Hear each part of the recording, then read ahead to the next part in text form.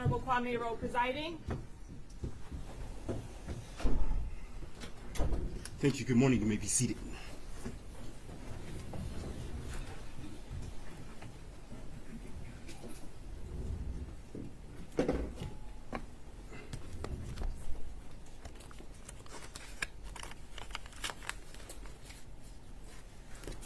Your Honor, calling People versus Ethan Crumley, case number 2022-279-506 FC. Thank you. Appearances for the record.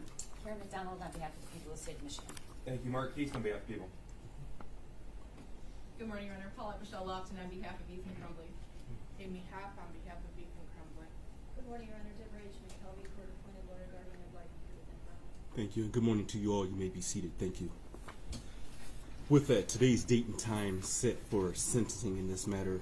I'll start with the defense. Defense, did you have an opportunity to read the PSI and discuss it with your client? Yes, we did. Any challenges, changes, or corrections that need to be made to the pre-sentence investigation report? No, Your Honor. Thank you. People, any challenges, changes, or corrections that need to be made to the pre-sentence investigation report? Thank you, Judge. This one, page 6 of the evaluation of the plan, there is one misspelling of the victim's name. He's a minor, so I let probation know the correct spelling. I believe Mr. Kaplan will make the changes. That's page 6 of the evaluation of the plan and throughout the report, Judge. Thank you. We will make those changes, please, Mr. Kaplan. With that, any Nothing further? else. Thank you. Thank you. MDOC, any updates to the report? Nothing, Your Honor. Jeffrey Kaplan, appearing on behalf of the Department of Corrections. Thank you. With that, the court understands that there are several identified victims that may wish to speak in this case. Before we get started with that process, I am going to advise the media that you are not to record in any way, shape, or form any of the minors' faces. And so the prosecutor will let me know before they are called, and I will instruct the media, do not record their faces under any circumstances. Also, to the entire courtroom, including the media, please do not use your cell phones in the courtroom. Use of your cell phones will result in your cell phone being taken. This is a formal proceeding, and so I do not want anyone using their cell phones in this proceeding.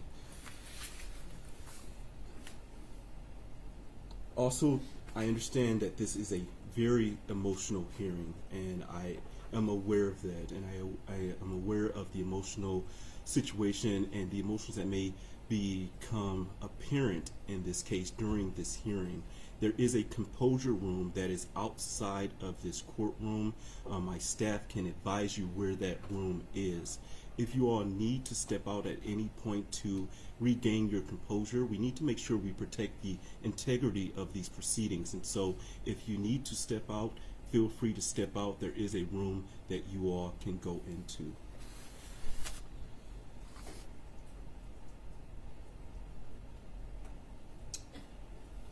With that, people, you may call the first person that wishes to make a victim impact statement. Thank you, Judge. Nicole Beausoleil will be speaking first, Judge. Thank you. Nicole is the mother of Madison Baldwin. Thank you. Good morning, ma'am. Good morning. If you could please state your full name for the record. Nicole Beausoleil? Thank you. And is there something you wish to state to the court this morning? Yes, I do. Thank you. You may proceed, ma'am.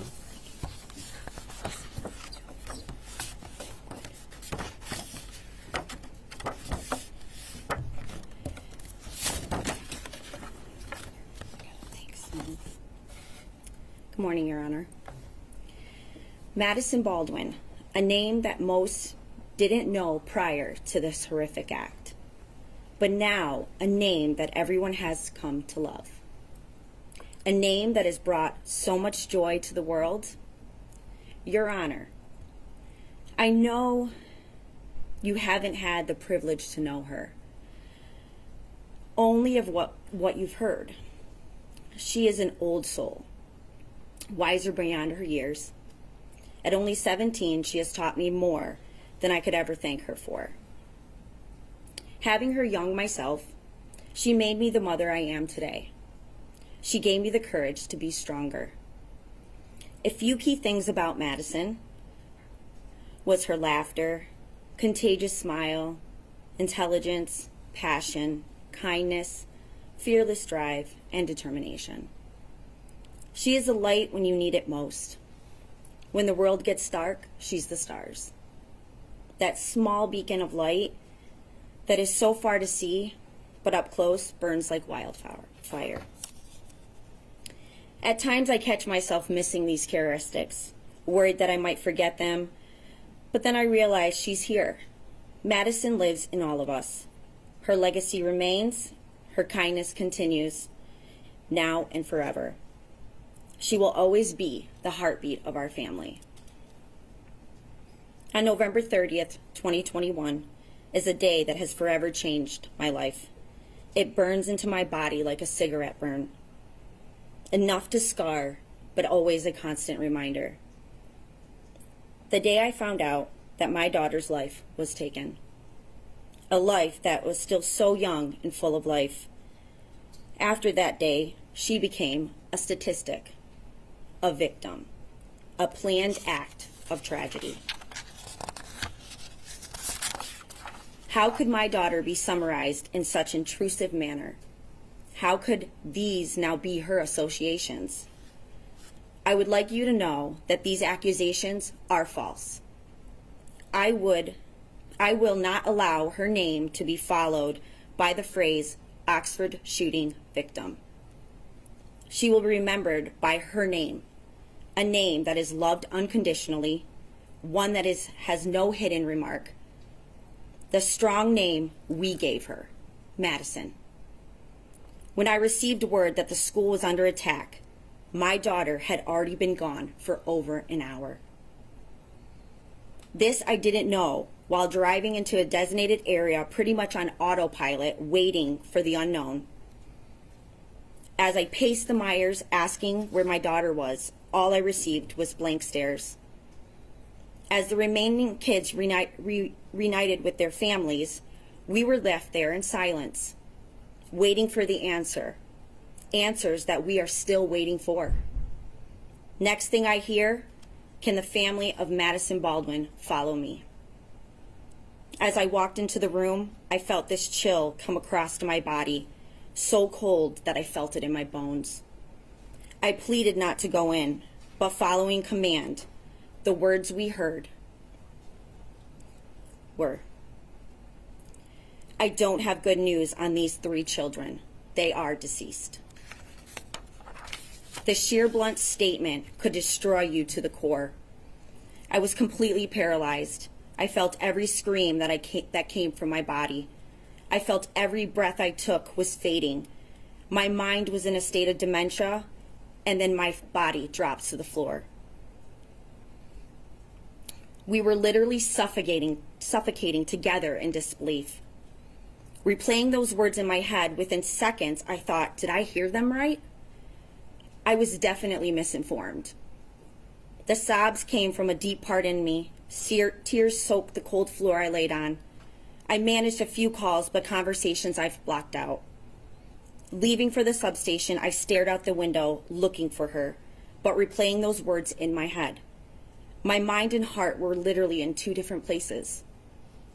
The rest of the night was excuse after excuse on why I couldn't be taken to my daughter. I needed to see her.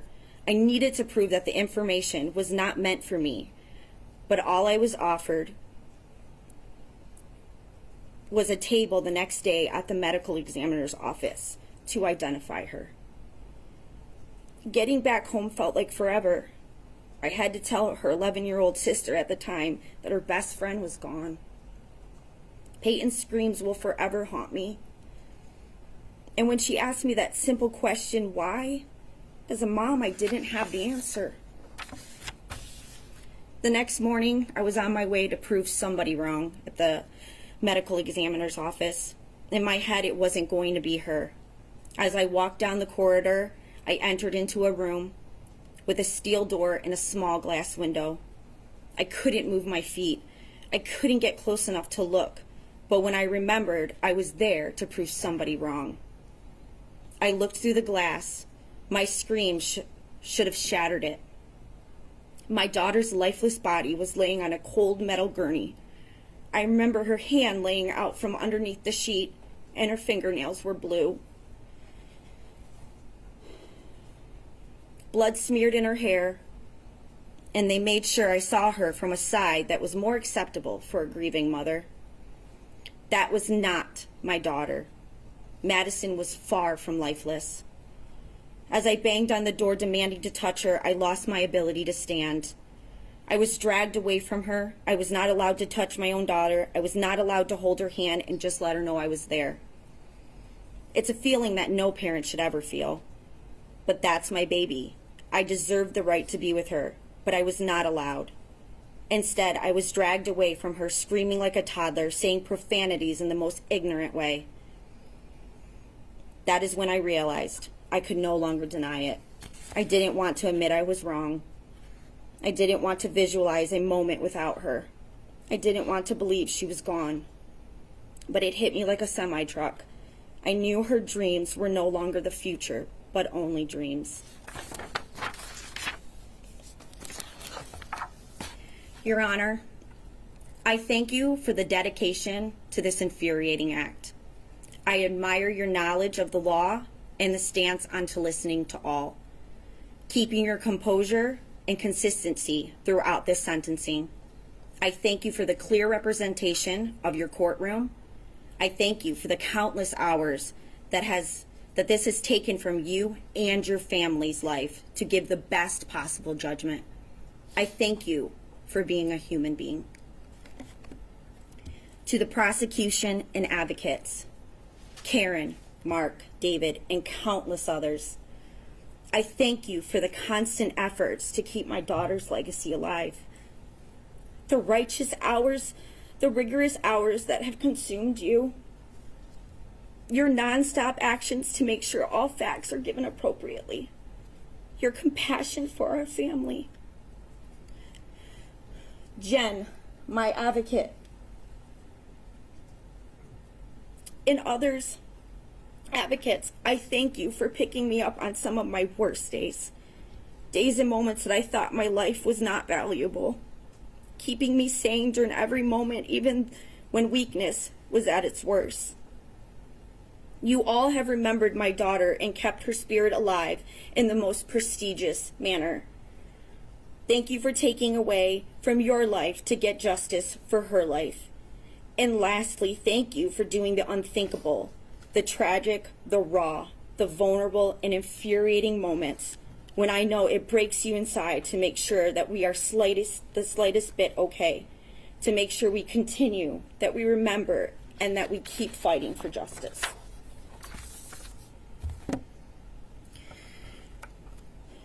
To the waste that took my daughter's life, that name will never come out of my mouth.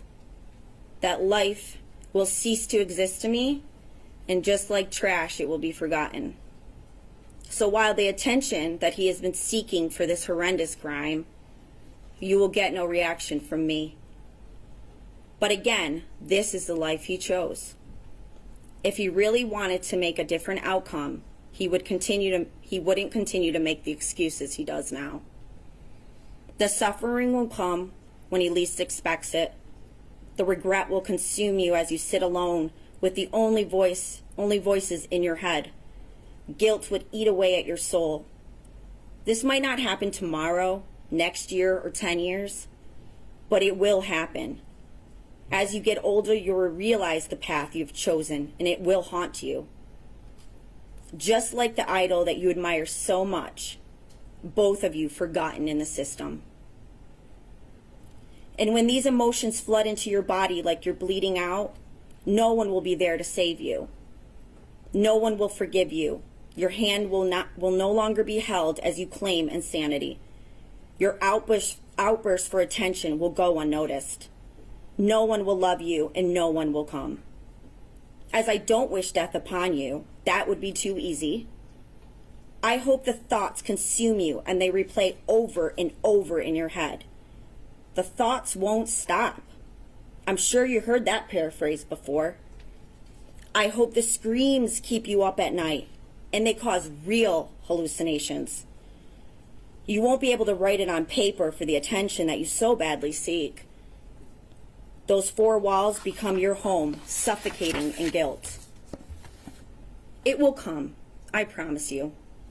I'm happy you decided not to be a coward that day and take your own life. I'd much rather you stick around to see what the life you have chosen for. what suffering really feels like, and that your significance is not above anyone else. I truly feel sorry for you that you thought this would be a better life choice. So, Your Honor, I have chosen forgiveness. We live in a world where forgiveness is not deserved but needed. Forgiveness, a word that holds so much controversy. What does it really mean? To me, forgiveness is an encouragement.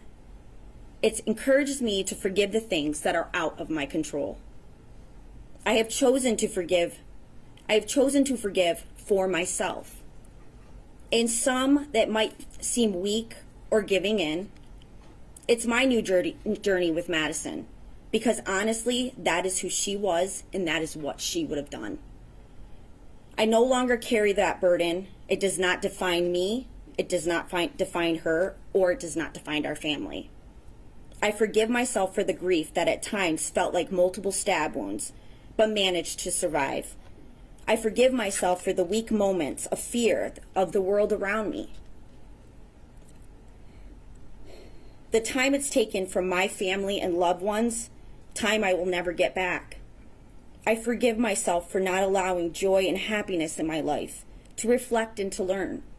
I forgive myself for any anger that raged inside me and I took out on the ones I love, in hopes that this would destroy me or suffering would be unbearable. You failed. I'm so much stronger than you, and your weakness consumes you. I don't choose to forgive the destructive nature that caused her death. Forgiving is a choice. I choose not to forgive you for the choice you made. This is exactly what you wanted. This is not a life that I would ever want to live. What this has done is ignited the light that I thought I lost. Madison's light. Your Honor, I hope you stamp his faith with whatever fate that might be, to continue to live the life sentence that he researched. That his life sentence is the same as my life sentence I received. As a life sentence that I cannot escape from. Day by day passes, I hope his life seems more meaningless, lost and forgotten. So when my time comes, and I will never worry if our paths or fates will ever meet again, but when our true day of judgment comes, my justice will be served. That his life sentence will continue so that he may live in his own personal prison for eternity, with no one waiting for him. I can only wish him the best on his new life and the repercussions that follow. Your Honor, as I close this chapter and I start a new one, I would like to make one thing clear. These actions did not break me. I am not broken. I am just rearranging the pieces. I am surviving each day, navigating this journey, celebrating the good and learning from the bad, choosing happiness, forgiving when needed and when it's deserved. I am living.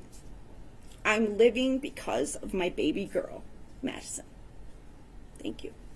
First off, now, sorry for your loss. Thank you for your statements this morning. You showed a lot of strength and courage, so I appreciate it. Thank you. Thank you.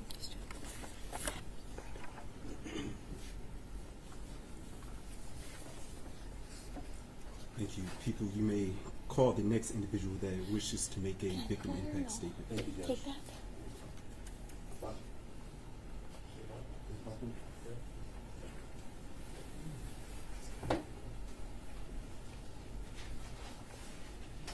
Mr. Buckmere is Tate's father, and Trent will be speaking as well as Tate's brother.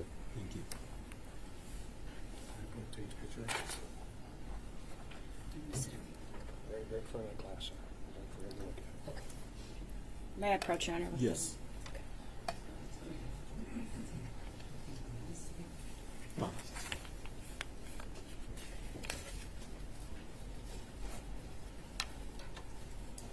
Thank you. Good morning, sir. If you could, please state your full name for the record. Good morning. My name is Buck Mir. Tate Mir's father. Thank you for being here, sir. Is there something you wish to address with the court this morning? Yes. Thank you. You may proceed, sir. So, as I kind of prepared for this, I had wrote a victim impact statement earlier, a couple months ago, and wrote another one last night. Not sure if I'm going to really read this one, but I want to start first with just a little bit of the story. So the morning of November 30th,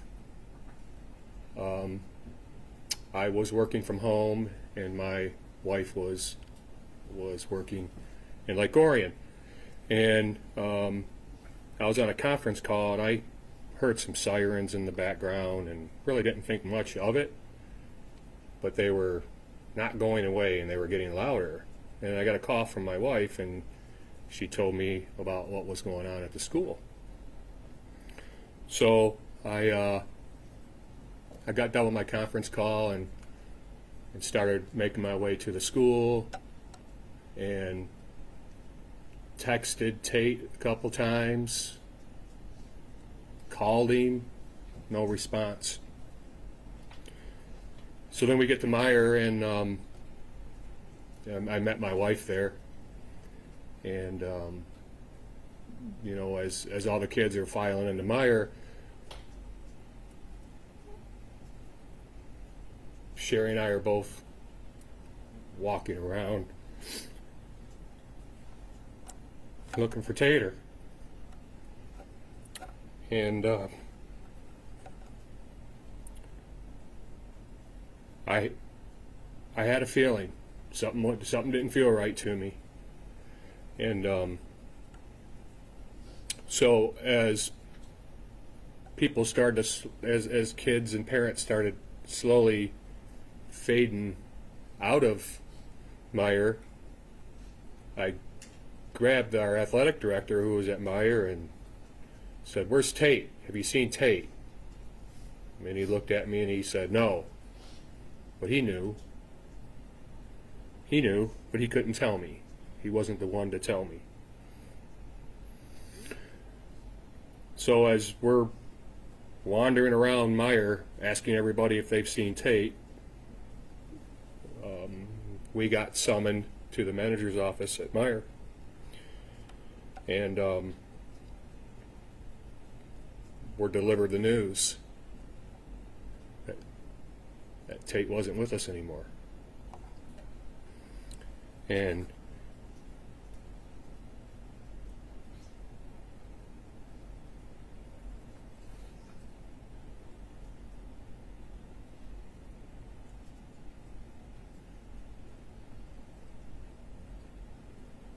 the thing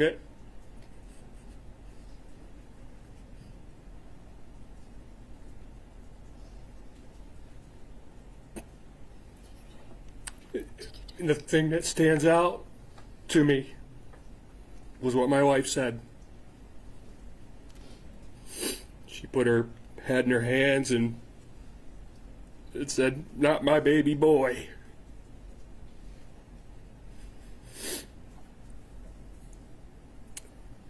So,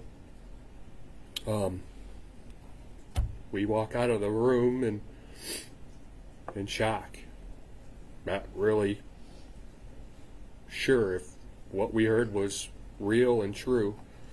So we had to make our calls to Trent and Ty,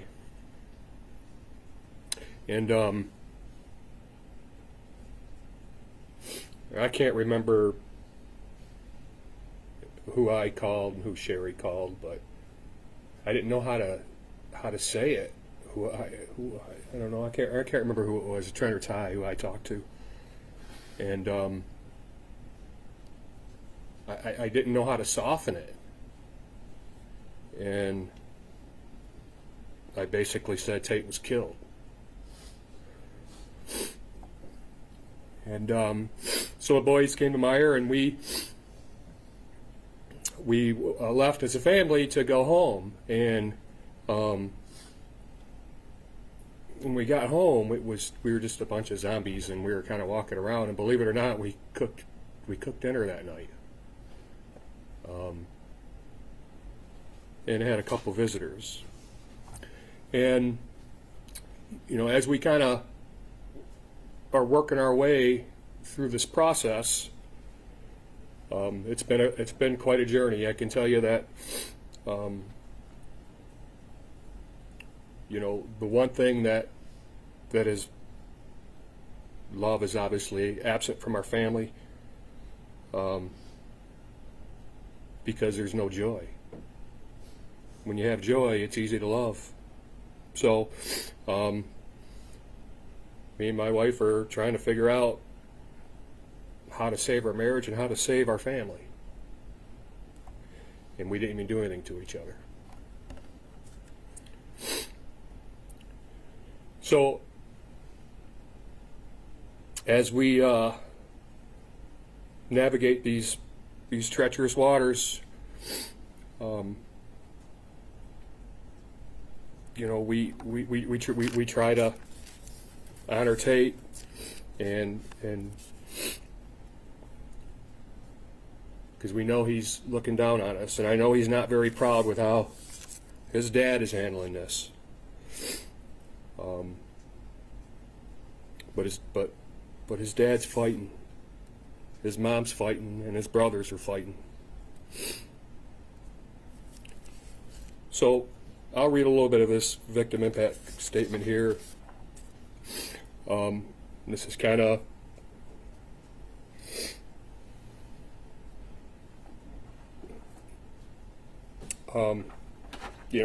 yesterday just came and went. Today has dealt us another hand of heartaches that we'll have to play. For the past 2 years, our family has been navigating our way through complete hell. Tears filled with pain, they fall like rain.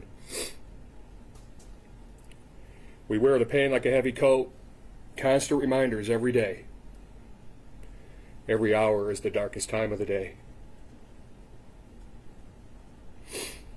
I understand from journal entries this was desired outcome, for us to feel the pain that you had.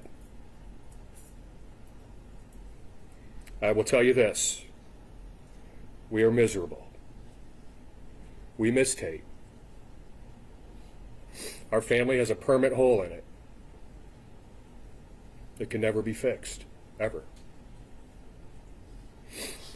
As we fight and claw our way through this journey, we are realizing that we are completely miserable, and there does not appear to be a way out. So, to this day, you are winning. But today is a day where the tides change. Today, we are going to take ours back. We're all cried out.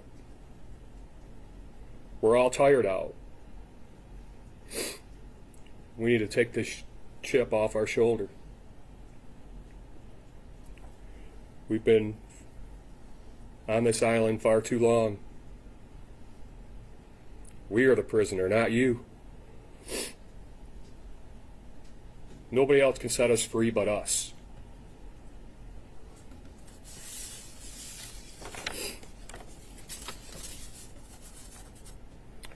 In life, sometimes what you need is exactly what you fear. We fear forgiveness for your selfish acts. So today, how hard it is, we need to find a way to start working our way to forgiveness. Forgiveness to you, forgiveness to your parents, forgiveness to the school. What other options do we have? Be miserable for the rest of our lives and rob our family of normalcy? Be miserable and rob Trent and Ty of a normal life filled with friends, their future wife and kids? Be miserable and rob Sherry and I a happy life that we worked very hard for and earned? Believe me, we will never forget about you, ever. We want you to spend the rest of your life rotting in your cell. What you stole from us is not replaceable. But what we won't let you steal from us is a life of normalcy. And we'll find a way to get there through forgiveness and through putting good into this world.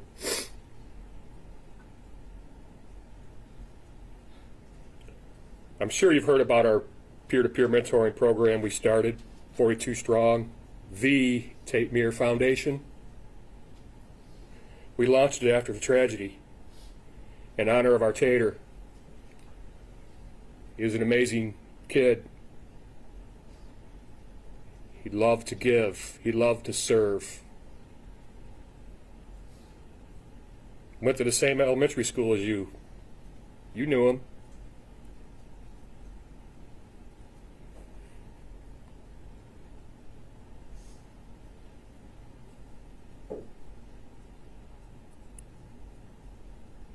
But there's good that's going to come from this. And the good is kids are going to have a buddy. They're going to have somebody to lean on, a peer they can trust and love and build a relationship with. Trust, love, build. Tate left the roadmap for us, all of us. He left that roadmap from the people he learned from. Mom and Dad, Trent and Ty, his teachers, his coaches, his neighbors. So if we can all make the effort, and if we take the time, maybe we can leave this much behind.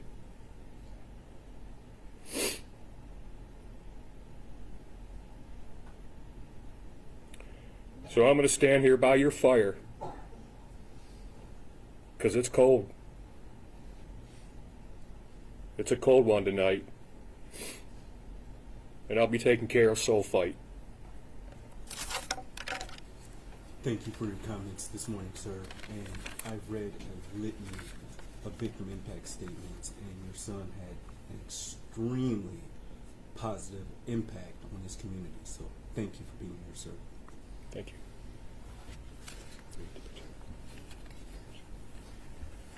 May I approach? Yes. Trent will be speaking as well, Tate's brother. Thank you. Sir, if you wish, you can stand with your son if you wish to.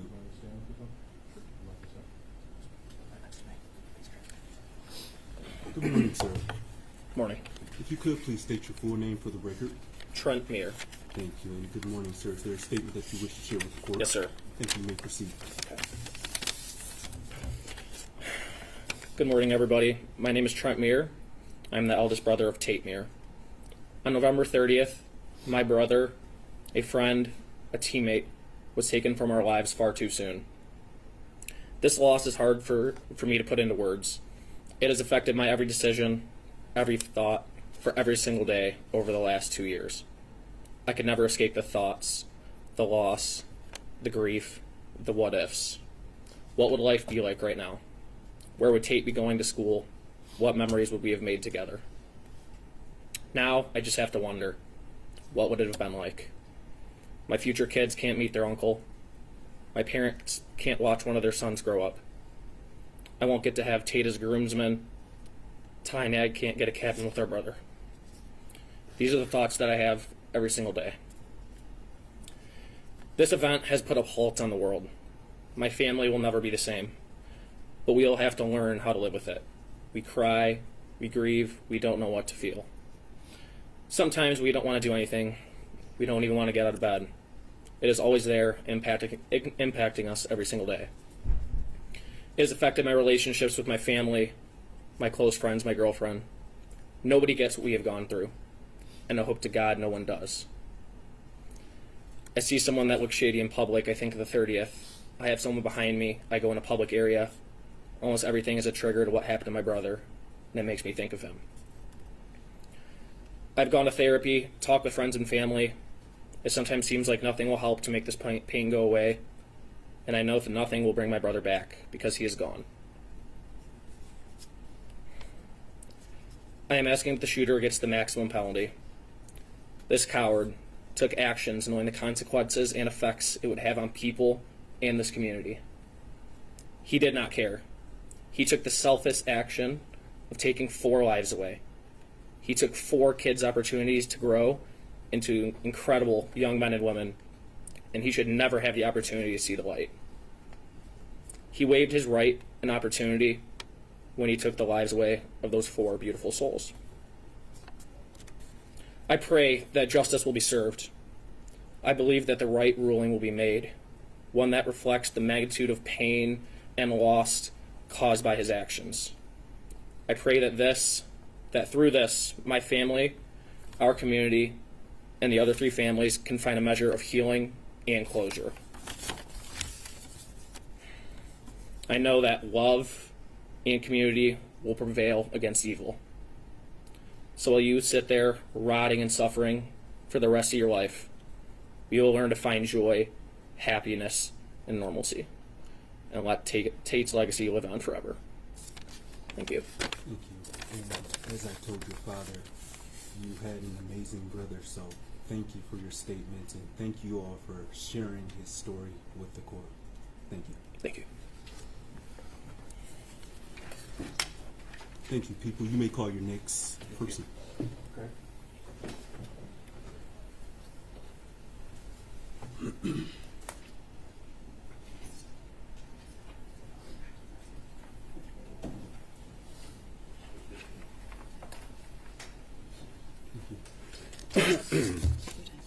Good morning, sir. If you could, please state your full name for the record and spell your last name. Good morning. My name is Craig Schilling, Shilling.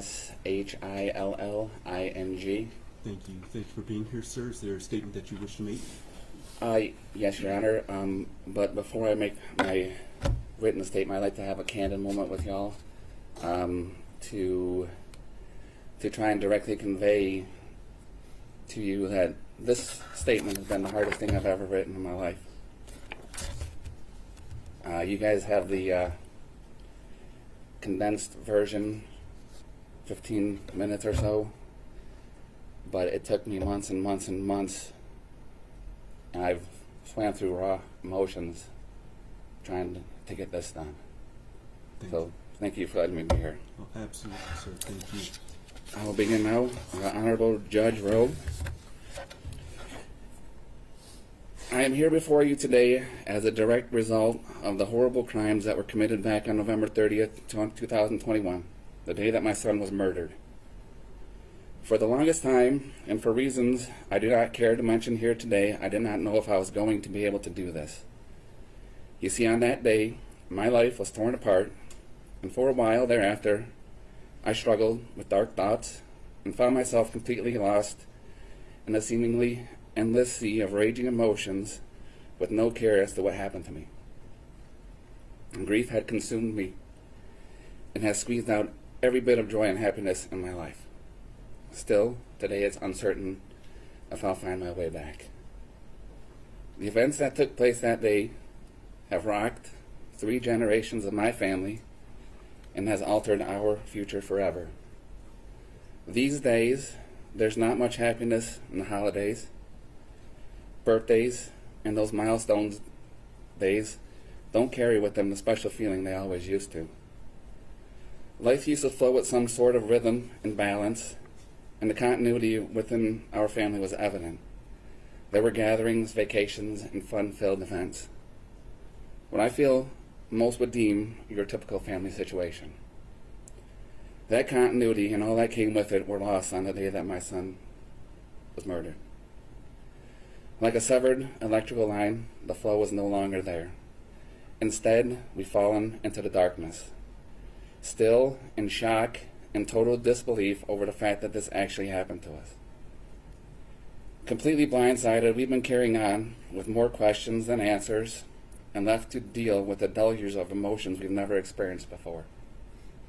One could venture to say that there are no words that can accurately describe the pain that we feel on a daily basis. I have PTSD and struggle most days to even get out of bed. Anxiety, stress, sleepless nights, and uncontrolled emotional outbreaks make even the simplest, most normal things difficult. Scattered thoughts, raw emotions, and that uncomfortable elephant in the room feeling I get with everyone I interact with cause substantial uneasiness and affect everything I do. The things I used to find enjoyment in are no longer reliable in that respect, and are done to merely have a feeling of something normal. Golfing, bowling, ball games, hunting, fishing, camping, kayaking are just a few of the activities I used to do with Justin that seemingly will never have the same effects on me based solely on the fact that he's not there to do them with me.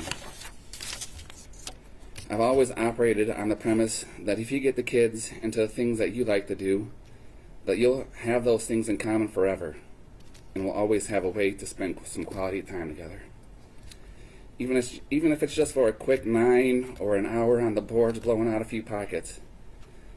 Father's Day foursomes with my 3 kids out on the link was something I've been looking forward to for a long time but will never have.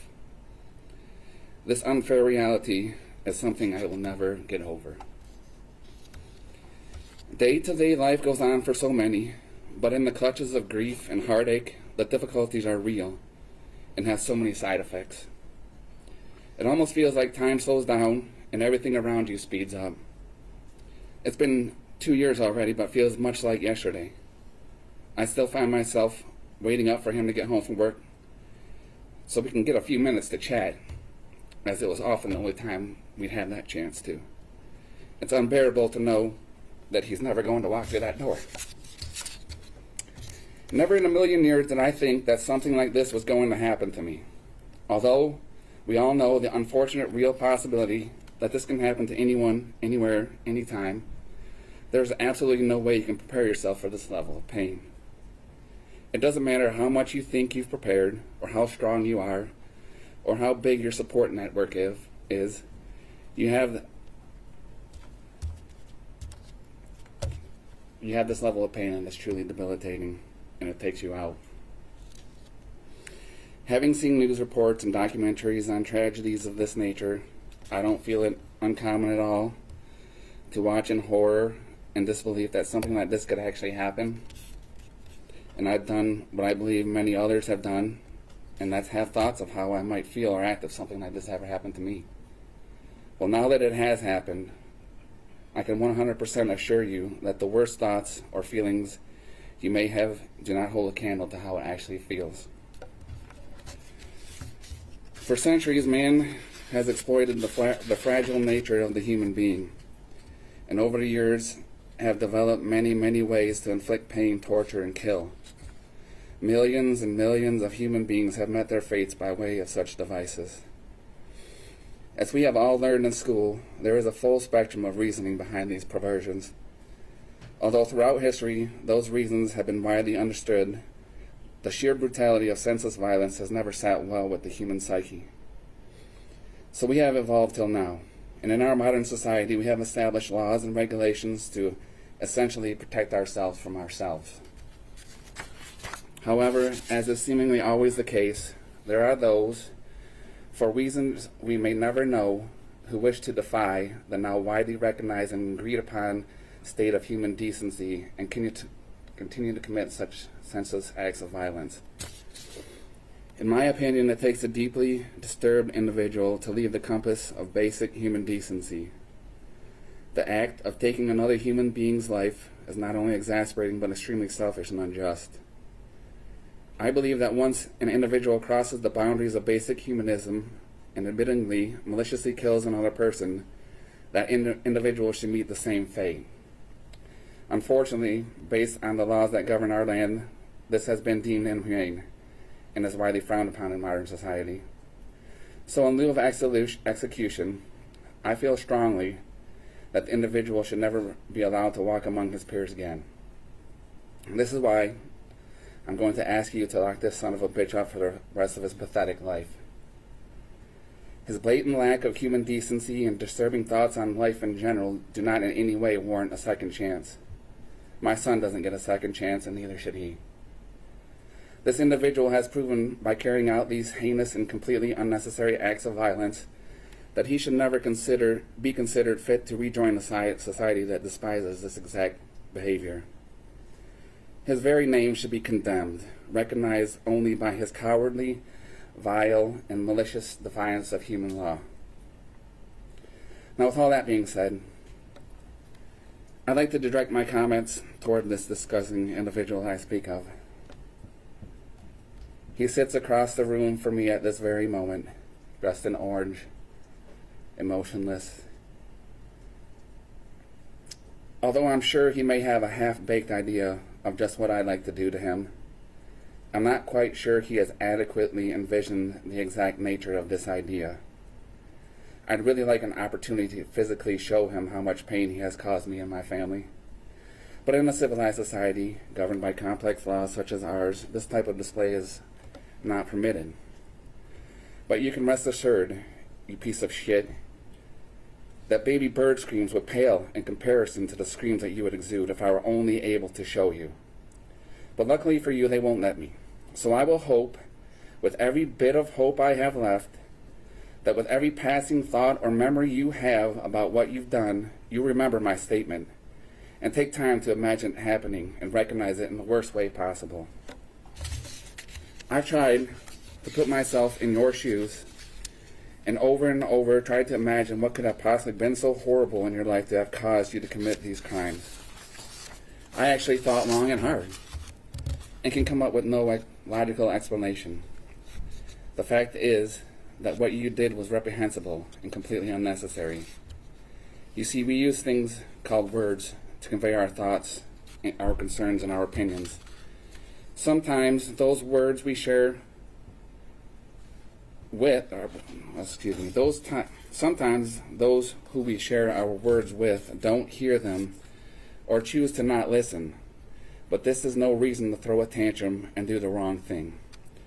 You simply have to speak louder and to more people until you get the results you desire. Life is not easy in any sense of the word. It often feels cruel and unfair. But what you have obviously overlooked is the fact that life is the most precious gift each and every one of us receive, and you have completely wasted yours. You said you wanted to be remembered as a person who committed the biggest shooting in Michigan history, and this may be true. But I will have it entered on file at this time, on this day, for the world to know forever that Ethan Crumbley should be remembered as the biggest coward in Michigan history, an individual who unfairly preys upon unsuspecting and helpless lives without the courage to meet their same fate. A truly detestable and ignominious excuse of human being. Now, my last words for you before I conclude is that I truly hope your new roommates welcome you in properly and show you the kind of treatment you can only get on the inside, as it's clearly all you've ever wanted. And it is my hope that there is some kind of pain involved. I also think that as you rot away, lamenting over your wasted life, you should take time to ponder the fact that though you may have taken 4 lives, the selfless gesture of organ donation by my son saved at least 5 lives, thus overshadowing your delusions of grandeur and effectively nullifying all that you feel you've accomplished. Stew in that for a while, and maybe you'll realize that as long as there are good people in the world, willing to selflessly give of themselves to help others, evil will never triumph. My final thoughts are directed towards everyone else. It is with every bit of my heart that I offer all who have helped my family over the course of the last couple of years the sincerest thank you. The sheer magnitude of humanitarianism and goodwill that came in from all over the world has been humbling and has gone a long way to showing me there is still good out there. I strongly believe that it resides within each and every one of us, and that it is our responsibility as human beings to let our goodness shine onto everyone we interact with, whether we like them or not. Because the way we treat each other, both directly and indirectly, affects the lives of more people than you can imagine. Not to mention, it's simply easier to do. I beg of you all, please be kind to one another and put your energy towards walking the path of the righteous and do your part to help eliminate these types of tragedies. Thank you for listening to this morning. I wish you all the very best. Thank you, sir. And I know that that wasn't easy for you, so thank you for your statements this morning. They did not fall on deaf ears, and I am very sorry for your loss, sir. Thank you. People, you may call the next person that wishes to make a victim impact statement. Jill Sobey is next, Justin's mother. Thank you. Thank you, and good morning, ma'am. Good morning. If you could, please state your full name for the record. Yes, Jill Suave. Thank you. You may proceed with your statement this morning. Thank you.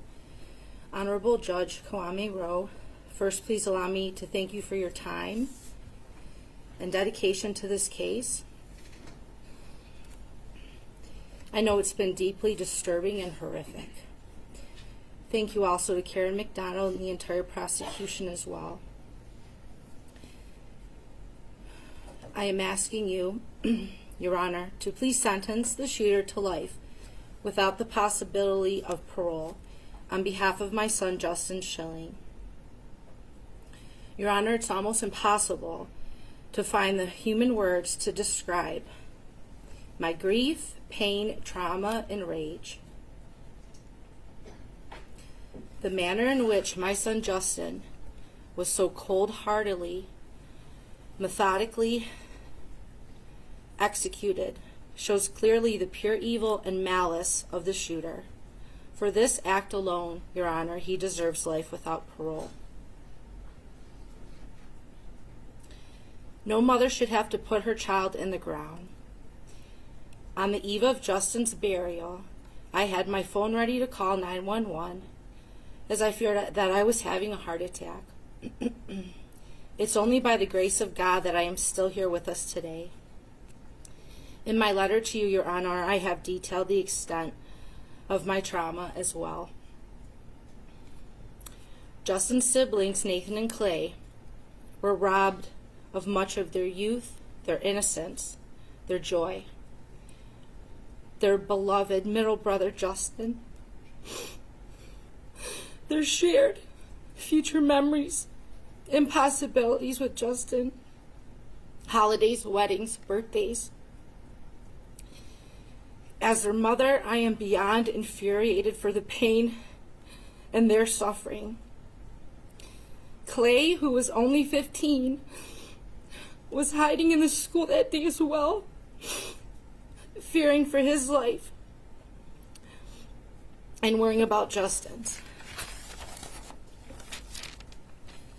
Justin's grandparents, aunts, uncles, cousins, all have suffered an unimaginable loss, as Justin was and is so very loved and cherished by his entire family.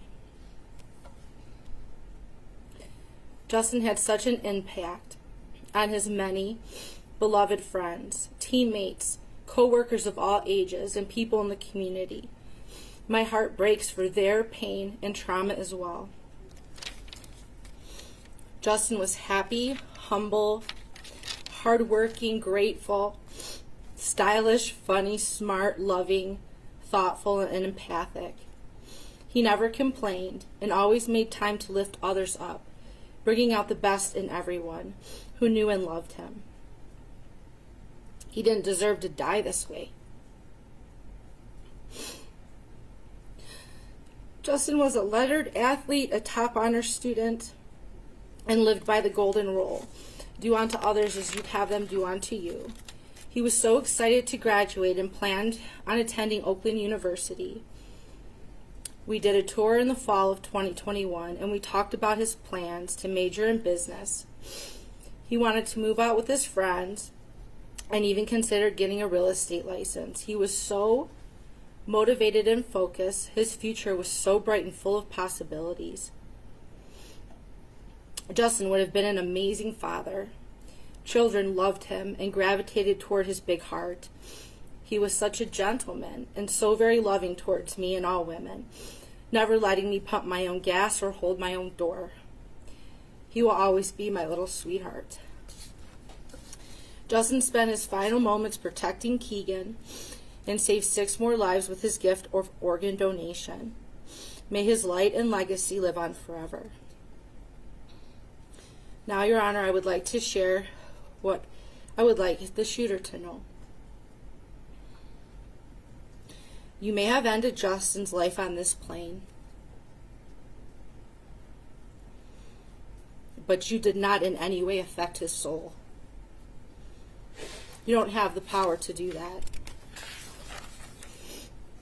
You may have caused the pain and terror as you intended to do, but you did not destroy us. There is more love and light in this world because of the legacies of Justin, Tate, Hannah, and Madison. I don't focus on hating you, but I also don't feel a drop of pity towards you. I don't feel anything towards you. You're nothing to me. You don't even exist. While you rot in jail, we will push on.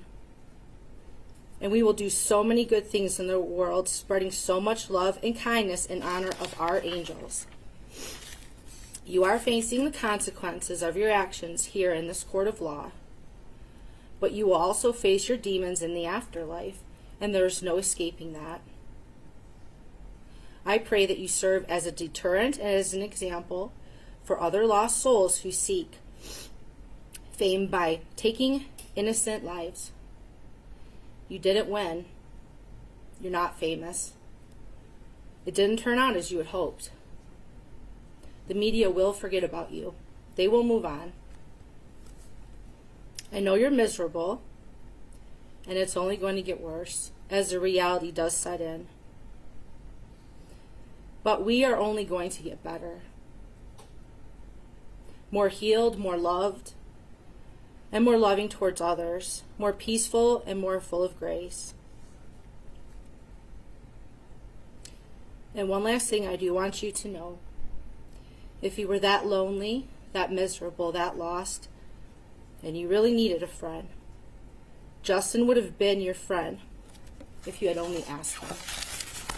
Thank you. Thank you, ma'am. And also, I'm very sorry for your loss. Thank you for your statements this morning. Again, I know that's not easy to do, especially in a packed courtroom. So thank you very much for being here, ma'am. Thank you so much. You're very welcome. You're going to read Stephen, Reynos, and Juliana, Hannah's father and sister. Thank you. Is there going to be a minor involved? No question. Thank you.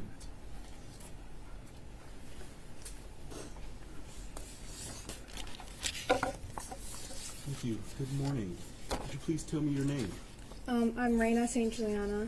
Thank you. And sir, what is your name for the record as well? Steve St. Juliana. Thank you. And is there a statement you wish to share with the court this morning?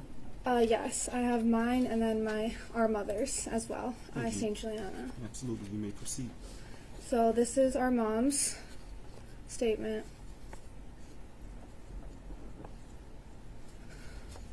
Hannah was the best version of me.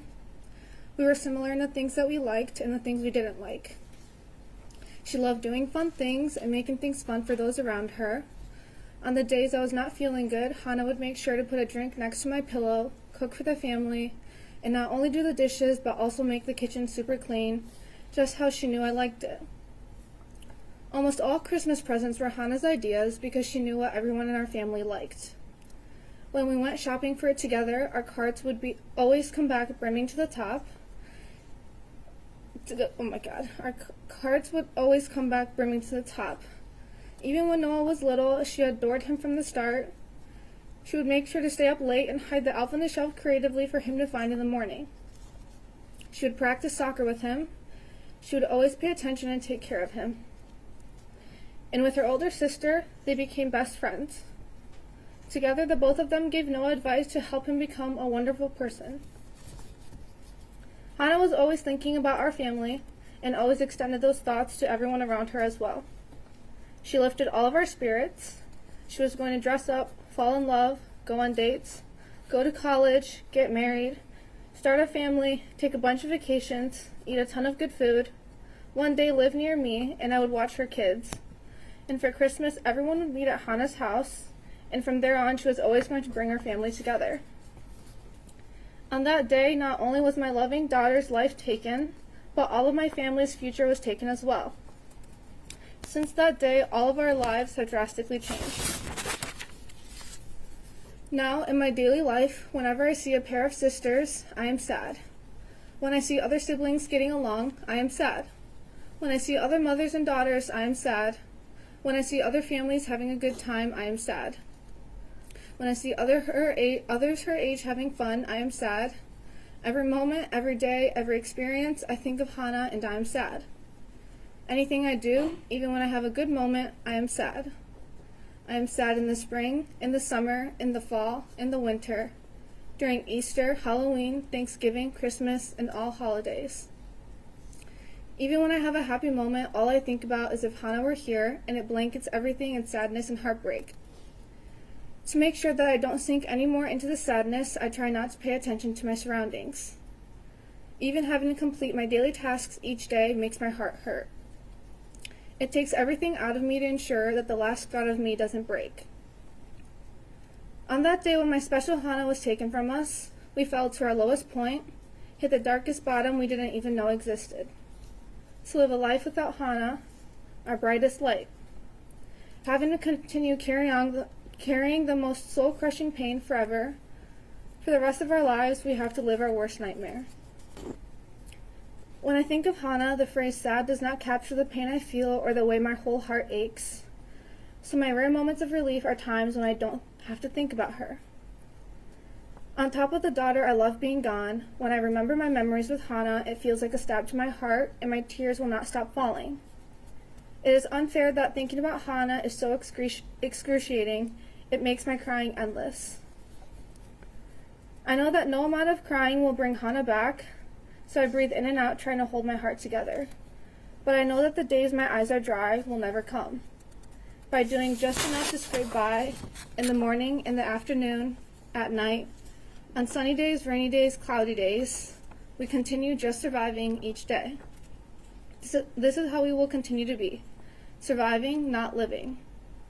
I am so fearful of another irreplaceable, important person suddenly being taken away right in front of me. I send off my family scared to death each day. Every night I wish that the morning wouldn't come. Every day I think about how nice it would be if I could stop time and stop thinking. For us, our peaceful, happy days with Hannah will never be again. And then, this is my impact statement. I have rewritten this countless of times, and it is never enough. I cannot convey my thoughts into words, nor share even a fraction of my feelings since losing Hannah. To be honest, I have not fully faced my emotions myself. How can I? Hannah is the one I went to for the little things, the big things, and all of the in-betweens. Hannah is my little sister. She is my other half, my favorite person. She completes me, and there's not a single soul I could love more than Hannah. There is not a moment that goes by that I don't think about her. It is unfair to even confine her murder into just the word lost. I never hear her footsteps coming up the stairs anymore. Her bright lights in her room are never on, which also reflects the dullness of our house now. I don't see her napping on the couch, cooking downstairs with my mom, or making TikToks with Noah. The empty seat at the dining table is the loudest silence I have ever heard. And without Hannah in the middle between Noah and I, it emphasizes the space between us. I was decorating the Christmas tree with Hannah in 2021 when I thought to myself, I can't wait for when it's her house that we host the holidays at. I was wondering which clothes I could get away with stealing from her closet when I headed off to college. Wondered if her boyfriend would look like my boyfriend because our tastes in guys were so similar. I was going to finally get my license so we could go thrifting together. If I'm bored in school, I can always just text Hannah to go on a walk together. If I couldn't remember a song, it's okay, because Hannah would remember it. We were going to be the best duo on the lacrosse field. One look and she knows what I'm thinking. One switch Japanese, and we get to talk in our own little world. She'll speak at my wedding as a maid of honor, and I at hers. With Hana by my side, there's nothing I can't do. Instead of speaking at her wedding, I spoke at her funeral. Instead of fishtailing her hair for a game, I curled her hair in a casket. Doesn't matter if I go to her room to steal her clothes, show her an outfit, or ask for advice. I am met with silence and darkness. I pushed off getting my license because what was the point? She's not here to sit in the passenger seat. I couldn't go back to school and finish my high school years. I'd see all of Hana's classmates, my classmates, get their homecoming, their sports games, their prom, and their graduation when Hana doesn't. I refuse to decorate the Christmas tree. That is what we do with Hana. My brother asked me to still continue our traditions, but I can't. I can't be a good sister for him because that is what Hana and I did together. Each day is just going through the motions because apparently we're still supposed to go on. I hate it. I never asked for it. I never want to accept it. Loving Hana shouldn't be this painful, and life isn't supposed to be this paralyzing. I am scared of forgetting Hana. I want my hippocampus to be filled with Hana and Hana only. I don't need new memories, I just want to keep the ones I have. I don't want to meet new people because they aren't Hana. I don't want to wake up in the morning because Hana's not here. I don't want to be happy. Hana is my happy. In my family, we can't say to each other that we miss Hana, even though we feel it in every atom of our body. We love her too much, and those words are too hard. Because if we say that out loud to each other, we all have to face the fact that we have to miss her forever. It's not an instance where we can wait for her to come back. It is the rest of our lifetime without her. I thought, of course, because we cannot even bear to share our pain with each other, we also won't with those around us, which is why people can ask us how we are doing. If they knew that it doesn't get better, they would never ask that. What I realized is that it seems that they forgot what we were like with Hana. Looking back at pictures, I have not seen my dad smile like that where joy radiates off of him. I haven't seen Noah so alive without the bags under his eyes. And I haven't seen my mom so carefree without holding her breath every second. There are no words to capture her incandescence, humor, thoughtfulness, wit, kindness, or loyalty. Hana's always there to support you, hear you, see you. You'd know that. Throwing your head back and laughing at the stupid comment Hana made, you have to feel it. Your mood brightening because of Hana's laughter, you have to hear it. Her colorful Converse, gold jewelry, fun socks, perfect nails, you have to see it. Her kindness was in abundance. She recognizes the smallest details. Her love is unconditional. The warmth she wraps you in is the warmth I cannot live without. I do not want to live without Hana. She brought out the best in all of us. She truly brought out the best in me. So I'm sorry to everyone who now never gets to meet her, because being robbed of that is a tragedy in itself. To know Hana is the greatest gift in life. I'm sorry for everyone who knows her, because trying to meet someone like that again is impossible. I look for Hana in everyone I meet, every place I go. I know how draining that is when you're met with disappointment every time. I am sorry to all of those who only know me without her. Me without Hana is someone I cannot even recognize. I am so sorry, Hana, for leaving that building that day. That is and forever will be my biggest mistake and my biggest regret. I am sorry that I cannot make you feel even a fraction of the world without Hana. If I could, the shooter would be dead. A creature who left Hana lying in her own pool of blood, crying in pain, who went to go shoot her again, does not deserve to take another breath. His parents would never see the light of day. Oxford District employees would be fully held accountable, and we would all be working on a time machine. I want you to remember when you were 14.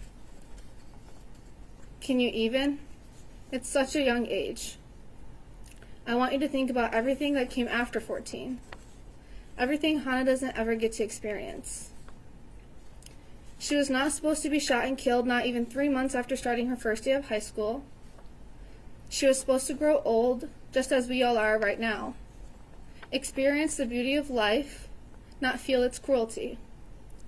The least that can be done for Hana is for it to be ruled life without parole. There is no justice that will ever be enough. However, the first step is to ensure that he never has a chance to take away another life and destroy families ever again. Thank you. Thank you for your statements, and thank you for sharing your story of your sister. Not only did I read it before today, I also listened very closely to you this morning. So thank you for sharing just a small sliver of who she is.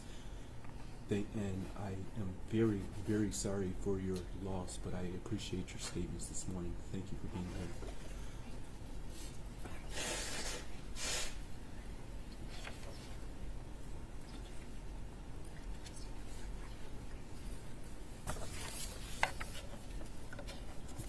Good morning again, sir. Whenever you're ready, you may proceed, sir. Thank you. Thank you, Your Honor. The defendant envisioned, researched, planned in detail, and then proceeded to execute his plot to murder and terrorize his fellow students.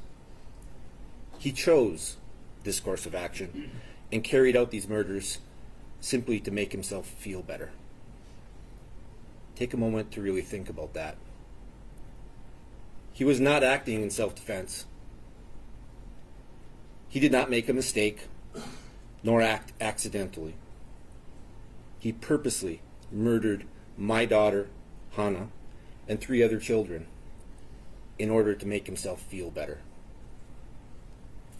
I want to make my position regarding the defendant's sentencing and his future very clear. There can be no forgiveness. There can be no rehabilitation. There is absolutely nothing that the defendant can ever do to earn my forgiveness. His age plays no part. His potential is irrelevant. Ultimately, it is only his choices and his actions that matter.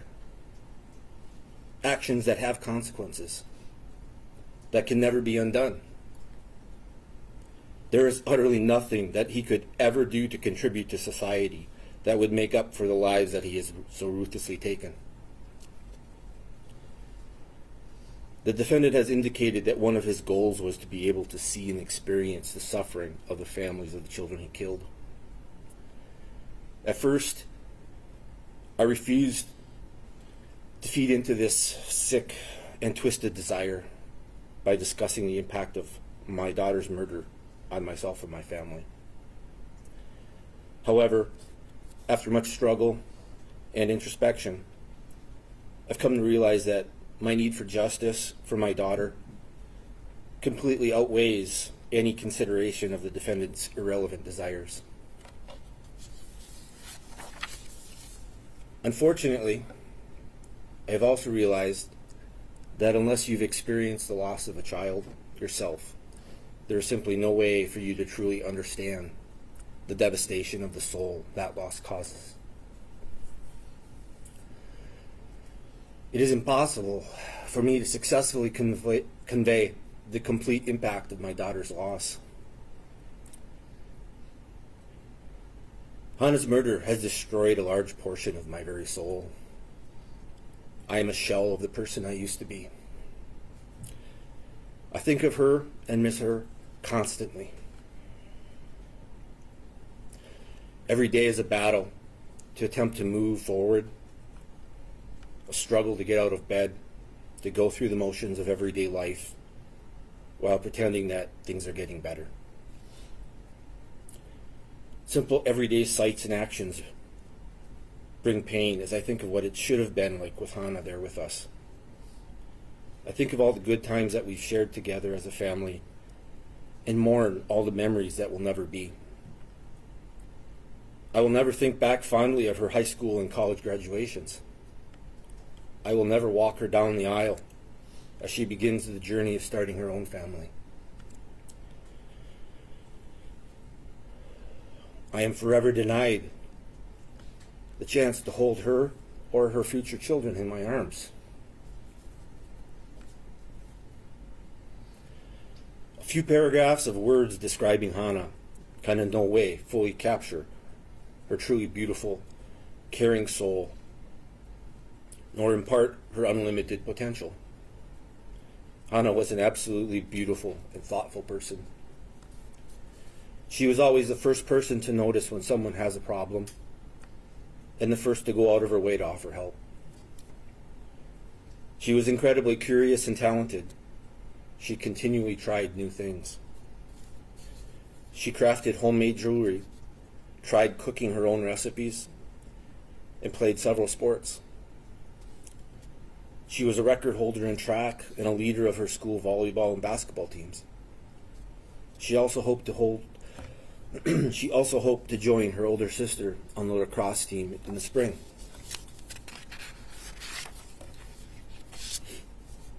Hannah was just beginning to hit her stride academically.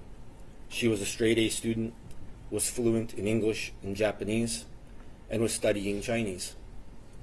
She conquered everything that she put her mind to doing. Your Honor, I'm relying on your education and life experiences to be able to imagine the incredible loss to the world that Hannah's death has wrought. The lost potential of her life is truly incalculable. Hannah kept a list of potential careers that she was really interested in.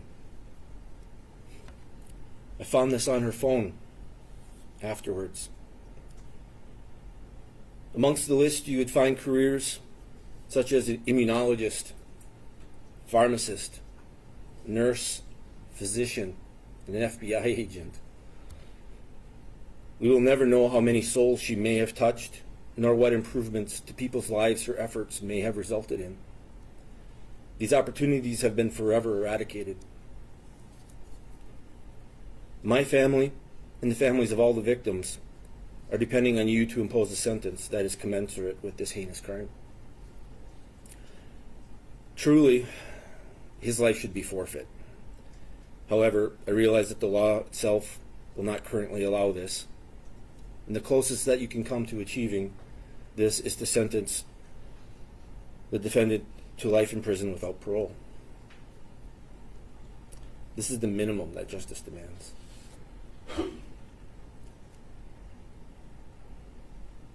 I will leave you with a final thought. If it were your child who was killed in such a cowardly manner, would you be satisfied that justice was served with anything less than him spending the rest of his life in prison? Thank you, Your Honor. Thank you for your statements this morning. And again, sir, very sorry for your loss. Your statements did not fall on deaf ears, and so thank you for being here, sir. Thank you. To you and your daughter. Thank you. Thank you. People?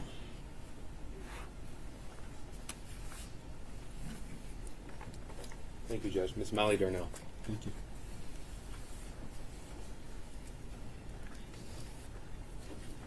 Thank you. Good morning, ma'am. If you could, please state your full name for the record. Molly Darnell. Thank you, and good morning, ma'am. You may proceed with your statement.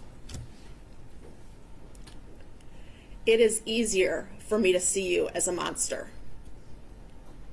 You made an intentional plan to shatter lives. Because I came within your line of sight, you intended to kill me. Someone you didn't even know. Well, the life that I woke to on December 1st, 2021 was unrecognizable to me.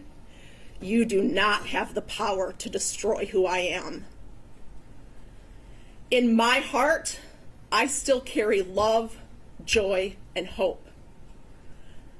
I still believe in the power of humanity. There is simply too much good in this world for your actions to destroy that.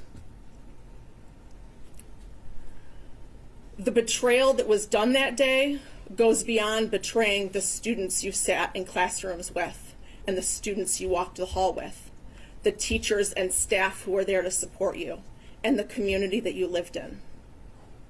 It extends to educators across the state, to past graduates of Oxford High School, and to the next generation of students and teachers.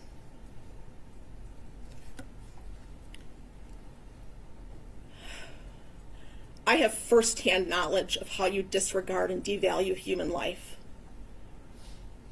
You have proven that you cannot be trusted to live within a free community. The memory of you raising your gun to me and the scar on my arm may exist, but I will continue to live a life full of the human experience because I am the writer of my own story. You may not be glancing my way today, but I know you can hear me. When I consider the collective pain you methodically designed for our school community, I believe that you deserve to spend the rest of your life in jail without parole. You intended to leave my husband a widower and my children motherless. There is no forgiveness for you. But I have found that I do not need to forgive you to live a life full of kindness and compassion for both myself and others. To the media covering this case, my family and I request that you not use the name of this coward or any images during your media coverage. We ask that anyone reading the news about this case avoid clicking links on articles that include his image. Judge Rowe, I want to thank you for providing a safe space for victims in this case. To the officers that surround this room, thank you for your service and commitment to safety. Karen, Mark, David, and the rest of those at the prosecuting attorney's office, thank you for fighting for victims when we did not have the strength to fight ourselves. To the crime victims' rights advocates who helped shepherd us through this process, I will forever be grateful. Thank you. Thank you for being here, ma'am. Thank you for your statement. And again, I know this was not easy to do this morning, so thank you for sharing with the court your experience. Thank you.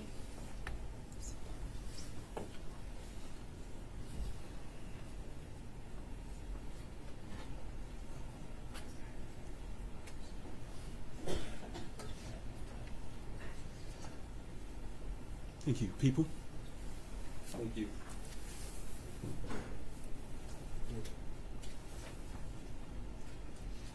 One moment here. Sure.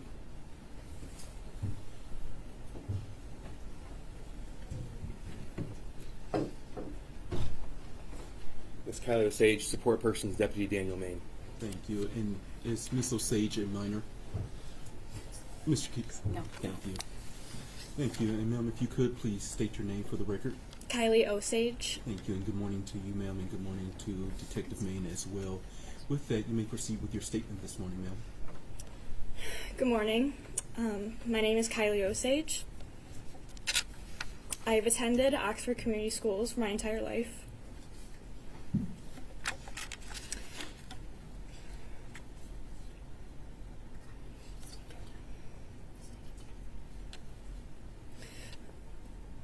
I often look back at pictures of me and my parents in 2009, walking into my first day of kindergarten. I was so innocent with my Barbie backpack, my Little Pony lunchbox. At the time, I didn't know what a school shooting was. No child should at that age, let alone experience one. I was so innocent on that first day of kindergarten, and that innocence was taken from me 2 years ago. I was a senior at Oxford High School on November 30th, 2021. That day began like any other for me. I drove to Oxford Middle School in the morning, where me and my friend Tate Mir and I were partners for Bully Busters, which was a bullying prevention program.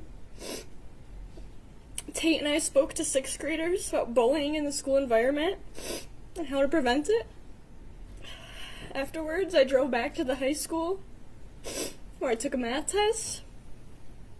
I ate lunch at the same table that I sat at every single day. I made TikToks with my friends in the hallways. Before my 5th hour class, me and my dear friend Riley Franz and I were standing in the hallway socializing with our peers. And all of a sudden, I thought a balloon popped. I turned and I fell right to the ground. I remember hearing screams I saw running, but I couldn't run. I was already down. I remember hearing Mr. Wolf make an announcement. I had never heard the halls become silent so fast in my life. Silence was deafening. I was laying on my side, like this, and I realized what had just happened. I was just shot, and I thought I was gonna die. As I laid on the floor, I attempted to get up, but my legs weren't moving.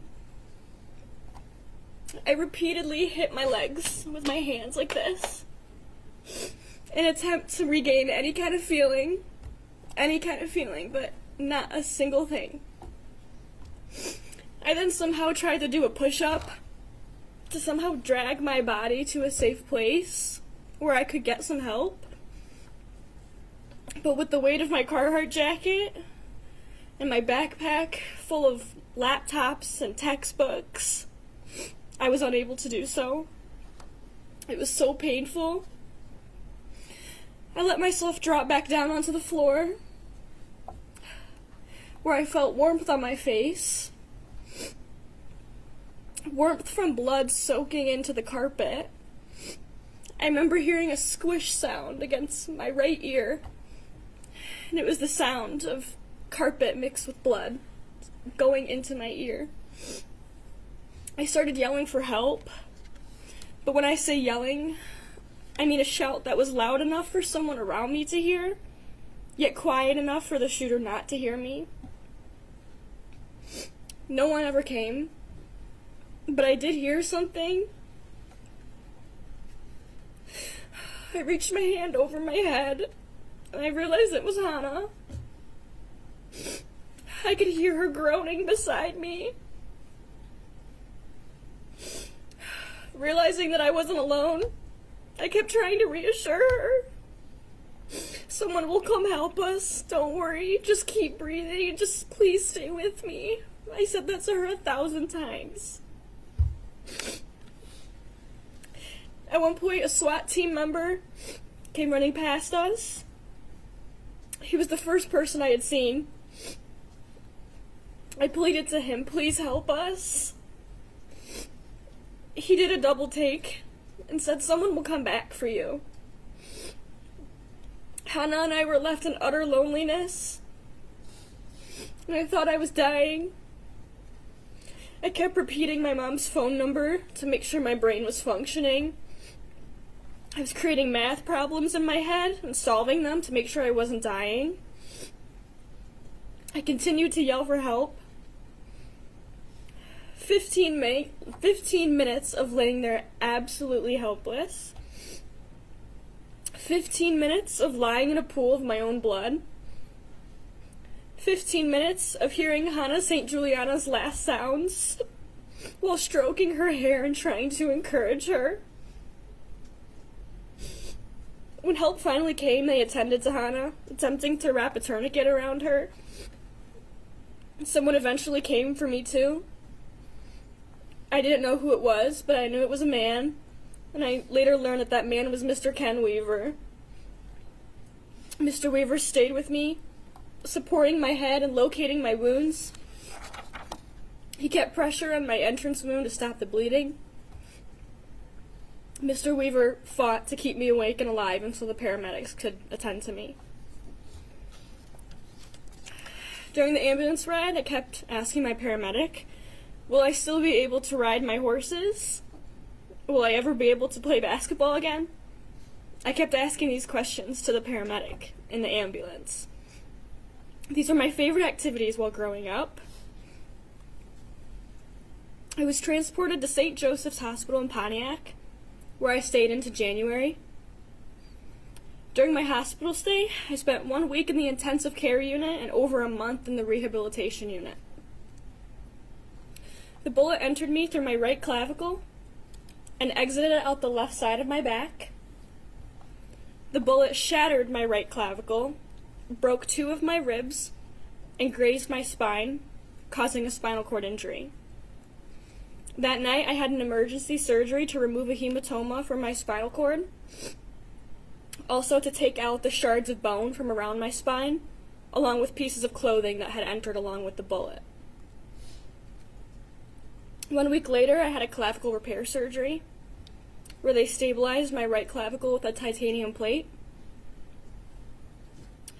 During my almost 5-week stay in the rehab unit, I had to train myself to sit up unassisted.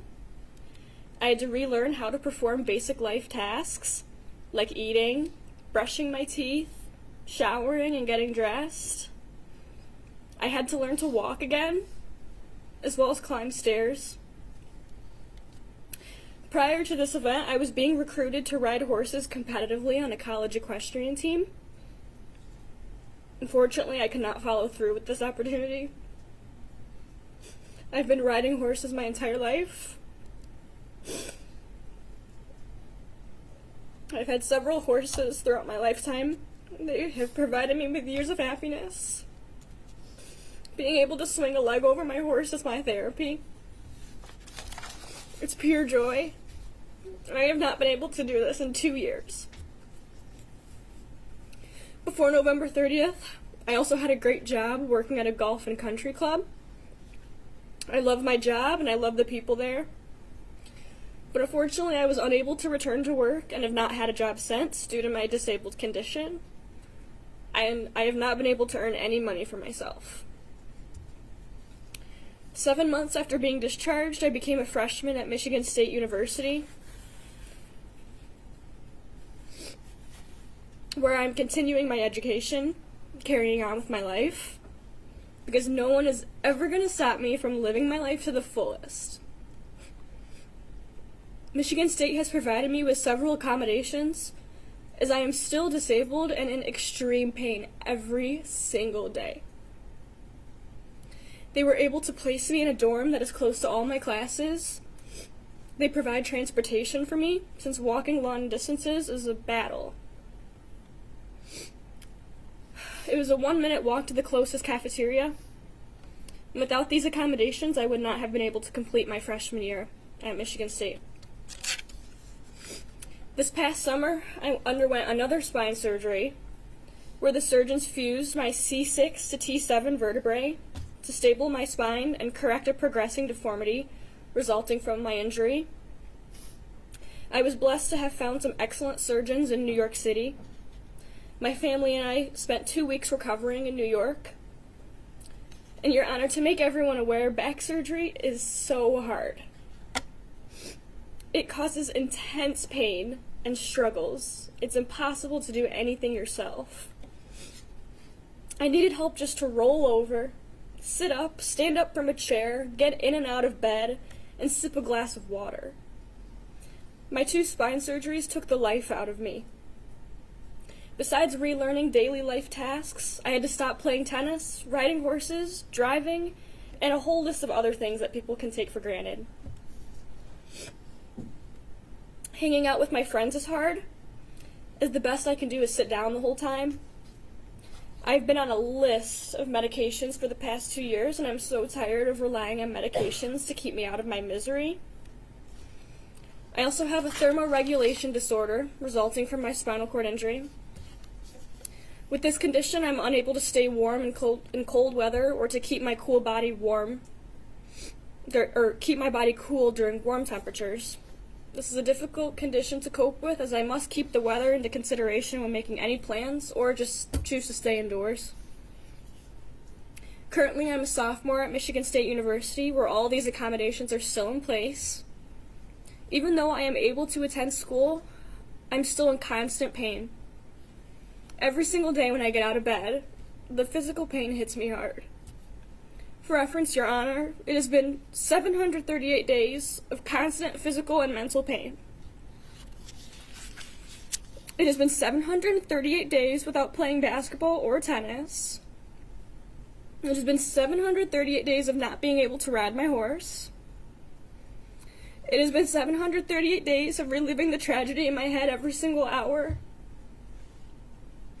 It has been 738 days of living with PTSD, scared at the thought of someone hurting me again. It has been 738 days of living with survivor's guilt, knowing that I could not save Hannah St. Juliana. 738 days and counting. For the rest of my life, I will live with these struggles. Still to this day, I'm in physical therapy. Twice a week for an hour, I attend therapy, where my therapist helped to ease my ongoing pain.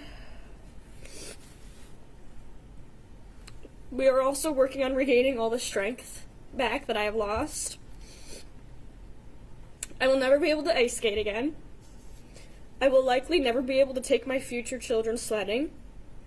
I will never be able to ride a roller coaster or jump on a trampoline ever again. I will never be able to participate in intramural sports teams at my school. I will never be able to attend sports in the student section at school, as my pain is unbearable during events like these. My life has changed its path entirely. However, Your Honor, I refuse to let the cowardly acts of a person affect the rest of my life. I will continue and live on for those that we've lost. I will continue to walk around MSU's campus, strong and proud. I will continue to have compassion and spread love and joy and positivity everywhere I step foot. I will continue to advocate for those that have experienced something similar. I will proceed to stand up against gun violence in hopes that nothing like November 30th ever happens to anyone ever again. And nothing will ever stop me from living my life to the absolute fullest. No one will ever take my happiness away from me, because I'm the strongest person I know. Your Honor, I've experienced many blessings and met many angels along this journey. I've come to know the love, compassion, and support of a community. I have so much to be thankful for. I'm grateful that I have the opportunity to stand here before you and tell you my story. I'm so blessed with my family. They have walked with me every single step of the way, and their strength is astounding. During both of my hospital stays, I met so many amazing individuals who have become some of my best friends or my family. They have supported me through every single endeavor. They took care of me and poured their hearts into my recovery. I'm beyond grateful for my hospital and healthcare family that have cared for me as if I'm their family. And I'm so fortunate to have some great friends who make changes to their lifestyles just to accommodate mine. Most of all, Your Honor, I'm thankful that I'm still here. I keep my faith and trust in a greater plan. As long as I am on this earth, I will fight for justice for everyone in this country that has experienced something similar. Please, do not let anyone else suffer the impact and trials of our tragedy that we hear about today. Please let there be no opportunity for more tragedy and pain, because no one deserves this. Thank you for your time, and I hope my presence here today will help you make the right decision. Thank you for being here, and your strength and courage in speaking today is nothing short than admirable. So thank you for your statements this morning. Thank you, Sergeant Main, as well. Thank you.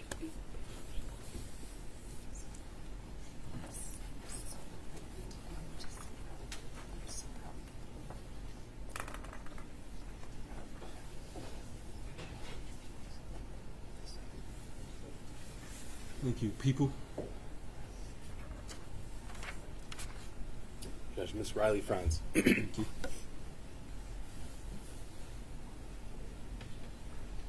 I just want to confirm that Ms. Franz is not a minor. Correct. She's not. Thank you. Good morning. If you could, please state your name for the record. My name is Riley Franz. Thank you. You may proceed with your statement this morning.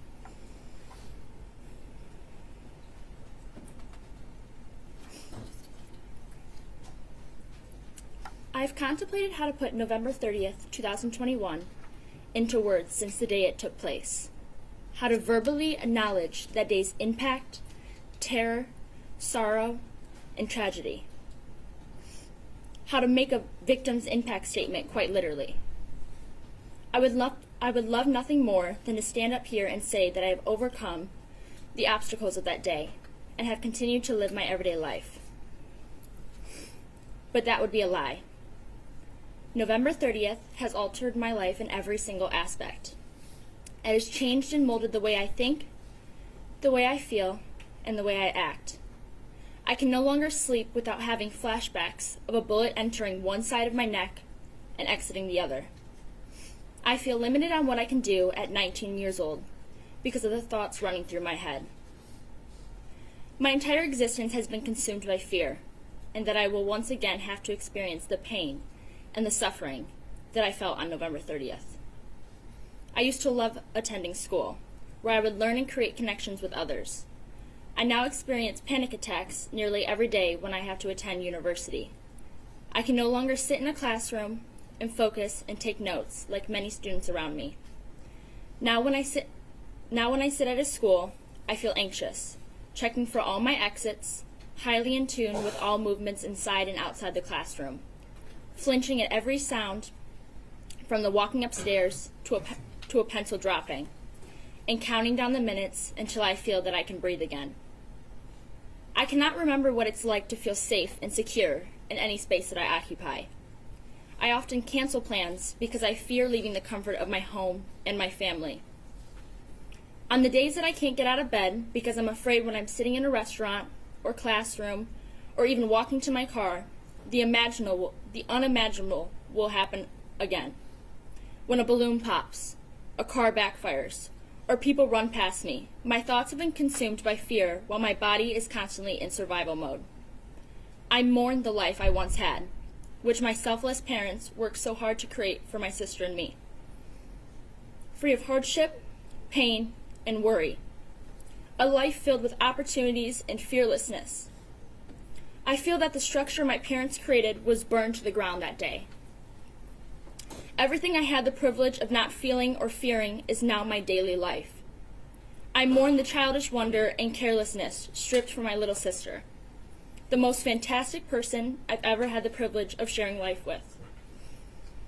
I mourn the person I used to be, because although I survived, the original pieces of me didn't. I will never have the opportunity to experience life like I used to, with so much joy and clarity. The scariest part of November 30th for me was not that day itself, but the days that followed it. On the days that I feel like I am not occupying my body, but watching it from above. I feel like I cannot breathe because I'm paralyzed in a world no one who hasn't experienced something like this could ever imagine. Pieces of me shattered that day, and 2 years later, I am still struggling to put them back into place. But every day, I choose not to allow what a selfish individual decided to do to break me. I, Riley Franz, am a survivor of gun violence. I, Riley Franz, am a survivor of a terrible epidemic caused by a broken system. But I refuse to be known as a victim at the hands of an individual with no regard for others. His selfishness will not consume my identity. I am so much more than a victim. I'm a daughter to the most amazing parents, Jeff and Brandy. I'm a sister to the most remarkable young woman I have ever met, Isabella. I am a friend, a classmate, a cousin, a granddaughter. But most importantly, I'm a person. I'm a person who deserved a chance to make it to her 5th class that day.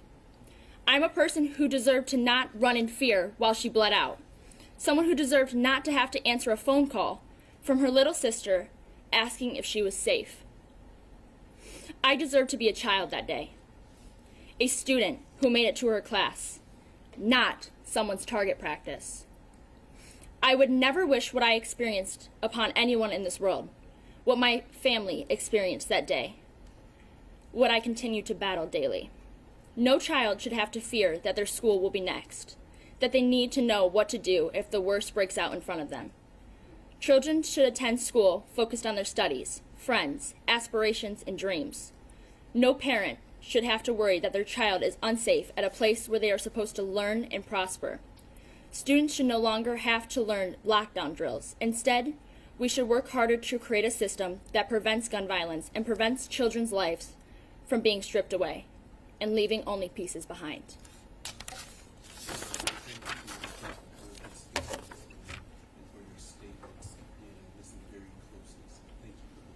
Thank you.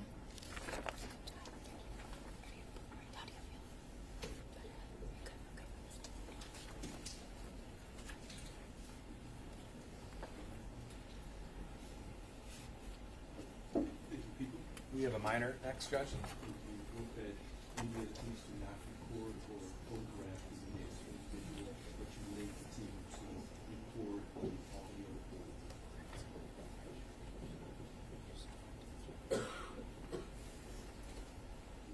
You may approach. Because you're a minor, I've already indicated to the attorneys you do not have to state your name for the record if you don't want to, but if you do want to, you may go ahead if you wish. Okay, thank you. My name is Keegan Gregory, and on November 30th, 2021, my life and many others were changed forever. Since that day, the Oxford community, including myself, my family, my friends, and my school, have endured an unimaginable amount of hurt, pain, and trauma. What started as a normal Tuesday turned into an event that changed many of our lives forever. My life has not been and won't ever be the same. Before the shooting, I was doing well. Life was comfortable and without any major problems. I trusted that people and the world was safe, especially my hometown. On that Tuesday, I walked into the school as a normal 9th grader, yet I walked out an entirely different person. And I am overwhelmed by grief, shock, fear, and disbelief. On that day, I was trapped in the bathroom with the perpetrator and with Justin Schilling. We were stuck helpless and cornered with no defense. I was right there when he was shot and killed, yet I couldn't do anything about it. I was in absolute disbelief and shock. It doesn't feel real that somebody has the capacity to kill people without any remorse, thought, or cause. Everyone at school that day was living their own life, and there was no regard for who he shot at and or killed. It was, and always will be, the most terrifying moment of my life. Being cornered with no option but to run out of the bathroom as fast as I could, hoping to live. Even after leaving the bathroom, I could see bodies on the floor, blood everywhere, and knew that some of my peers were now gone. It was the day when Justin's life was cut short, and he had no choice or say in it all. I know that my life could have been taken as well that day. What started as shock and disbelief on November 30th, and the days following, slowly became fear that overwhelmed me and brought me to a dark place, filled with sadness and grief for the families who lost someone close to them, as well as the thoughts about what other students in the school and their families were going through. Those were and are the darkest moments of my life. I felt then, and still feel now, the guilt of surviving. I know that if it wasn't Justin's life that was taken, it could have been mine, and I am forever grateful to him for that. I almost feel guilty about being alive, knowing that Justin's family is living in grief. I remember meeting them for the first time and not knowing who they were, what they were going through, or how they would react. That guilt is now compounded with sadness, fear, anxiety, and trauma. It is insane that one person could change the course of so many lives with a single event and not care about them at all. My life and so many other lives were changed because of it. I did well in school, and yet after the shooting couldn't bring myself to go into school, let alone focus or learn anything. I didn't feel safe. This year I have finally been able to attend and be present in school. However, I still experience many triggers on a daily basis and have to work 10 times harder than I did before. I can't go into crowded rooms or public spaces without feeling afraid. Initially, there was a constant thought of how can I escape, because I didn't and couldn't trust anybody. To this day, I still scan rooms and people whenever I'm somewhere new because I can no longer assume that the world is a safe place. At the time, I wouldn't speak about it because it was too much. No one could truly understand what we went through that day. I felt absolutely hopeless because I could barely function in my day-to-day life. My daytimes were filled with flashbacks, fear, grief, and paranoia. My nighttimes were sleepless and consumed with thoughts about the day. I had gained awareness of every noise and potential danger in my home, and nightmares that I had no control over. I couldn't find true rest or safety when I was awake or asleep, at home or in public, with people I knew or people I didn't know. There was no safe place to escape, not even in my mind. I continued to feel trapped in this new reality. Even knowing that there was a 0.01 chance of anything bad happening, the potential danger or harm is always in the back of my mind. With the past several months, my family moved out of state. It has been extremely difficult to meet new people because I didn't know who I can trust. Well, when I do meet new people, it's hard to explain to them what I went through on that day and the impact it has had on my life. They can't truly understand or relate. It's scary to know that there can be someone else in this world that has the potential to harm so many. It's harder to function in my day-to-day life while everything takes a little extra thought or precaution. I used to be good in school, now it's hard to be in the building, let alone socialize or learn when my brain is constantly operating from a place of fear and anxiety. My life is now full of what-ifs, and it's hard to present in the moment. He robbed me and the Oxford community of so many things. Thankfully, our community came together to support one another.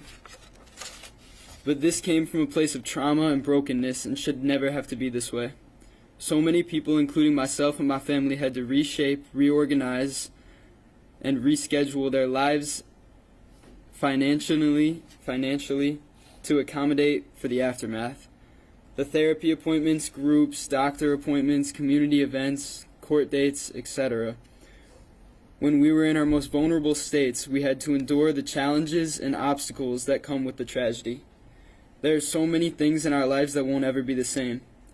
We were ultimately robbed of our trust, safety, security, friends, school hobbies, and life as we knew it to be. Your Honor, I trust that you will assign a sentence that makes sure he won't ever hurt anyone again. No matter the outcome of the sentencing, I hope he can receive the counseling he needs to understand the impact of his actions that it had on the community and the people's lives. I hope one day he realizes how unnecessary it was. It's been over 2 years since that day, and I'm still very much in the process of healing. Not a day goes by that I don't think about it or feel the impact. My hope is that one day things will steady out and my day-to-day life will become easier. I hope that we can all heal to a point of living without feeling afraid, anxious, hopeless, or guilty. I hope this is something that will grow with me and strengthen me, but no longer define me. I hope we can all get to a place where November 30th, 2021 is a day of remembering the lives who were taken and is no longer remembered in the way the perpetrator had intended. I hope we will come out of this stronger than we were before to carry on the legacies of the four lost.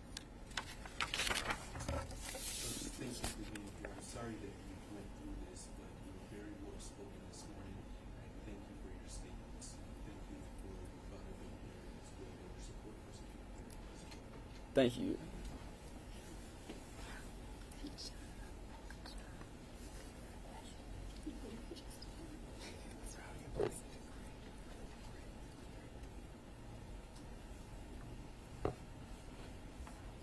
Judge, we have a minor next as well.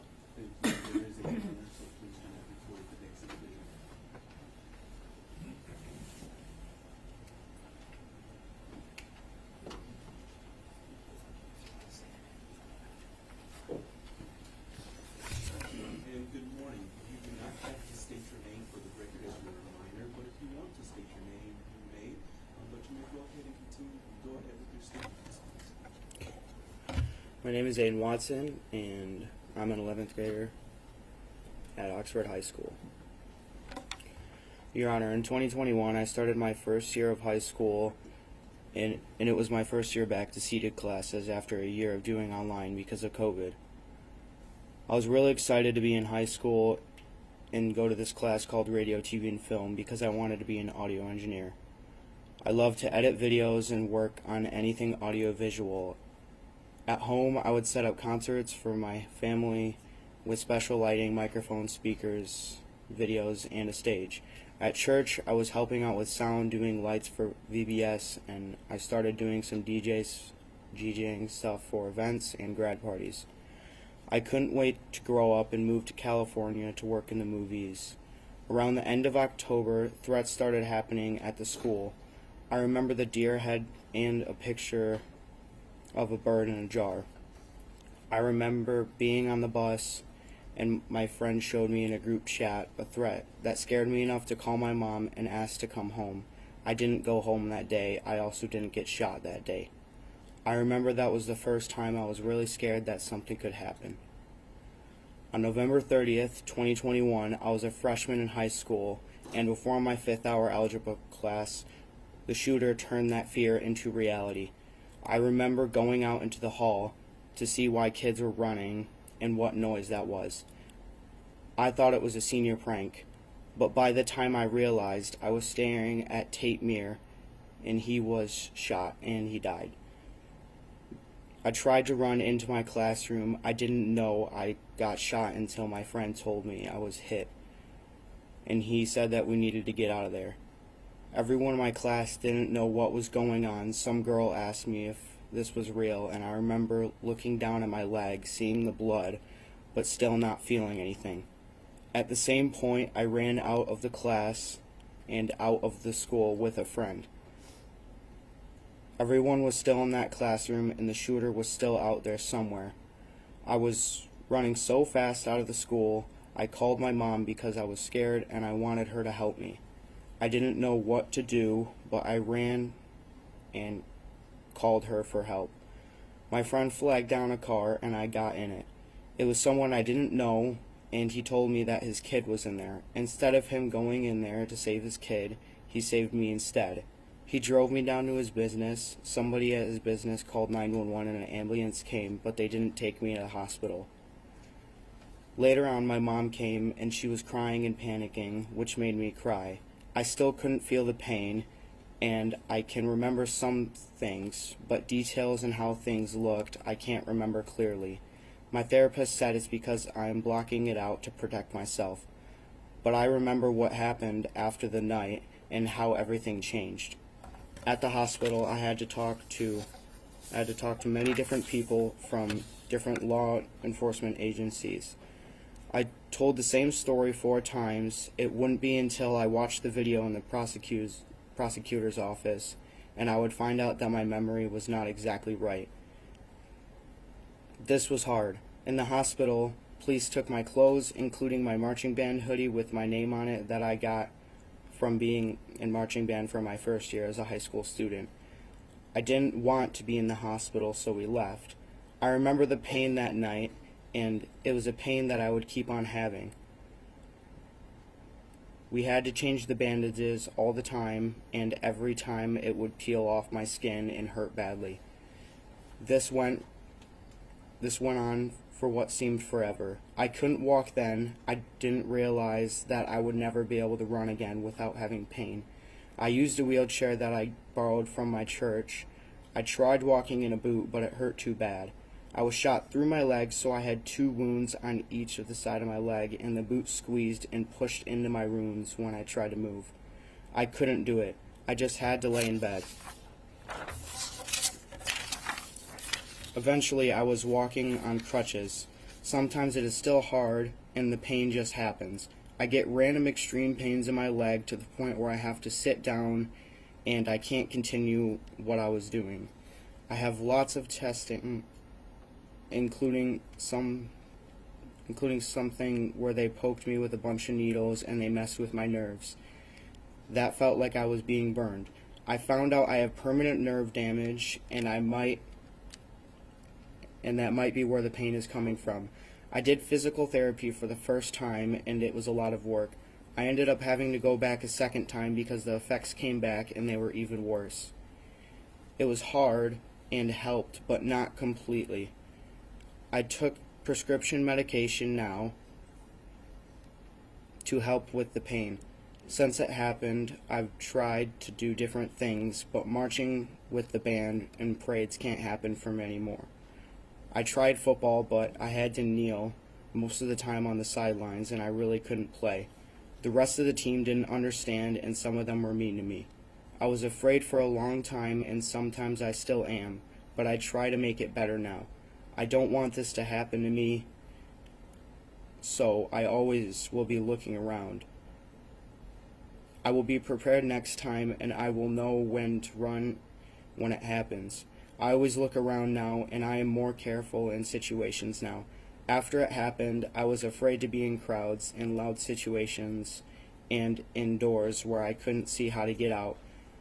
One time I was at a banquet for my sister and I saw a kid hiding in the corner in a black hoodie. I started crying and I started to run out. That happened to me a long time ago. I would start to get really scared and run out wherever I was. Another time, a neighbor shot off a firework in the middle of the day. I was really scared, fell to the floor, then ran into the house and locked myself in the bathroom. I couldn't calm down. I was prepared for fireworks happening at night, but not in the middle of the day. I started seeing a therapist from church, and that didn't really help. I did EMDR therapy, and started to see different therapists. She helped me. She went to the school with me so I could walk around and work through some things at school. I still see her sometimes when I need help. I called her in the parking lot at school once. This was probably a year after it happened. That year, though, I never went back to the school alone. I remember when everyone went back and I couldn't do it. I just wanted to be like everybody else, but I couldn't. It was too hard. I went back to one class at the end of the year because it was my favorite, radio, TV, and film, and my sister sat in there with me every day so I could go. It didn't matter. I didn't like that class the same way then. My sister was a senior. She sat with me until she graduated. I never went back that year. I needed a quick escape, so she had to be there. I still need that. I drive now, so if I need a quick escape, I can drive away myself. My friends don't understand why I was different then and why I couldn't do what I used to do both physically and mentally. I couldn't sleep for the longest time. I could only sleep with music now. I kept hearing gunshots and they wouldn't go away. There was more, but this is good enough. The day it happened, I was supposed to get in the water for the first time for the swim team. I was also supposed to have my last day of driver's training. When it happened, everything changed for me and everyone else. Before the shooting, I was a freshman in high school, in marching band, taking driver's training, looking forward to everything. I wanted so much that I know I can't have now. I don't like the same things the way I did. I'm worried about everything all the time now, and it makes me think about what I need to do and what I can do. I don't want to go live far away as an adult and have a job to where there's lots of people and noise. I can't do that anymore. He has basically ruined the rest of my life. Even though it's 2 years later, I still feel pain and effects he did. Every day I feel them. I believe that the shooter should be locked behind bars forever because of all the things that he did. Someone like him does not deserve to be walking amongst other people in this world. He should get life without parole, and he should be locked in prison forever. He should never see the light of day again. He is a horrible human being, and the fact that he did what he did and the fact that he thought what he did on November 30th would be fun is proof that he is horrible. I do not believe that he is crazy. I believe it's a scheme. I believe he's trying to lie to us to try to get out of prison early. If it were up to me, it would never happen. He would never be able to touch grass outside of prison.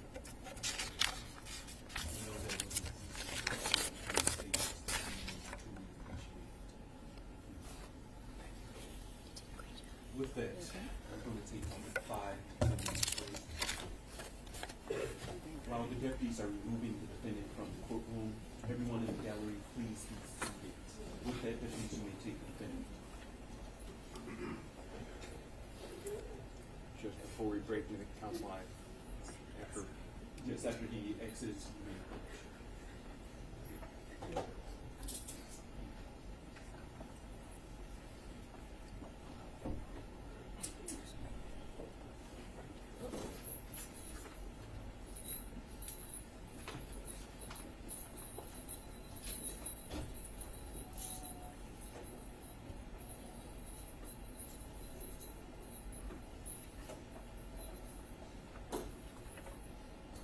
Thank you,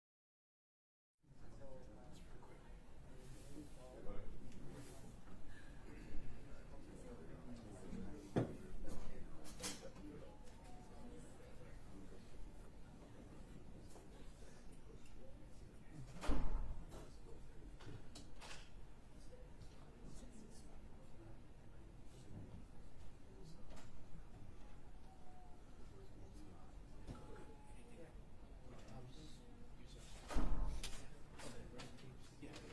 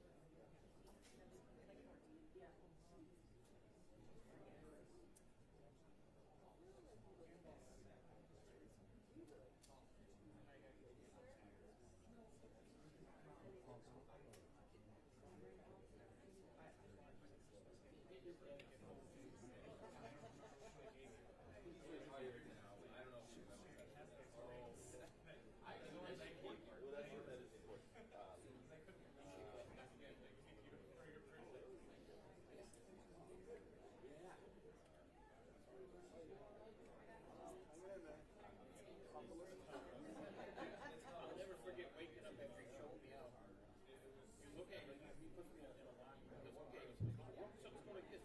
Tap on his house. I'm okay. And the next thing you know, I'm on my back. He's slapping his face. He goes, wait. The world didn't do this. The world did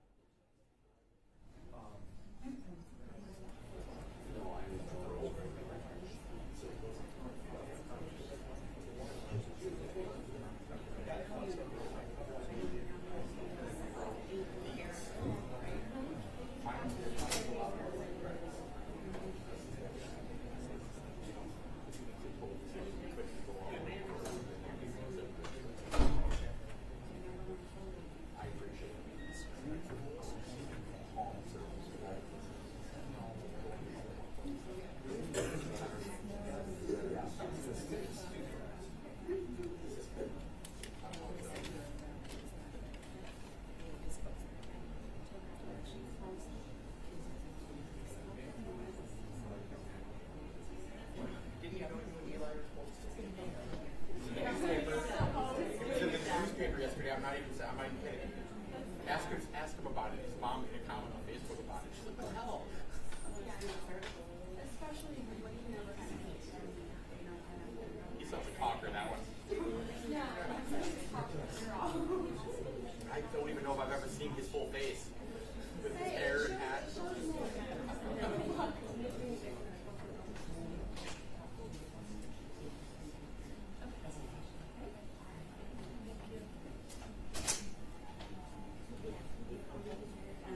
this is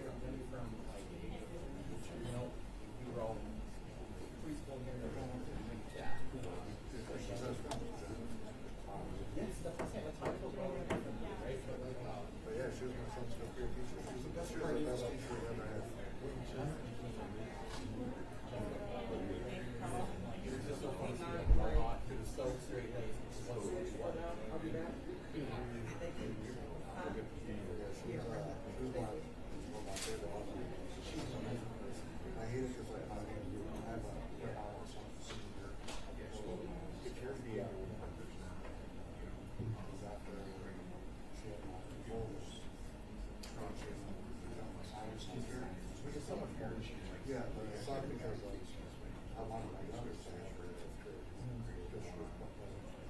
Oh, that's awesome. And then Jane was his old son's fifth grade teacher.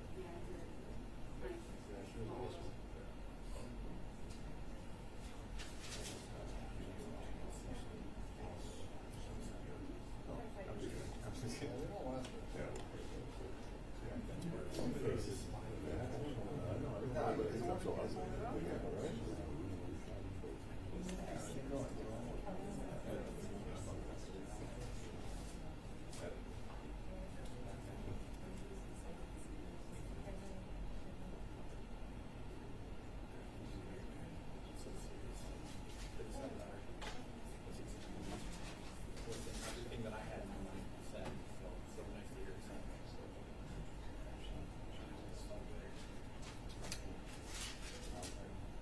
I'm sure I know about I'll be there.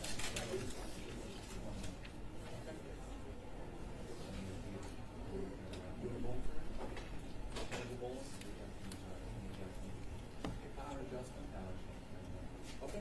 Yeah, we're totally there. But I'm not even kidding. You hold us to that. We'll be there. I'm gonna plug in a little bit. They're in the right place.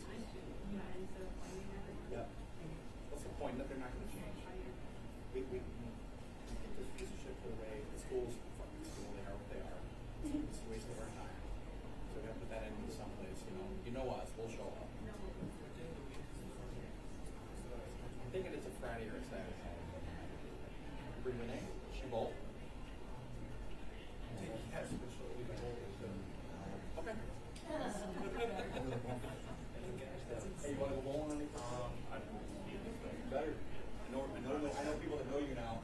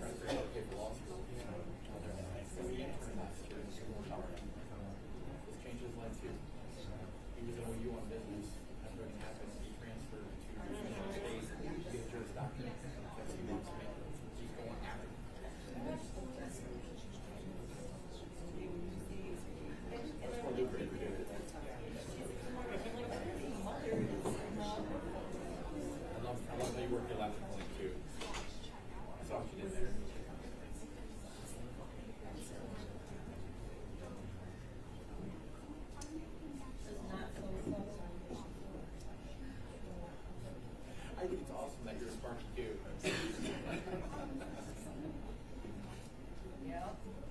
I mean, like, you guys have like a house where every like fixture is perfect, but your drywall's all cracked, right? Like, that's like every. Exactly. Well, you know, the general contractors, they have everything in their house is perfect, right? But over the years, my buddies and I've noticed they're like, I got a drywaller or electricians or a head knocker. Like, that stuff in their house is perfect, but like, kind of the money, like, because they still do it themselves. That's the thing. But that's not what they do. So the drywall is kind of wavy. Nobody wants something when they do it work once they get home. Exactly.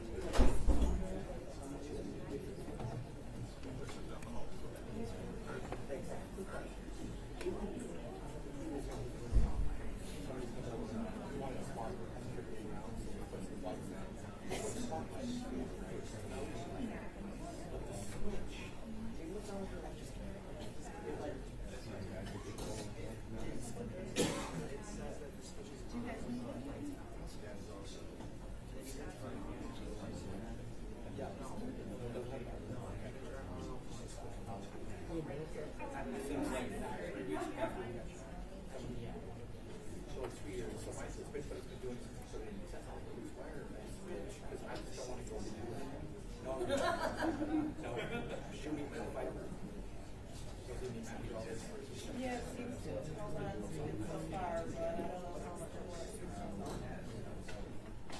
Well, I don't expect it. I'll figure it out. Well, he's convinced because this is what he wants to do. He wants to do industrial.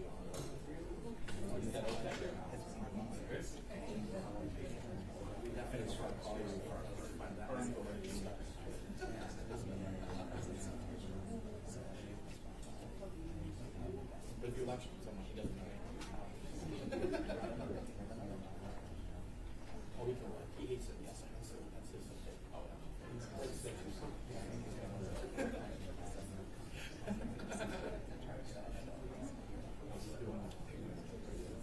The mechatronics program. Clarkson has full electrical. That's it. They teach them like switches and electrical.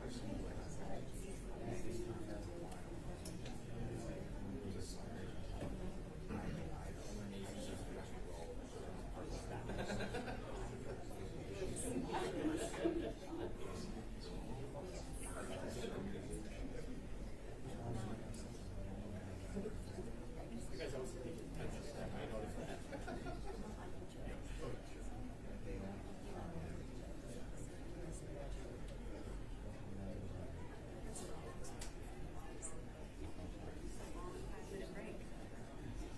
Save it for the elevator on the way back.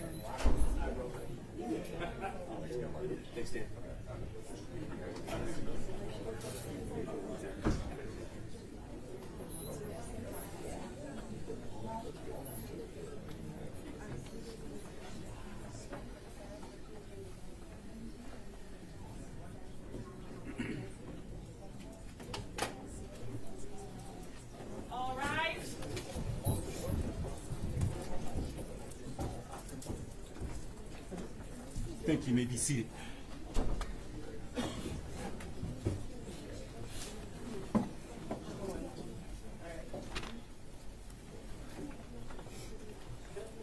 Your Honor, calling People versus Ethan Crumley, case number 2022-279-506-FC. Thank you. Appearances for the record. Karen McDonald on behalf of the people. Thank you, Mark Keith on behalf of people.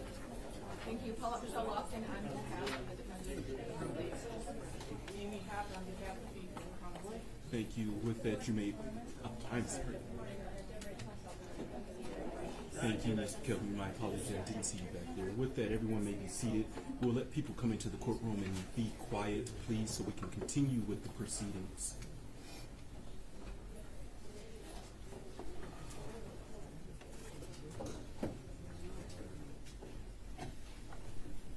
Thank you.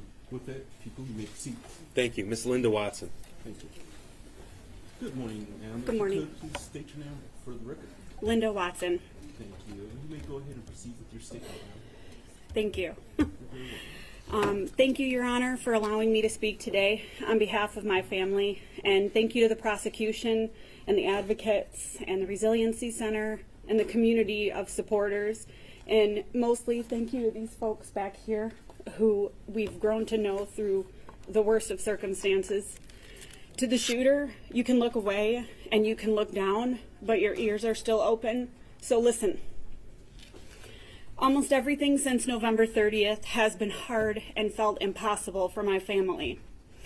That day at 12:53, my cell phone rang. It was my youngest son, Aiden. That was a moment I will never forget. He was screaming, "Mom, I've been shot, help me. There's a school shooter." I didn't know exactly where he was in the school at the time, if the danger was over, or if he was even safe. At first, I told him to hide, but then he told me he was running outside. It was snowy that day, so I told him to bury himself in the snow. I didn't know if he was being chased. I didn't even grasp the gravity of the situation. All I knew in the moment was that my son was shot and he needed me. While still on the phone with him, I could hear him getting into some stranger's car. I felt helpless and terrified. I didn't know if my son just went from one dangerous situation to another. I didn't know how badly he was hurt, where he was shot. I was trying to figure out where he was going, and I couldn't find the business on Google that the man was driving him to. Everything seemed to be going in slow motion. I made it to the intersection by the high school, and even though I couldn't see the school, everything was quiet. No police, no ambulance, no sirens, nothing. I must have gotten there so quickly, despite it feeling like forever. I just sat there trying to figure out where Aiden was. He wasn't on the phone anymore. I called my husband screaming that Aiden had been shot, and then I hung up the phone. I didn't even tell him Aiden was okay because I didn't know Aiden was okay. I called my other two kids. My oldest was driving home. He was safe. My daughter was a senior at Oxford that year. I couldn't remember if she was in school that day or if she was off-site on another class. She was safe. Even though it was only minutes, it felt like a lifetime before I found Aiden. When I got to the building, he was sitting in a chair with his leg up. I remember sobbing while holding him. That was hard and felt impossible, but I found him. There was a lot of blood. It covered his shoe and his pants. He was being so strong, and I didn't know that he was in shock. EMTs were suddenly there, though. I think they arrived after I did, but I can't remember. I could hear calls coming in on the EMT's radio, increasing in frequency and intensity more and more. They wrapped his leg and directed me to take him to the hospital in Pontiac, telling me that they had to leave because there was a great need at the high school. I still didn't know the extent of what was happening at the high school. All I knew is that they were leaving and my son had been shot. That was hard and felt impossible. But together with the people at the business, we put Aiden on an office chair that had wheels, and we rolled him to the car. By the time we got to Lapeer Road, the quiet was gone. Every first responder from what seemed like everywhere was driving towards us. There were so many sirens, so many lights, so many first responders that traffic we were driving with kept stopping and pulling over. We kept having to stop. I can't remember when I started to scream, but at some point I was screaming and driving around traffic on the shoulder, zigzagging in and out of traffic. I didn't know if we would get pulled over, and I think I almost hoped we would so they would get him to the hospital faster. I kept thinking I wasn't going to make it, and at one point I couldn't see through the tears. That's when Aiden started to comfort me. That's my boy, my sweet, sincere, loving boy who always looks out for his family. He had been shot, was bleeding through the wrap onto the dashboard, trying to hold his leg up, and he was just trying to make sure I was okay. I wish I could say that was the last time I lost it like that, but it wasn't. I wish I could say that my boy stayed the same sweet child that he was that day. But shock wears off and trauma sets in and people change. Seeing that happen to your child is hard, and it's impossible to work through, but we keep trying. We made it to the hospital. Doctors came from everywhere and swarmed him. They brought an x-ray machine to him. He was repeatedly questioned, had a police officer stationed at his bed. There were 2 other kids right by Aiden from Oxford. One boy sitting in his bed alone, holding his face, bleeding. Then his mom arrived. I didn't know her, but I know her now. I would learn all of their names, those that died and those that were injured. I would meet their parents in court and in other ways. We would go through this hell together, yet still feel so alone. We would cry together, advocate together, try sometimes in vain to make anything better that we could. This is hard and feels impossible, but we don't give up. While we were in the hospital, we were getting texts and calls. We learned really what happened. Hannah, Madison, and Tate didn't make it that day. The following day, Justin lost his life in the same hospital we took Aiden to. It was hard to learn about and felt impossible to comprehend, but it was the beginning of our new reality. And though I knew what had happened then, I wasn't prepared for how things would be and how hard they would be and how everything would change for us. That night, no one slept but Aiden. We were on alert to watch for compartment syndrome and learning how to tend to his wounds and changing his bandages. I cried all night.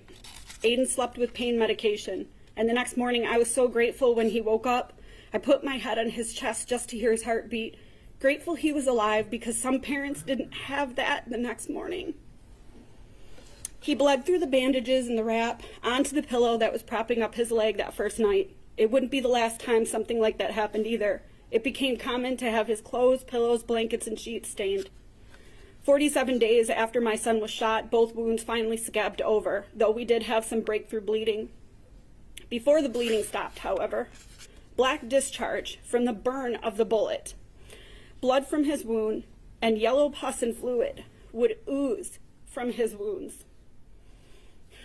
We were instructed to do something called a wet to dry bandage, changing it 3 times a day. Every time we changed it, when we pulled it off, no matter how slowly we did it, the method we tried, the type of sterile pads we used, it removed his skin, made him bleed, and caused him pain over and over again. I used to have to cut sterile pads in half because we didn't have enough due to all the bleeding and the drainage. I remember having to wash out ace bandages and hang them in my shower to dry. He became dependent on the wrap that covered those bandages. He wouldn't give it up for months. He insisted he needed it to protect it. We didn't argue. We just kept washing them. I didn't have what I needed to help him at first. That was hard and felt impossible. But people from the community came to our home, and they brought us supplies to help our son. He needed help getting to the toilet and bathing. He couldn't walk, and he couldn't get the wound or the bandage wet. It was like a return to infancy. But now washing my son in a medical chair instead of a baby bath. I also had to give his foot and leg sponge baths. His skin started to flake, callous, change colors between the wounds. Even though it caused him so much pain, we had to properly clean the space between the wounds to prevent infection. That seemed to be really painful for him, and he developed a large indentation across his leg as he healed where the bullet had destroyed part of his leg, taken muscle, damaging nerves, and removing tissue. He required personal care services around the clock because he couldn't walk, toilet, and had to be brought food to eat while lying down. I remember worrying about not being able to go back to work, about insurance, and paying our bills. I would hide and cry on the bathroom floor so he wouldn't see. Being so upset I couldn't stop throwing up because I didn't know if we were going to be okay financially, if I couldn't go back to work because I carried the benefits for our family. But it didn't matter because I wasn't going to leave him. My husband was off work too, and we just didn't know how to be anymore. We couldn't function. We only knew we had to be there for him and for our family. That was hard, and it felt impossible, but we took care of each other because that's what family does. That's what good parents do. I remember how our family was before this, though. Everything we had to do since this, how it weighed on us, how it changed us. I wouldn't describe myself as a helicopter parent before, but definitely an involved parent. Now I'm always afraid of losing Aiden and my other kids. I'm overprotective, worried, and I can't let go. I'm definitely a helicopter parent now. When Aiden was ready to start being around other people, one of his siblings would go with him. My other son could blend better at an all-kids support group than adults. Aiden tried to go once, but he couldn't go back. It was too hard. When Aiden tried to go back to school just to see how it was, you just heard from him. My daughter would go with him. She audited a class with him she wasn't registered in for the entire rest of the year before she graduated so he could go. Most days he couldn't make it anyway. Even as he progressed and we made it to the summer after the shooting, after my daughter had graduated, she went with him to band camp. It helped Aiden, but he didn't make it through band camp either. He called me crying in pain and he was scared. I ended up with him, bringing him Vicodin and a scooter so he could get around. That was hard and felt impossible, but his siblings were there for him when he needed him, and we modified things to make it through. He had his first panic attack at his grandma's house the Christmas after the shooting. It was the first, but it wouldn't be the last. And honestly, at this point, I've lost count. Like when we were shopping in IKEA almost a year after the shooting, and he said, "I gotta get out of here," because he felt trapped and started to have a panic attack. Or when an unexpected and loud firework on a July afternoon sent him rushing into the house, crying and angry, where he sat on the floor. He was so mad because he had made it through fireworks just the day before. But you see, those are the ones he prepared for. That was hard and felt impossible, but that is what we must do now. Lots and lots of preparation to get through anything. Though you cannot prepare for everything, like when a balloon popped at a sporting event and we had to leave over a year later after the shooting. At one point, we had to stay in a hotel because construction noise, such as nail guns, sounds too much like real guns. Every time we learned a new trigger, we had to develop a new plan. We were and always are in crisis management mode. He used to have terrible nightmares and hear gunshots that weren't there when he was awake. Noises are hard, but absolute silence was impossible. So we bought special headphones he could sleep in and a music subscription. It didn't take it away when he was awake, but it did help him sleep. Something that stands out like it was yesterday is the look on his face when he tried to run for the first time. When he realized he couldn't do it, the pain was too much and it stopped him. I remember how confused he was at first. It was devastating to see his realization, his pain and sadness simultaneously. That was so hard and definitely felt impossible. But he's done so much work in PT since then to get where he is now, yet he still is not where he should be if it never happened. Aiden still doesn't go to high school for a full day 2 years later. He's never been able to work back up to that. The year after the shooting, after his sister graduated, he didn't have her to be with him. He also didn't have what he referred to as a quick escape, because that was his term for the ability to get out of the school if he needed to. We had a plan for that too. Last year at the beginning of the school year, I had to drop him off and sit in my car in the parking lot for the few hours that he was there each day. That was hard and felt impossible to send him back to school at all. But he learned to drive, and we created a process with the school that included a special contact he would have. He had to get special permission for the times he just had to run out of the school because he couldn't take it. A panic attack would set in, embarrassment would happen, and then he would just run out. Even with the process, the accommodations, and the planning, still some staff and some of his peers don't get it. They're either clueless, not informed, don't care, or are indifferent. But they don't understand how hard and impossible everything is most days for Aiden. They don't understand all the thought, planning, effort that goes into trying to make just a portion of the school day work for him. Aiden's been questioned by school staff, asked to provide doctor's notes to validate not being able to do something. He's been harassed and bullied by students who don't understand that Aiden has an accommodation and not an unfair advantage. They don't understand that all Aiden ever wants is to feel normal and do everything everyone else can just the way they do it, but he can't anymore. This is very hard and continues to feel impossible. But we keep adjusting the process and the plans. We keep having the hard conversations with staff and students that should know better, but this is our life now and not theirs. so I don't know if they will ever understand. As parents, we've had to stand in front of the school board, the Senate, connect to politicians, beg them all for help, to do what's right, to get answers, to do something to help, only to get backlash and be outcasted by a portion of our community we once loved. We try to put our anger into something good, advocate for change, but it doesn't help. We lost parts of our community because people don't understand and are callous, seeing our attempts at advocacy as a stance against who they are. People mean well, but they don't understand that their words can be hurtful to Aiden and our family. We've been told we are the lucky ones, that we need to stop being negative, be grateful he is alive, and we are. But hearing, you just need to get over it already. You haven't moved on yet? It was just his leg. You are carrying around an offense that isn't yours. And even, maybe this isn't the place for you anymore, by the former superintendent. Just starts to weigh on you after a certain amount of time. Especially when all you're trying to do is heal your son and your family. Going out into the community, we're confronted with people staring, pointing, whispering, and many strangers boldly trying to talk about things with no consideration for how it hurts us or our son. We've even had people try to exploit a relationship with our family or our son to benefit off of the trauma. It made us feel like we couldn't leave our home, we couldn't trust, we felt like prisoners after a while. We shouldn't feel like a prisoner. This was hard and felt impossible, so we make plans to move. I'm not sure I would have gotten through any day without crying if it wasn't for medication, which is something I've never had to do before. I've also lost count of the number of times a doctor has told my husband and I that something medically that's going on with us is directly attributed to stress. I used to think I was a strong person, but I've struggled with everything, and I cry so easily now. I can barely get through this. I have tremendous guilt because before the shooting, when threats were being reported, Aiden asked me if he could stay home from school, and I told him he was safe, and he was not.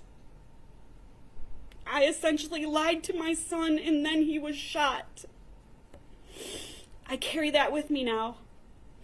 That's hard, and it feels impossible, but we have to take care of ourselves to take care of him. Physically, Aiden still has trouble with mobility, walking, running. He tries to always push through the pain so he could do everything that he's ever wanted to do.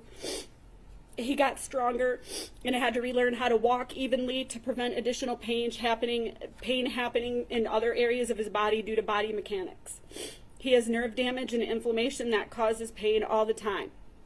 The pain that at 2 years post-incident, per the doctors, will be as good as it gets now. We hope they are wrong. He takes prescription pain medication on a regular basis. He wears compression when he knows he'll be on his feet for a long time. Different recommendations for treatment have been more hurtful than helpful, like gabapentin and a TENS machine that sent him screaming, crying to the ground.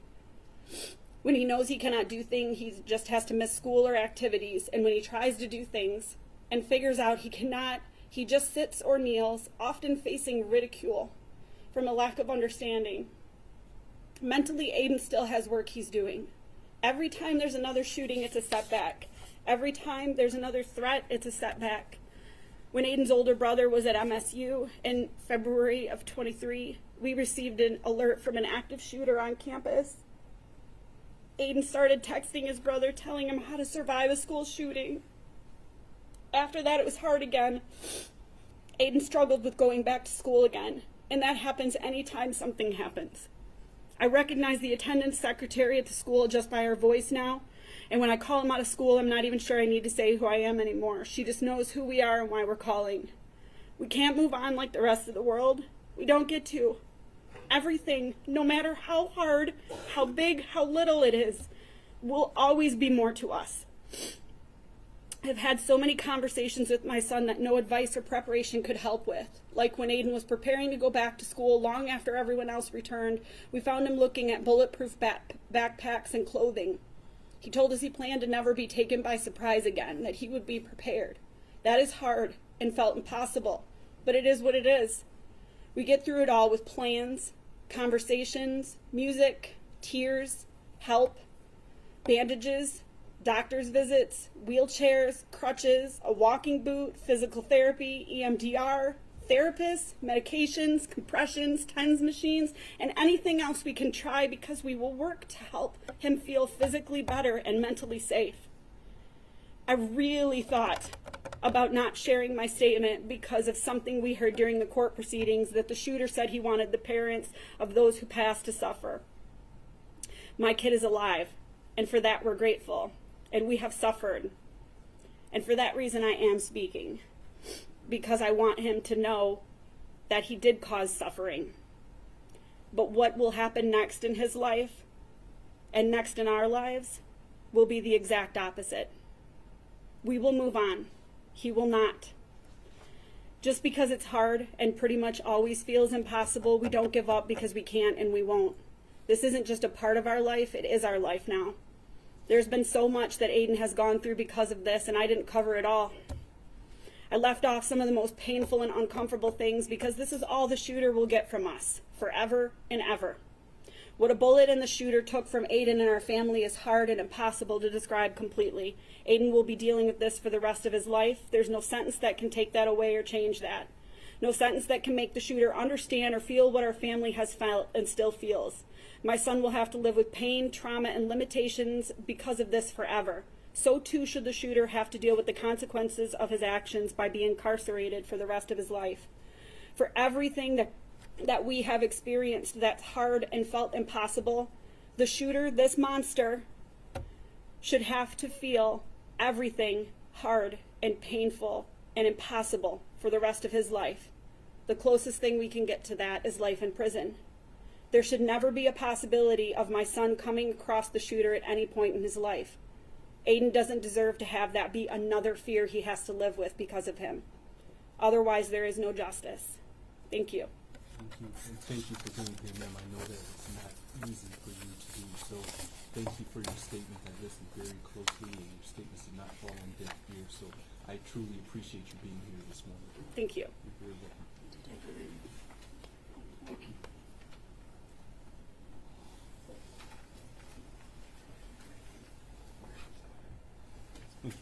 People? Thank you, Judge. Miss Liliana Alvarado.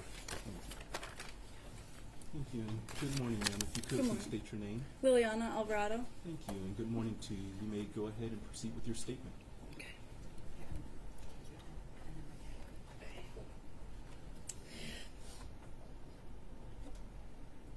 And take your time, ma'am, whenever you're ready.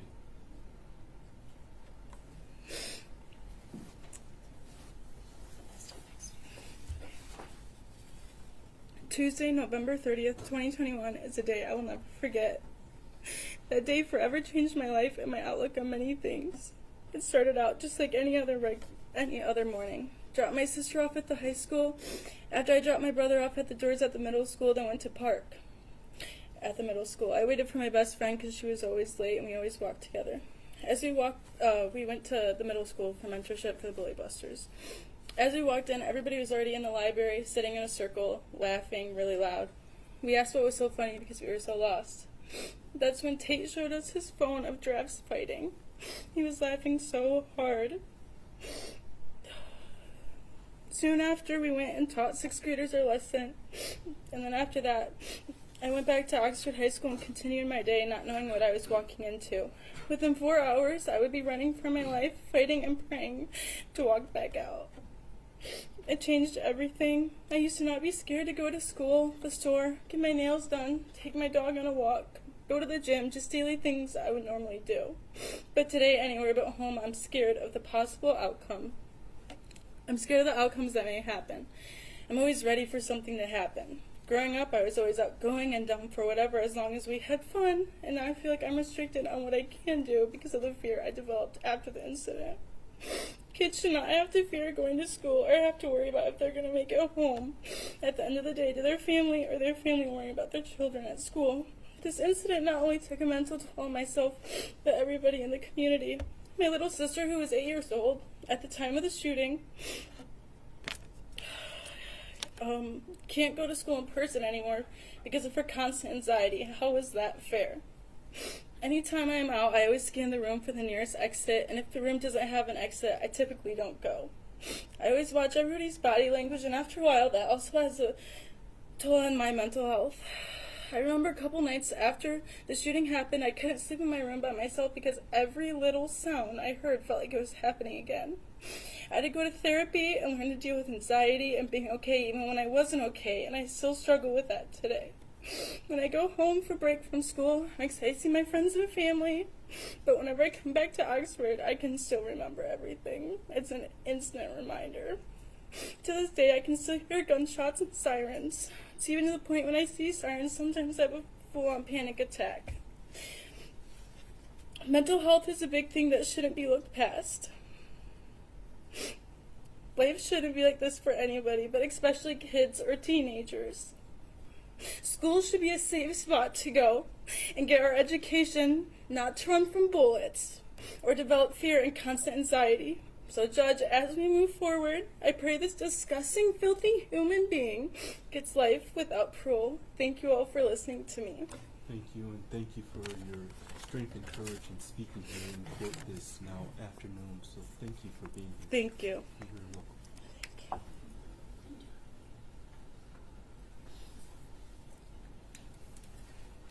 Thank you. People? It's Crystal Baldwin. Thank you.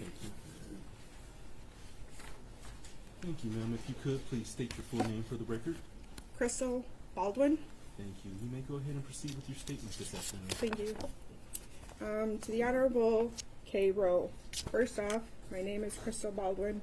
I am the mother of Mason Baldwin, who was a freshman and present in Oxford High School on November 30th, 2021. He was in room 256. I will never forget the moment my husband told me that my son had texted saying somebody was shooting in the school. At first, my husband thought it was a joke. It wasn't until I got online to a local Oxford Mom Facebook group and confirmed my worst fear and what my son texted. This is when my worst nightmare started, and I called him immediately to make sure he was okay. The words he spoke when he answered will haunt me for the rest of my life. I asked him if he was okay. He said, "Mom, had I been standing where I was 10 seconds longer, it could have been me." My heart sank. I was grateful he was locked down. I told him to stay calm and I would be in touch. I had to get a hold of Madison. I texted her, no response. Called her, no answer. Called my son back to see if he knew where she was. He said he would try to get a hold of her. I told him her phone just rang and rang. He blamed it on her phone battery always being dead. I told him this was different, as the phone was ringing and not just going straight to voicemail. Madison is my niece and goddaughter, so making sure that she was okay was a priority for me. She and my son were finally in the same school. They rode to and from school every day, so I needed to make sure she was okay. The relationship they were forming was more of a brother-sister relationship rather than cousins. I had this growing up, and I love that they were able to experience this. A little backstory with Madison is I was in the hospital the day she was born. I witnessed her taking her first breath. She was not only my niece, goddaughter, but felt more like a daughter to me. The thought of anything happening to her made me sick to my stomach. It was not until hours later that we were informed of what happened to her. Once my son was finally evacuated from that school, it seemed like an eternity, but finally was able to hug him. I took him out of Meyer into the car with my husband.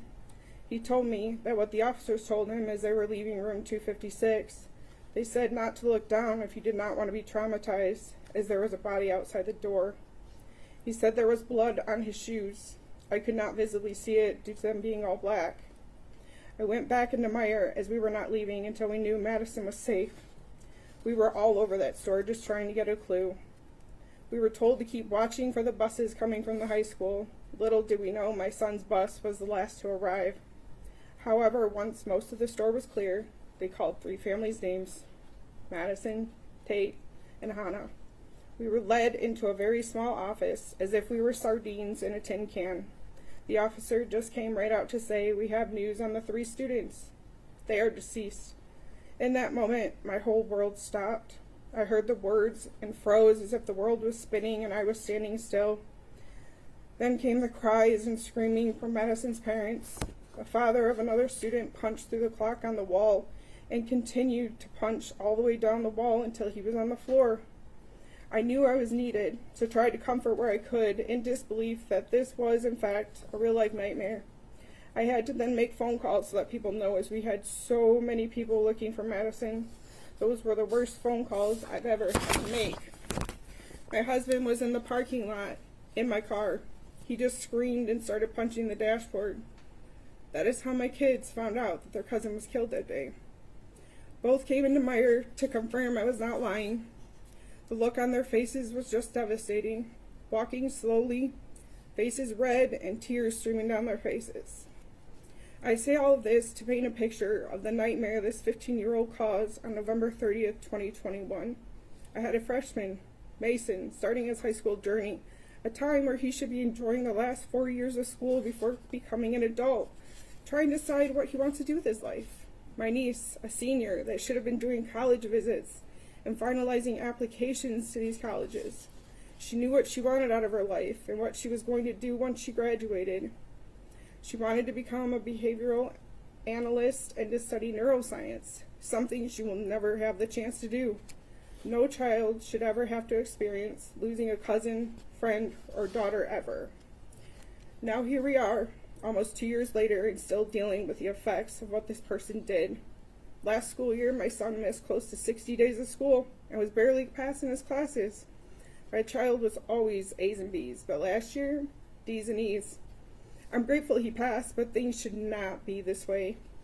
The thought that the defendant can get his GED disgusts me.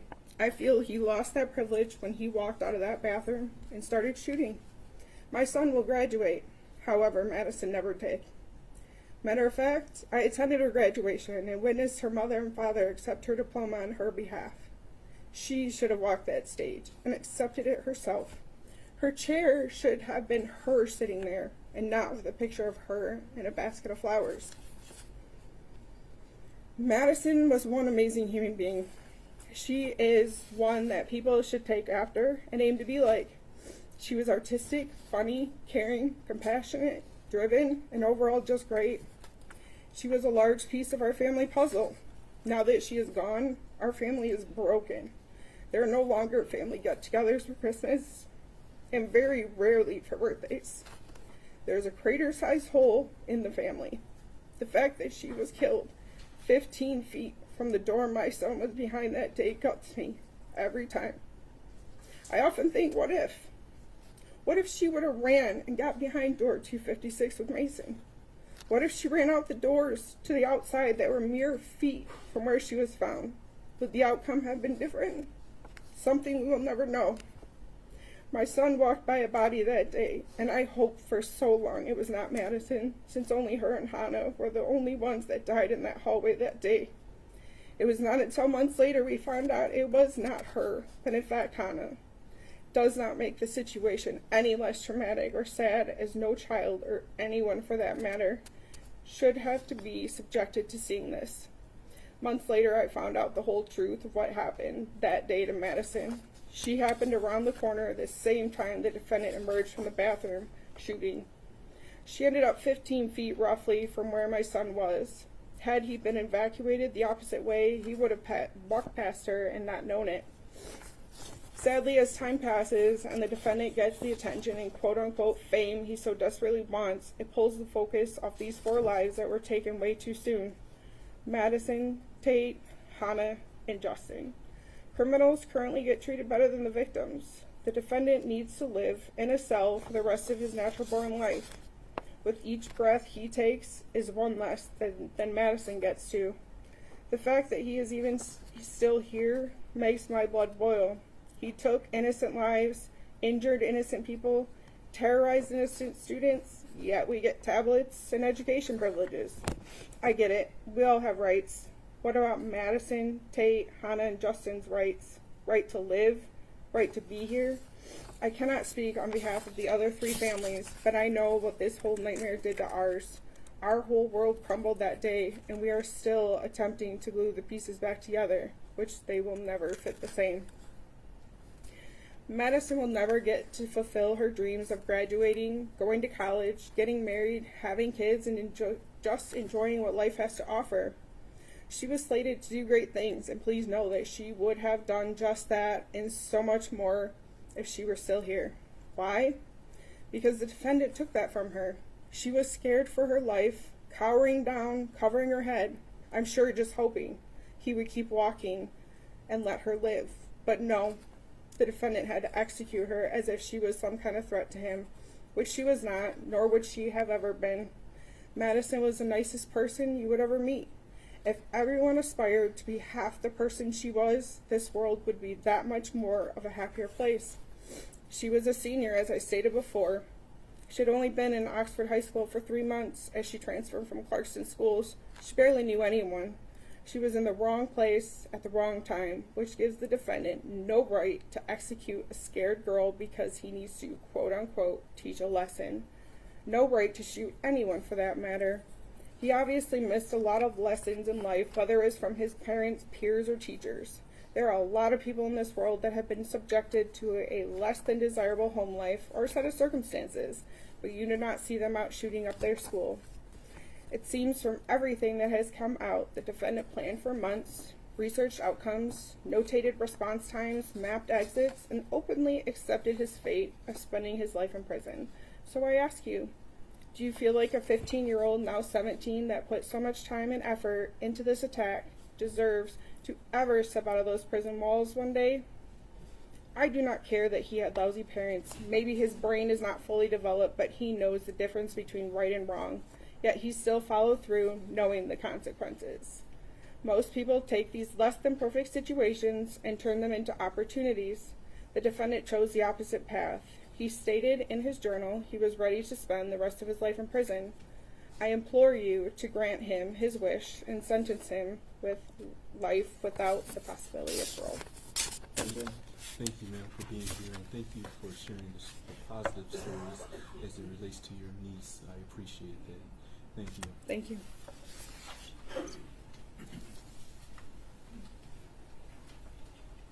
Thank you. People? Do we have a minor next? Thank you. If we could, please not record the minor or photograph the minor.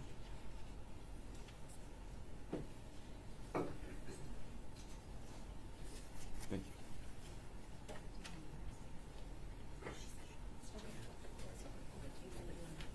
Thank you, and good morning. Because you're a minor, you do not have to say your name if you do not want to, but of course, if you wish to, you can go ahead and state your name. With that, you may go ahead with your statement this afternoon. My name is Avery Bluenstein. I'm a junior at Oxford High School, and today I want you to look at me.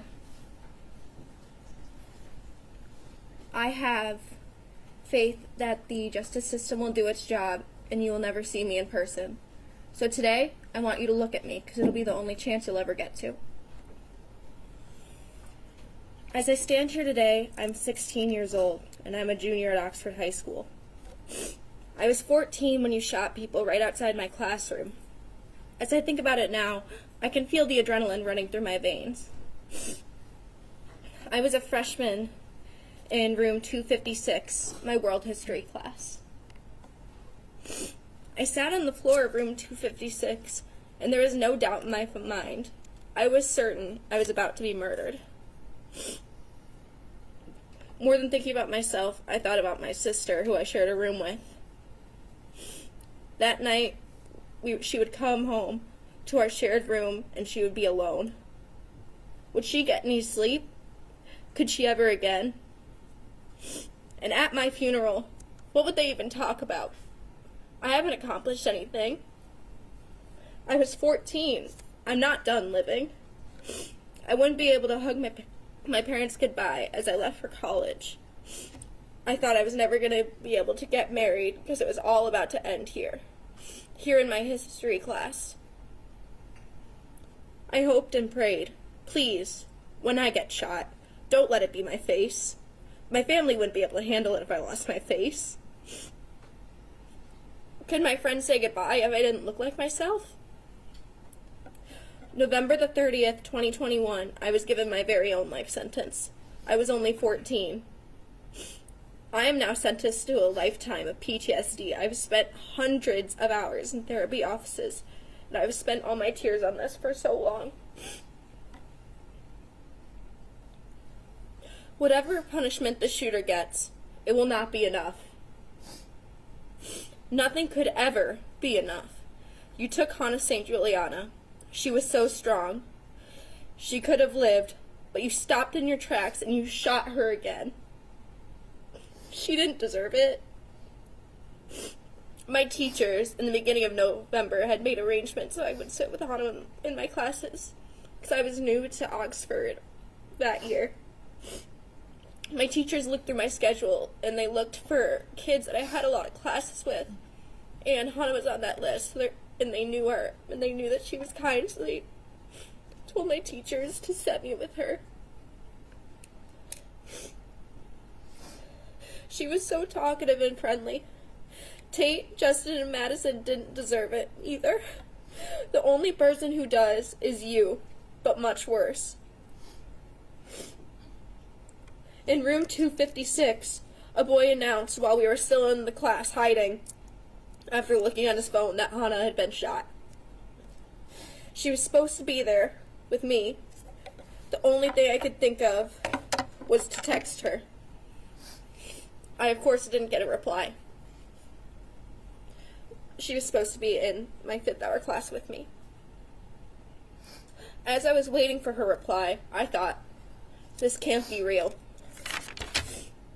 Come December, we'd be back sitting in history class. That night, I saw Hannah's face on the news. She was confirmed dead. Hannah had so much potential. She was set to do great things in this world. All that's left is her legacy. I used to have Hannah on the app Snapchat, and there's a feature on there where you can see where your friends are. It's called Snap Maps, and when you open up the program, it shows where your friends are. And I remember after I'd come home that day, I could still see her icon on the map, so I kept that hope that maybe she was fine. And even after, I would still see that whenever someone opened up her phone. I will never have an ounce of forgiveness for you. I will only learn to forgive myself. Because I didn't deserve this. My community didn't deserve this. I still have faith in people. I still believe that most people are good. You didn't rob me of my kind heart, even though I'm sure you wanted to. I am 10 times stronger than you will ever be. You do not have any power over me. After today, I will live my life, you will go behind bars, and I'll never have to see your face again. You are a waste of space. I'm not sorry to say that. You're not special. You don't have a divine right. You're just an insecure, weak, fragile, insecure boy who could not deal with his own problems. Your name will never be said. Now, the rest of us are left with the pieces, and I'm going to ask you one more time to please look at me. Thank you. Thank you. Thank you for being here and your courage to speak this afternoon. I know it took a lot, so thank you. Thank you.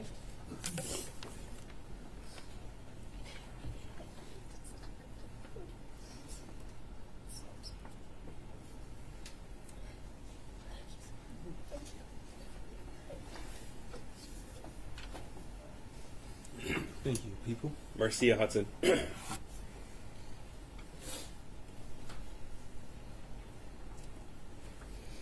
you. Good afternoon, ma'am. If you could, please state your name for the record. Yes, it's Marcia Hudson. Thank you. And Ms. Hudson, you may go ahead with your statement. Good afternoon, Judge Rowe. I appreciate this opportunity to address the court. My name is Marcia Hudson, and I am the mother of 4 children, 2 of which were students at Oxford High School on November 30th, 2021. My daughter graduated from Oxford High School in June of 2022, and my son, a freshman during the 21-22 school year, is now a junior at Oxford High School. Before November 30th, 2021, my daughter would always wake up with a smile on her face. Cheerful, confident, optimistic, caring, and as reported by her teachers, often seen laughing with her friends, making TikTok videos in the hallway, and basking in the glow of what was starting off to be an amazing senior year. Life was finally getting back to normal, having just experienced a global pandemic, and her outlook was bright. Before November 30th, 2021, she loved attending football games with her friends, going to dances, playing soccer, planning events, and engaging in her studies. Life was good, as it should be when you are young and full of life. She was trusting of others, always ready to lend a helping hand, and was thrilled to be accepted into Miss Getz's mentoring class, for she truly cared about the well-being of everyone within the walls of Oxford High School. She wanted to make a difference for others. On the morning of November 30th, she joined Tate, Kylie, and the rest of the mentorship class to deliver their Bully Buster lessons at Oxford Middle School, serving as mentors and friends to these younger students. After the shooting, things have changed significantly for many of us, my daughter included. She still has trouble falling asleep and quite often awakens several times throughout the night. Loud sounds, sirens, and sudden movements cause an uncontrollable reaction in her. She involuntarily begins to shake. She drops to the ground, covering her head, and begins to cry. Like many, many of her friends and members of our community, she has been traumatized. She has been formally diagnosed with PTSD, anxiety, and depression by her medical doctors.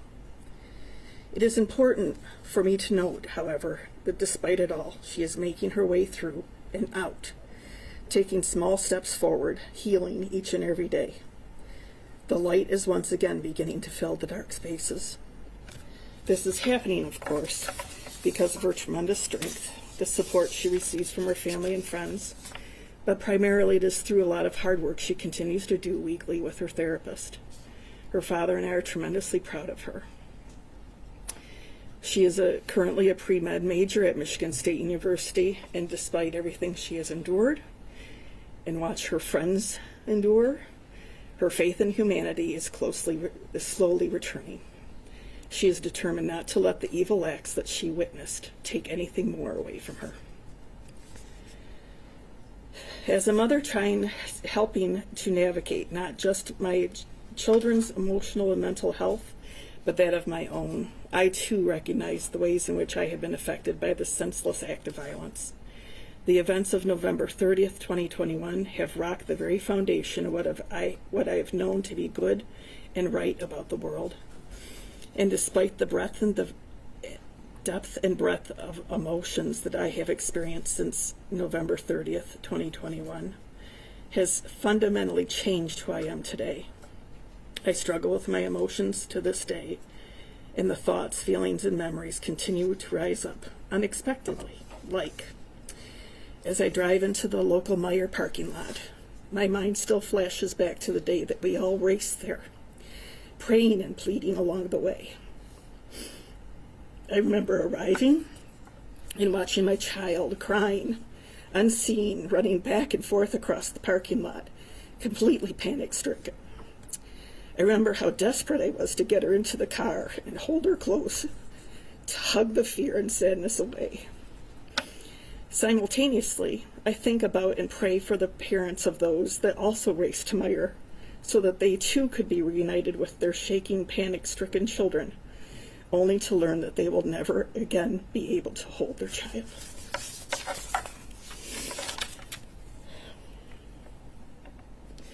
These emotions are triggered by memories. There are still moments when I receive a text from my son or daughter, and my heart skips a beat, remembering the text I received from my daughter moments before I understood what was happening. I love you, Mom. A gun is in the school. And later that day, when I had a number of children sitting in my TV room, shaking, crying, in a state of shock, one with his classmates' blood still on his shirt. Watching the news reports, the increasingly disturbing tragedy unfolding before our eyes in my beloved town in real time. The looks on their faces as they realized which of their friends were wounded and were killed, how life as they knew it had changed forevermore. Memories of the yellow and blue ribbons, the Oxford Strong signs, the makeshift memorial at the high school, the prayer vigils, and the funerals. On November 30th, 2021, 4 beautiful people were taken from this earth and 7 others wounded through a senseless act of evil.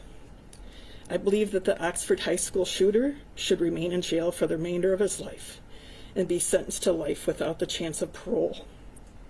The shooter, who craves notoriety, is not deserving to have his name included in my thoughts, and so I'm intentionally omitting his name from this written statement. I do, however, wish that his parents would have provided him with the love and care that he deserved and was begging for seemingly all his life. I will never mention the shooter's name ever again. Instead, I choose to take this opportunity to remember and honor our victims. Multi-talented Justin for his heroism, his wit, and wisdom. Madison for her ability to make the world more beautiful, not only by her presence, but by the amazing works of art that she created. Tate, our forever captain, Oxford's superhero. Through his legacy of leadership, our community's youth will emulate and strive to embody Tate's traits through their involvement in the incredible 42-strong Tate Mir Foundation. And Hannah, our beautiful flower, whose memory will be honored in many ways, especially through a garden that is currently being constructed in her honor. We will all care for Hannah's garden.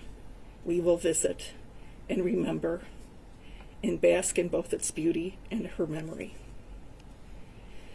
Their legacies, their beauty, their love of life, and the gifts they bestowed to others.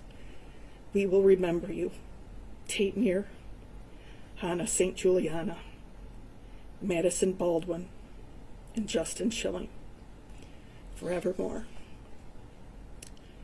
Love wins. Thank you for your statements this afternoon, Mel.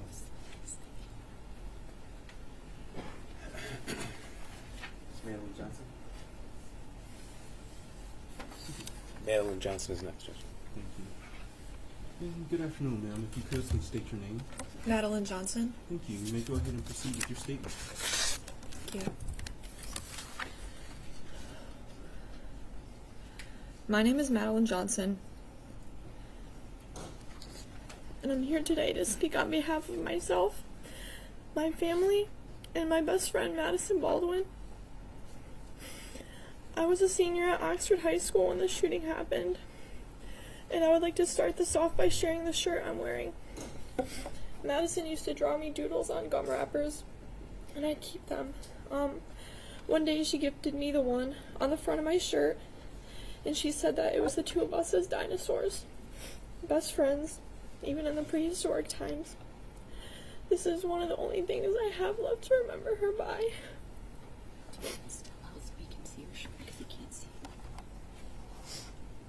This is the back. Thank you.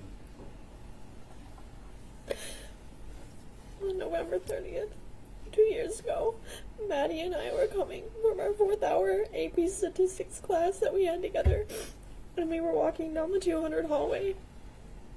I had a lot of time to get to my next class, so I figured I would walk Maddie to her 5th hour class, sociology. Once we neared the end of the hallway, we realized that the shortcut she usually took, the courtyard, was closed for the season. I've since heard that the courtyards were not closed that day, but we both seemed to think that they were. We had to take the long route instead, the one that curved around the school. Little did we know we were walking straight towards a gunman. Since neither of us had intended on taking the long route, I realized that I was going to be late for class, so I said goodbye to her and turned around to start walking the other way. I didn't think that goodbye was going to be permanent. I thought it was goodbye for an hour, and I'll see you next class.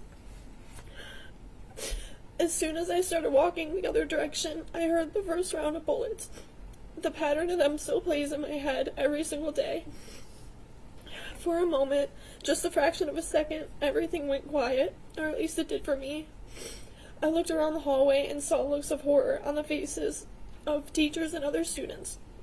Their faces are frozen in my mind. I didn't see Madison. I couldn't see where she went. After that fraction of a second passed, It sunk in for everyone in the hallway, and it was chaos.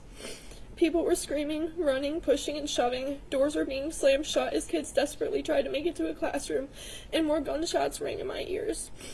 I wasn't in control of my own body anymore, and I couldn't feel any of my limbs. My hearing went out, sort of like when you're underwater and people above you are talking. My vision went blurry, and I didn't even realize that I was running as fast as I possibly could to the other end of the 200 hallway. I later recalled that I passed so many exits, so many side doors, but during those few minutes of hell in the hallway, all I could do was run forward. I found out that Madison died a few hours later from a photo on somebody's Snapchat story. I didn't believe it until multiple other people confirmed it for me. Even then, for months, I still didn't really believe it. The moment it really sank in that she was gone forever was the day we had to go back to the high school. I sat in my ceramics class, our favorite class, and I watched as students poured through the door, and I waited for her to come sit at her seat right next to me, and I waited and waited, and I finally realized that she was never coming. For a long time, I blamed myself. I should have continued to walk her to class because then maybe things would be different. I blamed those stupid courtyard doors for being locked on us because if we'd taken the shortcut, she would still be here. But now I realize where the blame truly lies, and it lies with that monster sitting over there who can't even look at me. My life has been nothing short of a complete and total mess for the past 2 years. I can't trust anybody anymore. I don't make friends. I can barely keep my current friends because I can't let anyone get close to me anymore. I can hardly attend my college classes. I can't go into rooms that only have one door. I can barely go to concerts, malls, and other crowded places. I can't fall asleep without waking up in a panic from nightmares, and the only place I truly feel safe is my bedroom. I used to be a nicer person. I used to be fearless. I used to be a good friend, but I can't be any of those things anymore because the only thing that is ever on my mind are those gunshots playing over and over again on a loop. I don't enjoy things anymore, but all these combined are not even nearly as painful as it is to live without my best friend. I want the person who did this to know that Madison would have been your friend. I want you to know that she would have treated you with nothing but kindness had you not killed her. I'm not sure how much emotion you're capable of feeling, but I hope you regret it. And I hope it eats away at you. And I hope you feel even a fraction of the loneliness that I felt over these last 2 years. But I can't leave this courtroom today thinking that you won, and I can't let you think that either. You turned your pain into hatred, and I turned mine into love. That right there is one of the many differences between you and I. You are never going to know what it's like to have a friend who would do anything for you, and you'll never know what it's like to be happy. You took 4 lives. You took Madison's life, but you didn't, and you never will take away who she was.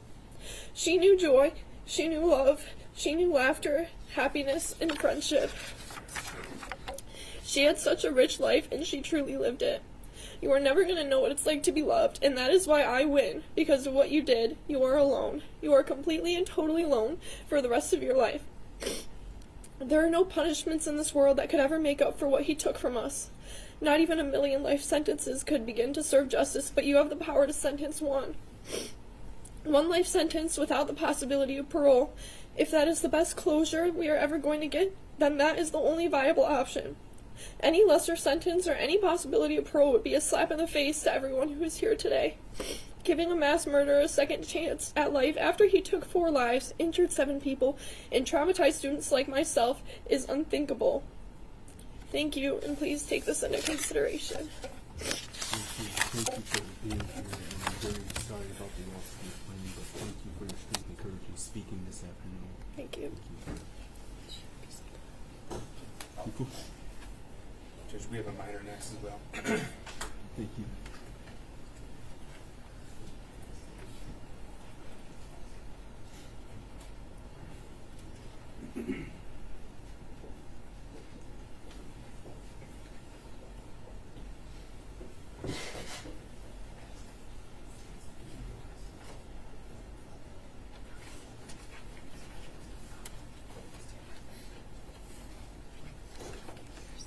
you, and good afternoon to you.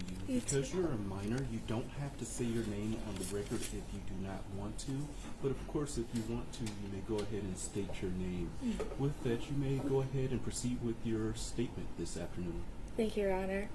Hello, Your Honor. I'm a survivor. My name's Addison Kloss. I was an Oxford High School freshman when this tragedy occurred. Before this happened on November 30th, I was living my childhood out doing what I loved and being oblivious to the world around me and all its bad things. Before this day, I have never seen or heard a gun in person or violence around me. My life was basically perfect, but all of that went away fast. A week before Thanksgiving, there was a threat of a shooting. It was false, but I seen the defendant in the hallway, and I had a bad feeling about him, that he was dangerous. The week we got back from Thanksgiving break, the next thing I knew, I was in my biology class nervous for our test. I was going to use the bathroom before the test, but thank God I got caught up talking with my friends. All of a suddenly, in the middle of our conversation, I heard 3 bangs. At the first, I thought it was a fight. On the fourth one, I recognized it was gunshots, and about 4 more followed.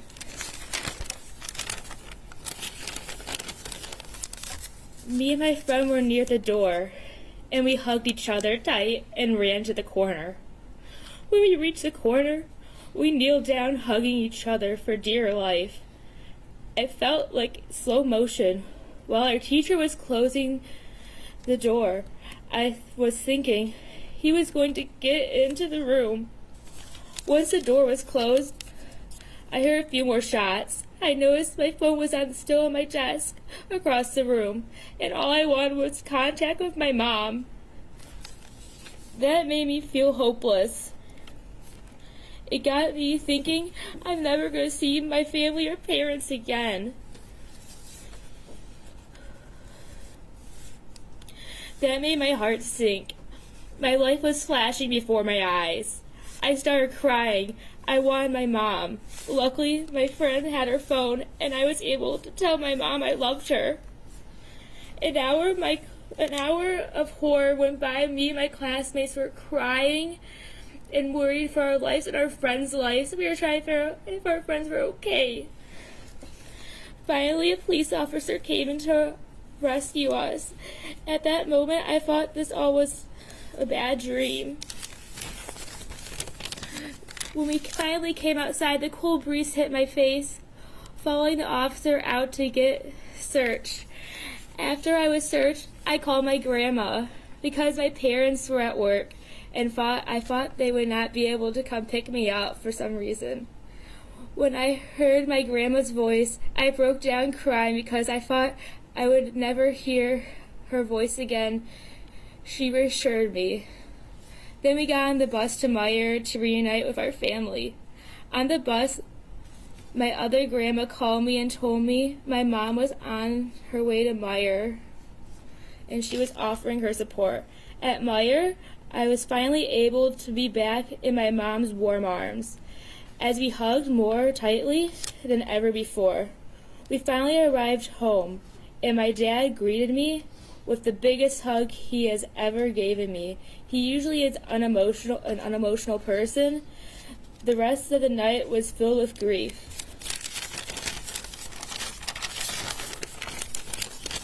The after effects on me was I could not sleep alone for weeks after this tragedy. I slept in my parents' room for the first week, and I don't usually sleep with my dog, but my dog had to sleep with me. I also now always tell my family and my friends and my loved one multiple times a day I love them because I'm scared of losing them. I also still get nervous in crowded spaces because I'm scared I would not be able to escape. But all I am sensitive to is loud noises because it reminds me of that day. There has also been many more effects on me, but this has also impacted my family and my peers. My mom sometimes still cries when she is talking about that day because she was traumatized. She didn't know if I was okay or make it out alive. And my 7-year-old cousin asked me after if it would happen to her too, and it really broke my heart because a child should not have to worry about that because she's just a little kid and no one should ever have to worry about that. This also impacted the parents who lost their babies that were dear to their heart, and my heart just breaks for them. These kids who lost their lives are the most incredible human beings to ever walk this earth. They all had impacts on their community members. Hannah, Tate, Madison, and Justin were kind beyond words, positive, and most importantly, cared for their peers in our community.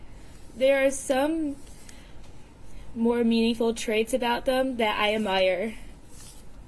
Also, the other 7 who survived are also in possession of the same traits and are strong beyond words. So, Your Honor, I am asking you to give this defendant, or should I say monster, life in prison without the possibility of parole in a maximum security prison, because this monster should never be free again and suffer because he took the life of Hannah, Tate, Justin, and Madison, and injured 7 others and also impacted another 2,000 people, traumatizing them all for life. Why should he walk free while we're suffering the trauma he put on us? Thank you, Your Honor. Thank you. Thank you for your statements this afternoon. Another minor, Judge? Thank you. And with that, we'll keep the recording down.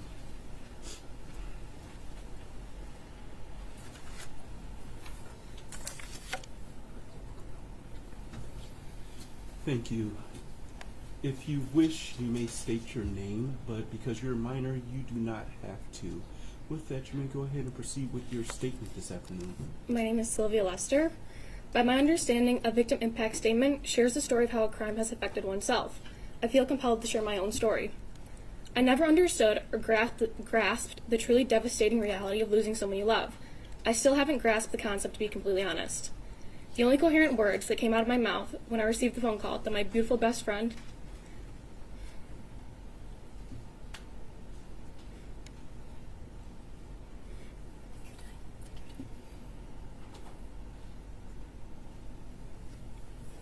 "14-year-old Hannah St. Juliana had been shot to death" were, "Oh my God."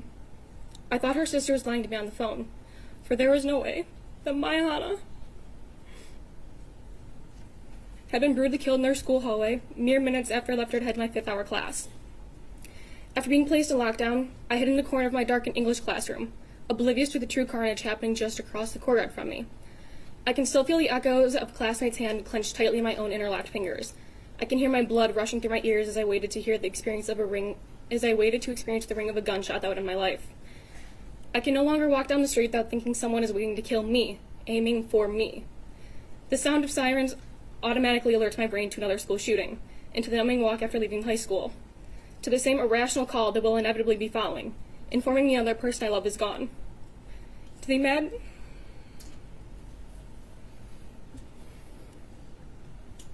the imagined portrayal of Hannah bleeding out on the floor of our history hallway. This image will forever be stamped on the forefront of my mind. There are people that I now truly hate in this world. These types of people, in some way, take something from another. In a manner of speaking, they are thieves. Though, ironically, most thieves could return what they took if only they had the fortitude to do it. This thief, you, a murderer, can't give me back what you stole.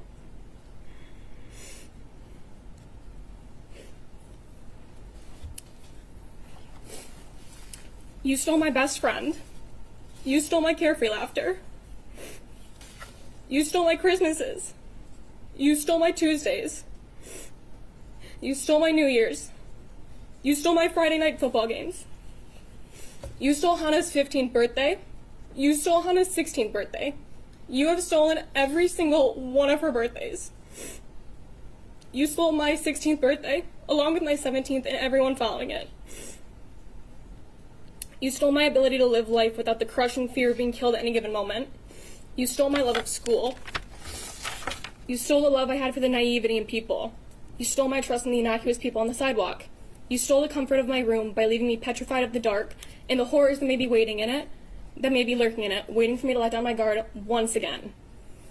You stole my dreams and turned them into recurring nightmares where my best friend bleeds out on the floor of our school. You made me into someone that I never would have recognized at 15. You took the girl that I was, tore her to shreds, and left her to find a way to suffer through every single day without the presence and loving friendship of Hannah St. Juliana.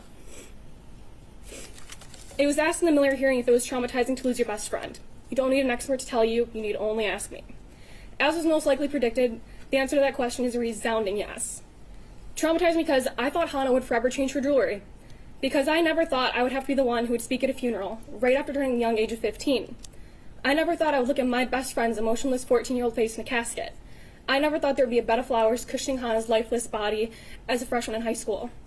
I never thought there would be the sound of bagpipes leading her enclosed body out of a church. I never thought there would be a week when Hannah didn't have a new nail color. The reasons are endless to why it's traumatizing to lose a best friend. I thought we were allowed to be innocent as children. I never could have fathomed I would blame myself for the death of my best friend. I never could have imagined a day where I would have to blame myself to try and give a reason as to why she died, to why you decided to take her life. I never could have conceived the idea that at 15 I would feel as if my best friend's blood was on my hands, all due to the reality that I left her in a hallway because I didn't want to be late to class. I've convinced myself that if only we would have gone to the bathroom, Hannah's life would have been spared and my happiness would be intact. We didn't get to be children for very long, for these aren't the thoughts any innocent child should mull over. The day Hannah was killed, you left the shell of 15-year-old me, crying and shattered on a hardwood floor in the fetal position, encased in my own arms, with tear tracks that will forever be tattooed on my face as well as my heart. To this day, I'm convinced I'm still lying on that hardwood floor, rejecting the actuality that I live while Hannah doesn't. You left Hannah St. Juliana, my best friend, my person, lying dead on the floor in a pool of her own blood. On November 30th, you terrorized 1,800 students and teachers. You shot 6 defenseless students and 1 teacher. And ultimately, you killed Madison Baldwin, Justin Schilling, Tate Mir, and Hannah St. Juliana. You should never, ever get the opportunity to steal from anyone else ever again in your entire life. You shouldn't have stolen from me. I shouldn't have to remember Hannah for longer than I knew her. Hannah's last words to me, in the middle of the school hallway, arms linked, held tilted together, were, "I'll call you later." I never got a call. Thank you. Thank you for being here and for your statements this afternoon. I'm very sorry for your loss of your friend, but thank you for your statements. Thank you, sir. Jason? Yes. Council approach before the next individual approaches the podium.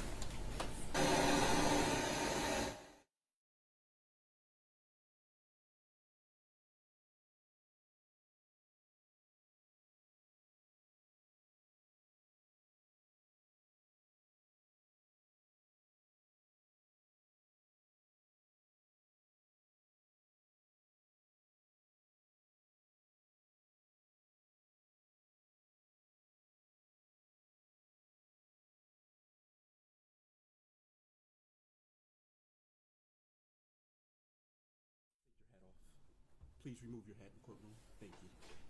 Thank you. With that, people, it's the next individual minor. Thank you. Thank you. And good afternoon. If you could, please state your name for the record.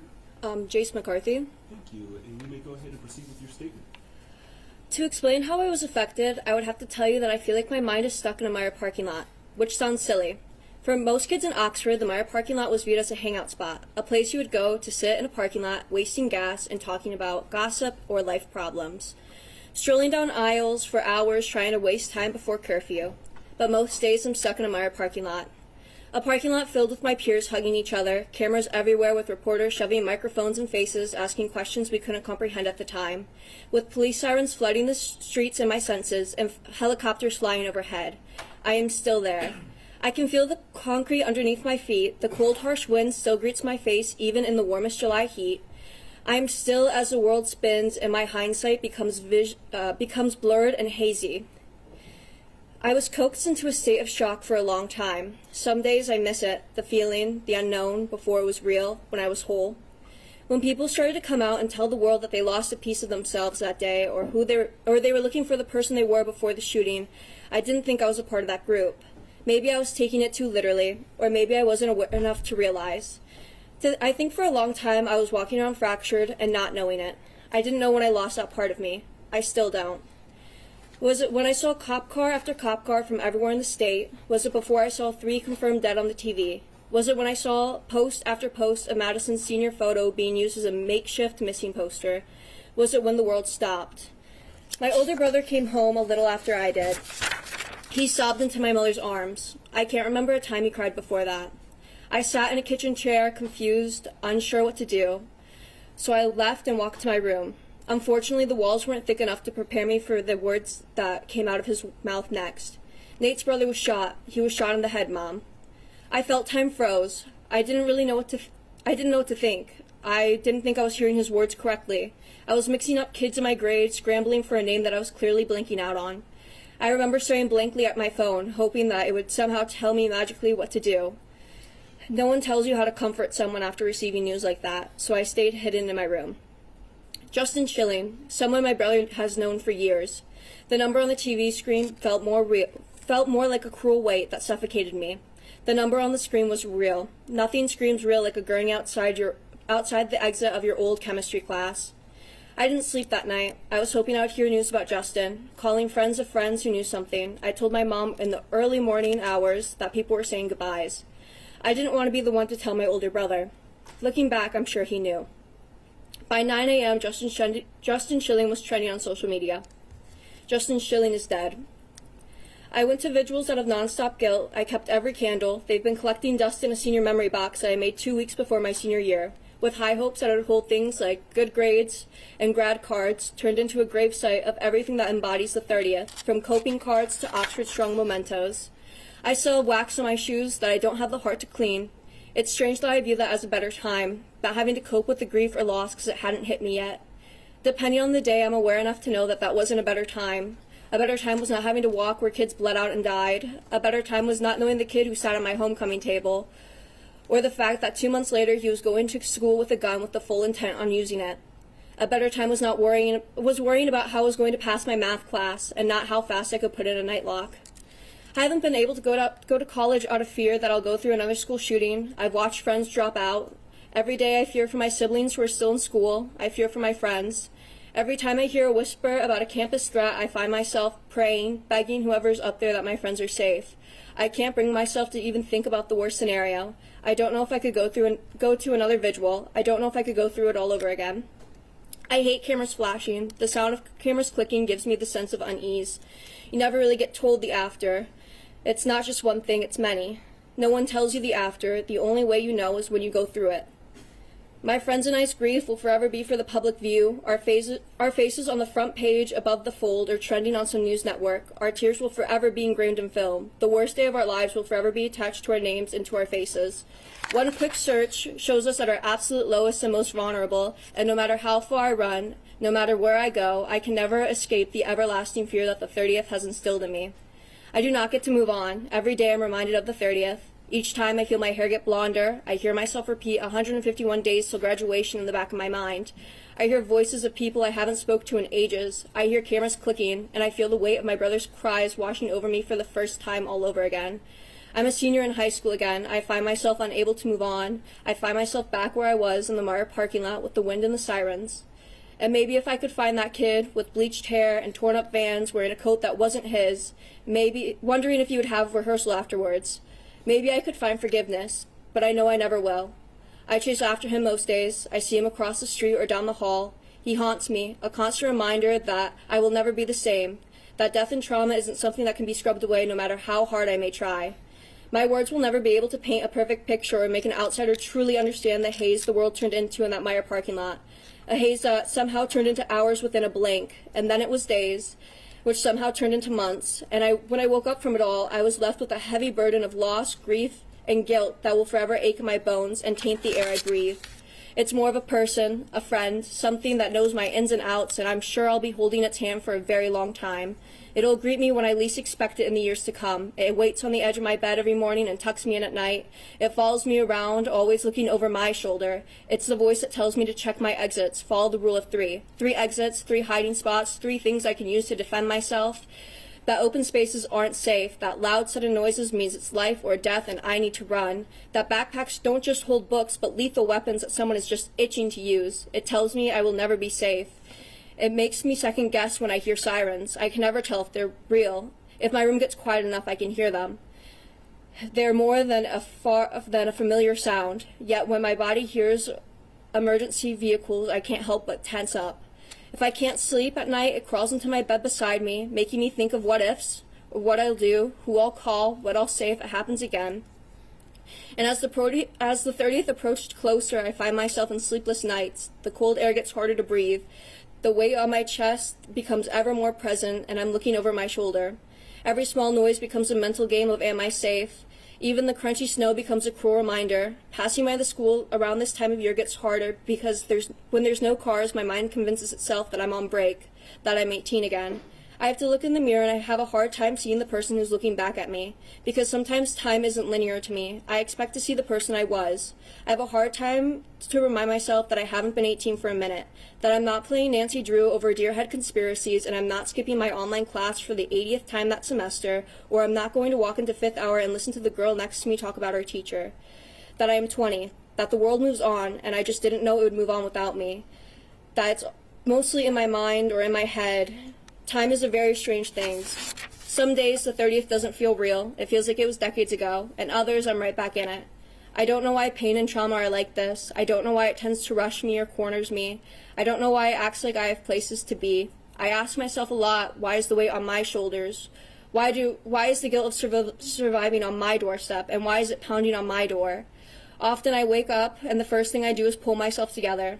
I find myself trying to scream my way out of nightmares. It's become my go-to method of waking myself up.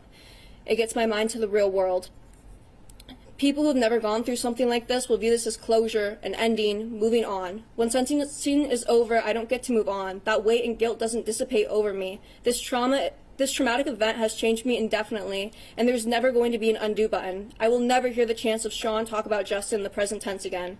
I will never hear friends talk about future plans with Hannah or Tate, only what ifs and promises never seen through.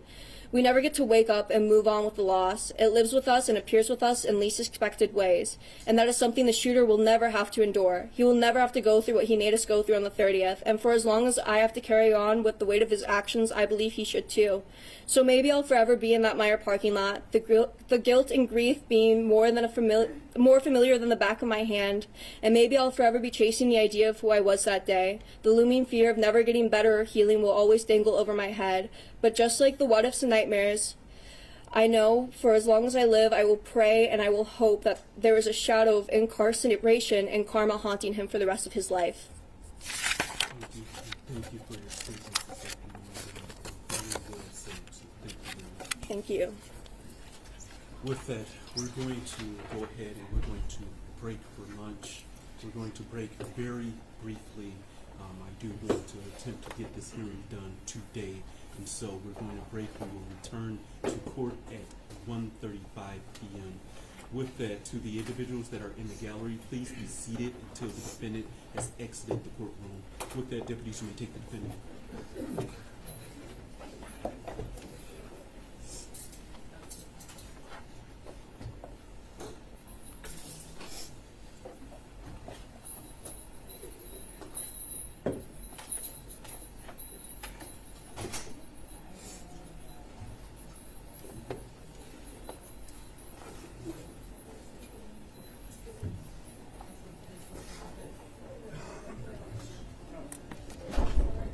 Thank you. With that, court stands in recess. All rise.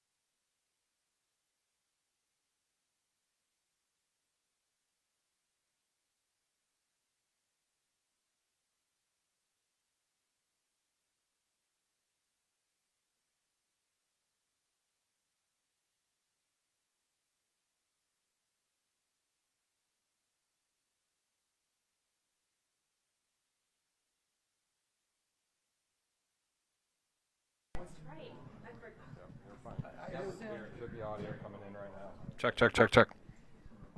Check, check, check. You can hear us. So first bit of sound is going to be Kylie Osage, the great stuff. Oh, okay.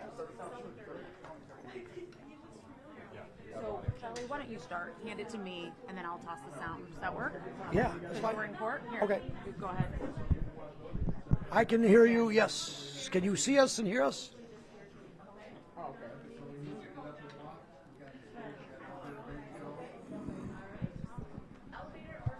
All right.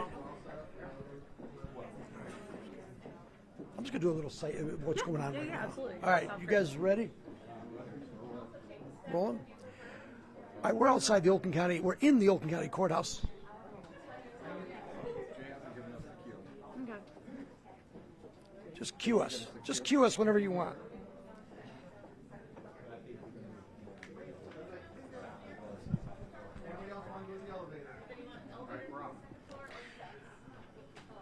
All right, well, as you know, we've both been outside the courtroom of Judge Kwame Rowe for the sentencing of the shooter in this Oxford High School case. And I just want to see if you can, we just broke. We're going to get about probably a 20-minute lunch break. The judge is moving very quickly. We're told there's over 40 victim witnesses that will testify, and they have an absolute right to testify under the Constitution and the statutes. And so they're doing it right now. We're probably about halfway done by my count, so we have another half to go. Characterizing this as an emotional day is probably an understatement. And very strategically from the prosecution, they're going from the people that suffered arguably the most, the families of the 4 students that were shot, and then the actual people that were shot. And I know that you've been listening to the testimony outside here, inside the courtroom. Just one observation, the shooter himself showed zero emotion. In fact, one point I thought he was sleeping. Right. And he may have been sleeping. Right. Which is very sad to me because his life it's so discretionary what this judge has to do. And Charlie, one of the young girls that was inside the school asked him repeatedly, "Look at me, look at me. I want you to look at me." He did not break character at all at any point, head down the entire time, little remorse, and just unbelievable that there's no reaction to what's coming out of these victims' mouths, the victims' families' mouths, and that was shocking to me. I don't know how you can be there and have no emotion. At one point, his defense attorney put a Kleenex, a tissue in front of him, didn't even faze him. And everyone was crying. You can hear in the back of the courtroom the sighs or the cries, and you can look and see the tears being wiped away from the packed courthouse as you can see the people leaving right now. And one thing that I noticed is, you don't know what you're going to get, and if everybody's going to have a different take. But for the most part, I think there's very little forgiveness coming from these folks. I think almost everybody has asked for life without parole for the shooter and saying, no, you don't deserve to be forgiven, referred to as a monster, told him to rot in a cell forever, cuss words used. I mean, there was very little forgiveness or any kind of empathy in any capacity from anybody that did a victim impact statement. And even the judge, too. The judge, I don't think, took one note. The judge looked laser focused at the victims. And it's because he said he read all of the statements beforehand. A lot of these were submitted beforehand. The judge read them all. And the judge thanked everyone for being there. But you can tell that it is affecting the judge. People say, do the victim statements even mean anything? They do. They really do. Especially when the judge has the kind of discretion that he has in this case. Too. I don't know how these parents are enduring it. I had to pop out an earbud for a minute and just take a breath because it is really grueling. And one of the victim impact statement that got me the most was a young girl, Kylie Osage. She was shot in the shoulder and has really permanent damage. She actually talked about how she sat there with Hannah St. Juliana, who was killed, and comforted her while she was dying. I want to get to her victim impact statement because it's riveting and it's terrible, and it really sets the scene for what happened that day. Let's take a listen and look at this witness.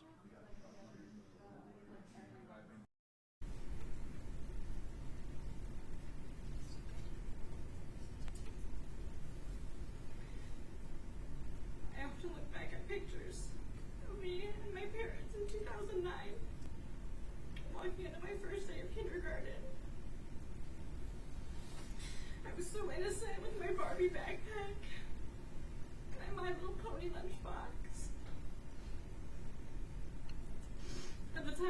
what a school shooting was. No child should at that age, let alone experience one. I was so innocent on that first day of kindergarten, and that innocence was taken from me 2 years ago. I was a senior at Oxford High School on November 30th, 2021. That day began like any other for me. I drove to Oxford Middle School in the morning, where me and my friend Mir and I were partners for Bully Busters, which was a bullying prevention program. Tate and I spoke to 6th graders about bullying in the school environment and how to prevent it. Afterwards, I drove back to the high school where I took a math test. I ate lunch at the same table that I sat at every single day. I made TikToks with my friends in the hallways. Before my 5th hour class, me and my dear friend Riley Franz and I were standing in the hallway socializing with our peers.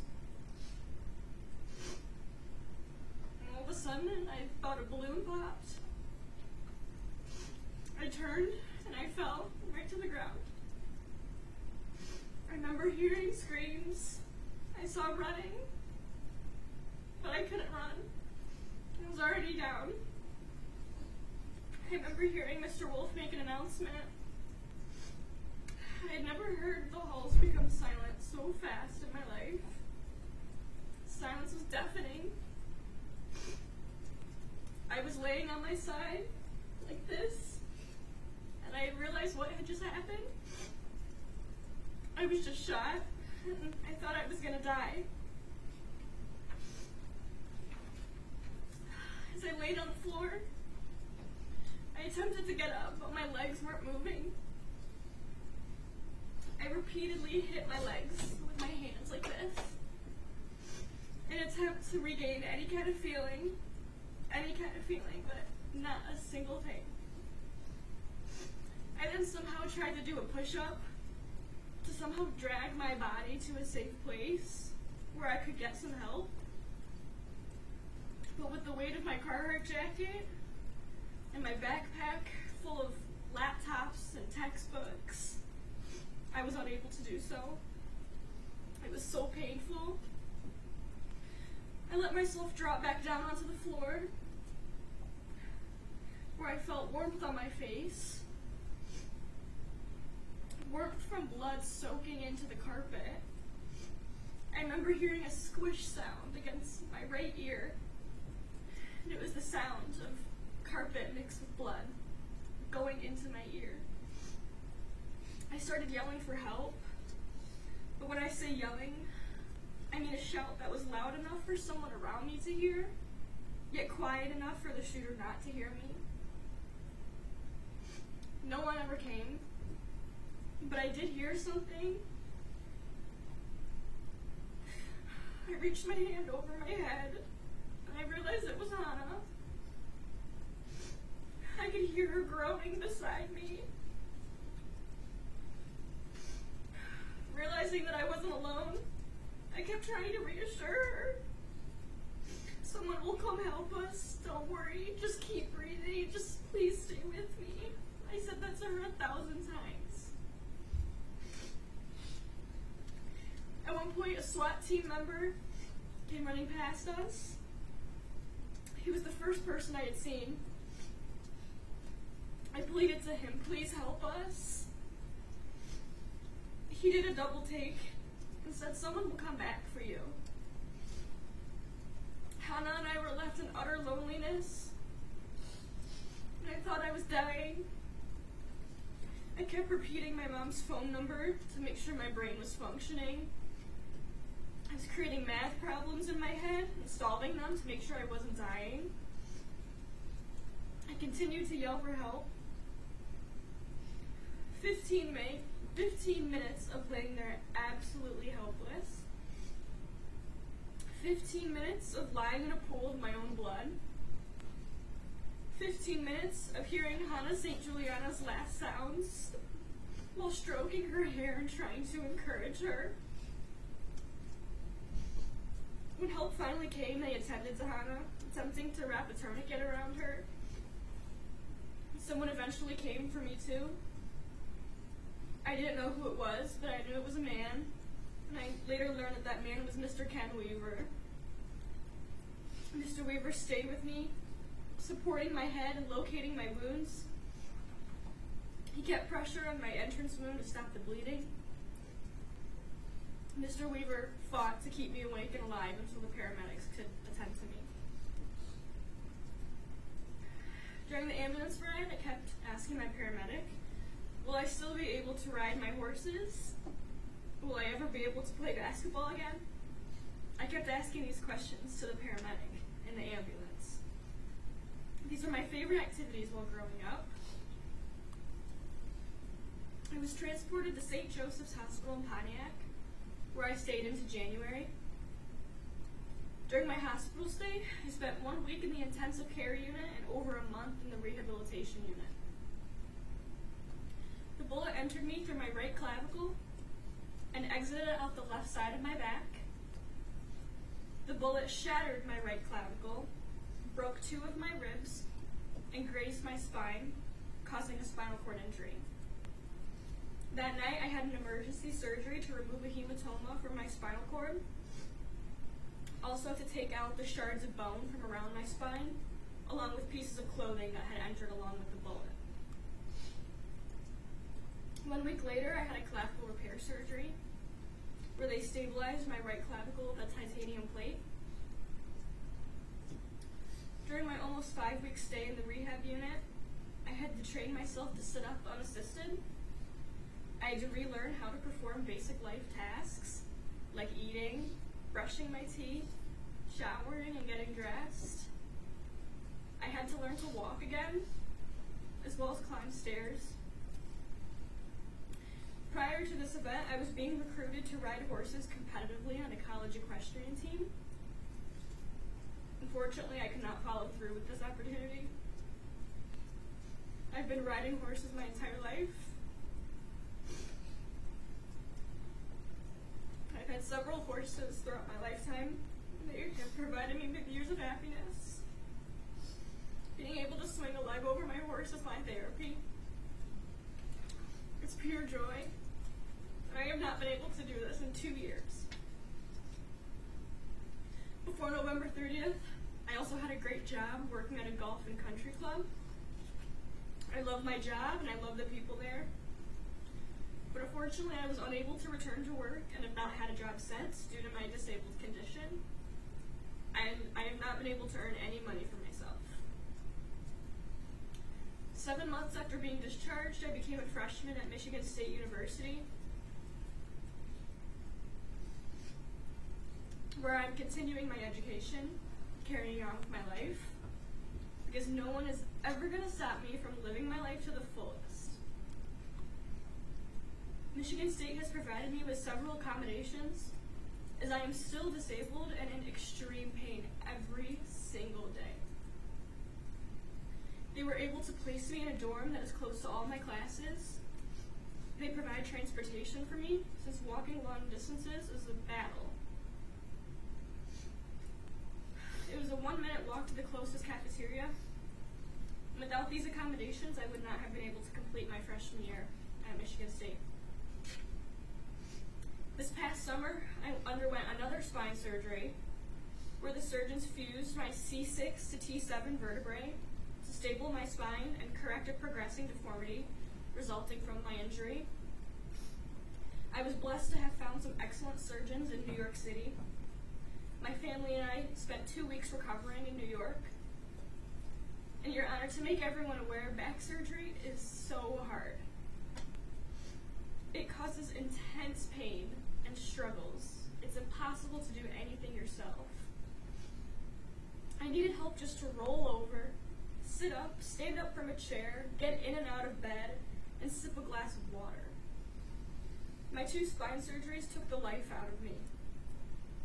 Besides relearning daily life tasks, I had to stop playing tennis, riding horses, driving, and a whole list of other things that people can take for granted. Hanging out with my friends is hard, as the best I can do is sit down the whole time. I've been on a list of medications for the past 2 years, and I'm so tired of relying on medications to keep me out of my misery. I also have a thermoregulation disorder resulting from my spinal cord injury. With this condition, I'm unable to stay warm in cold weather or to keep my cool body warm, or keep my body cool during warm temperatures. This is a difficult condition to cope with, as I must keep the weather into consideration when making any plans or just choose to stay indoors. Currently, I'm a sophomore at Michigan State University, where all these accommodations are still in place.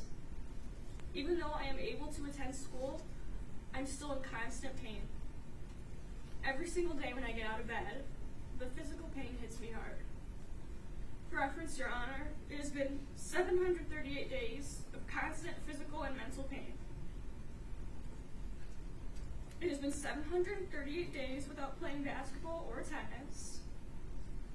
It has been 738 days of not being able to ride my horse. It has been 738 days of reliving the tragedy in my head every single hour. It has been 738 days of living with PTSD, scared of the thought of someone hurting me again. It has been 738 days of living with survivor's guilt, knowing that I cannot save Hannah St. Juliana. 738 days and counting. For the rest of my life, I will live with these struggles. Still to this day, I'm in physical therapy. Twice a week for an hour, I attend therapy, where my therapist helped to ease my ongoing pain. We are also working on regaining all the strength back that I have lost. I will never be able to ice skate again. I will likely never be able to take my future children sledding. I will never be able to ride a roller coaster or jump on a trampoline ever again. I will never be able to participate in intramural sports teams at my school. I will never be able to attend sports in the student section at school, as my pain is unbearable during events like these. My life has changed its path entirely.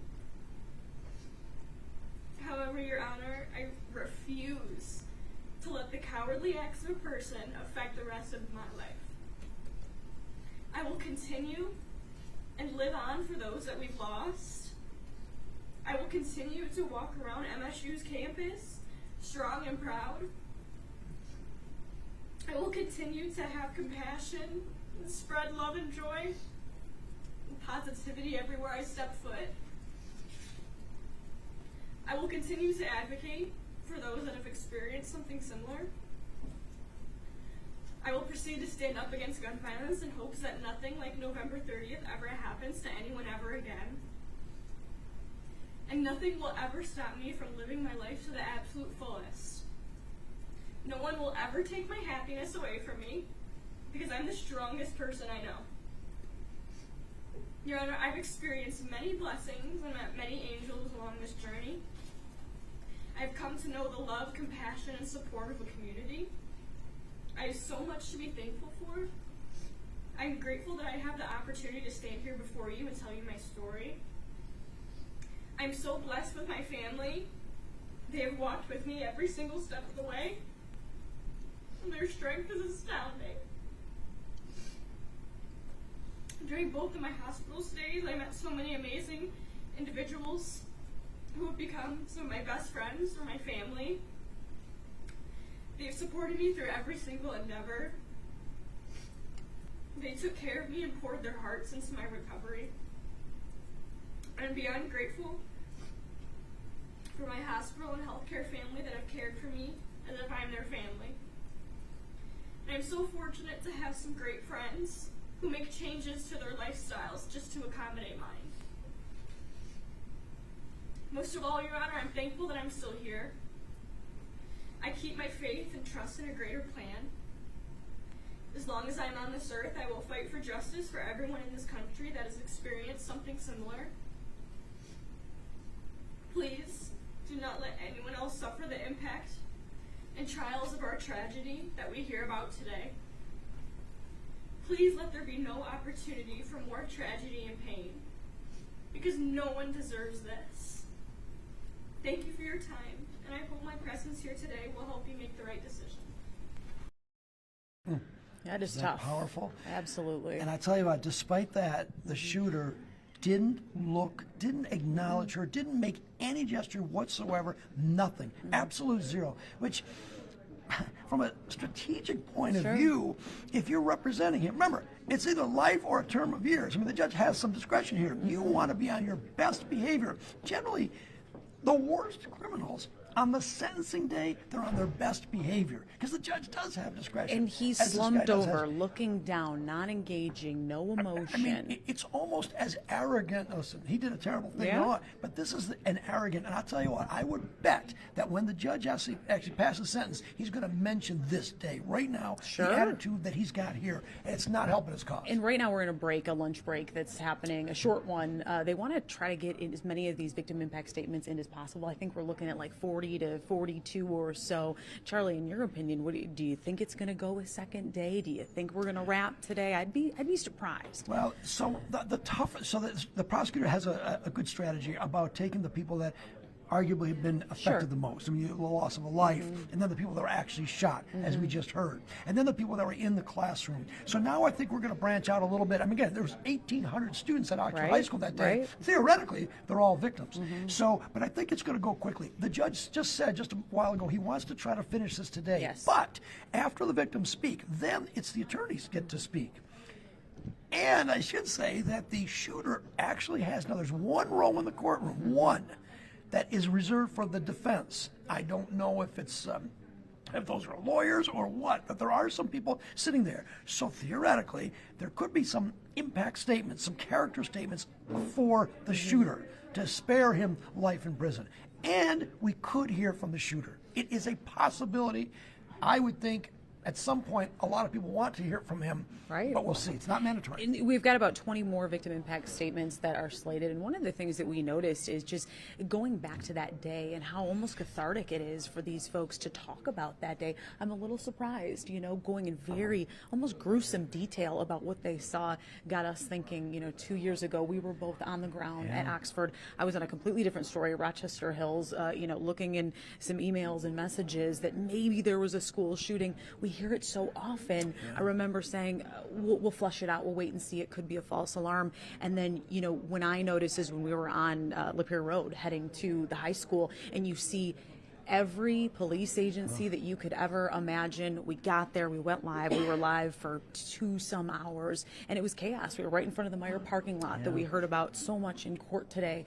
And all of this is very triggering, and you don't realize just the ripple effect. It is something that you don't forget. I mean, as a reporter, we're also people too, though. And you saw the panic in the faces there, and the uncertainty. You weren't really sure, was anyone shot? How many? Where is the shooter? Could there be another shooter? I mean, all those are questions you're going as you're going live, but you know that something is real. And I think that's what I got from a number of these victims, and I think we're going to see more of that. The people who are actually there, that Myers parking lot, you're right, they're going to mention that a lot. The sounds of the shooting, the getting down and getting into a position, and all the rooms were locked down. You don't forget that. And remember, these are 14-year-old, 15-year-olds, 16-year-olds. It affects them, and it's not lost on the judge either, as this judge will impose a sentence. We listened to some sound earlier of the young girl, the student that Kylie, that was shot. Another poignant moment in court today, early on, I think it was the second or third person to go up there was Craig Schilling, his son Justin Shilling, shot and killed in the bathroom. And just horrific moments. They were actually hiding inside one of the stalls, he and another student, trying to crouch up, trying to hide from the shooter, and he called them out of the stalls, killed Justin. The other boy was able to get free, but his father, I mean, he didn't let any, he spared nothing. He called him. I don't know if we can run on every single word that he said, but a couple of them, but he was mad. You can hear that in his voice. But yeah, we're going to take a listen to Craig Schilling and his testimony today.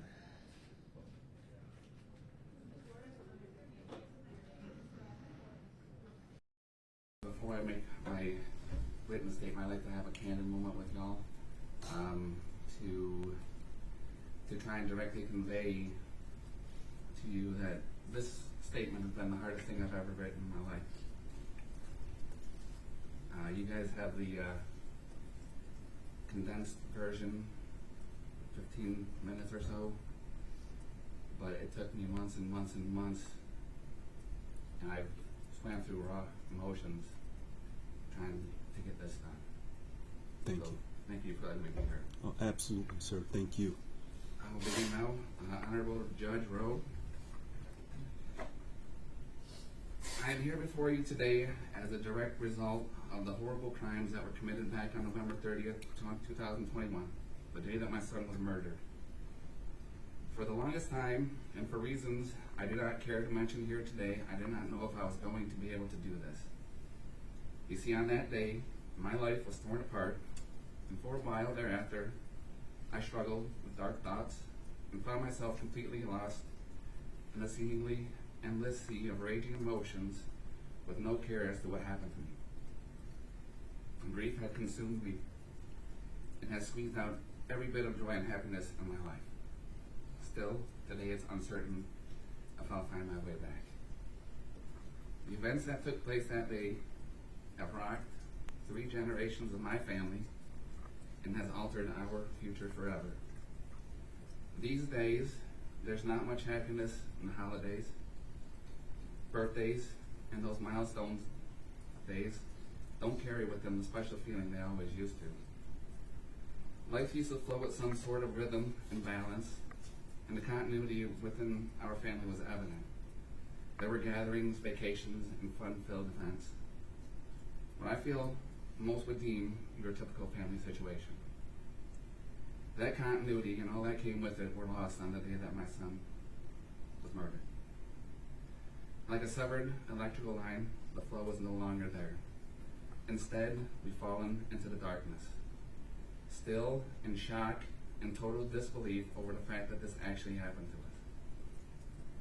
Completely blindsided, we've been carrying on with more questions than answers and left to deal with the deluge of emotions we've never experienced before. One could venture to say that there are no words that can accurately describe the pain that we feel on a daily basis. I have PTSD and struggle most days to even get out of bed.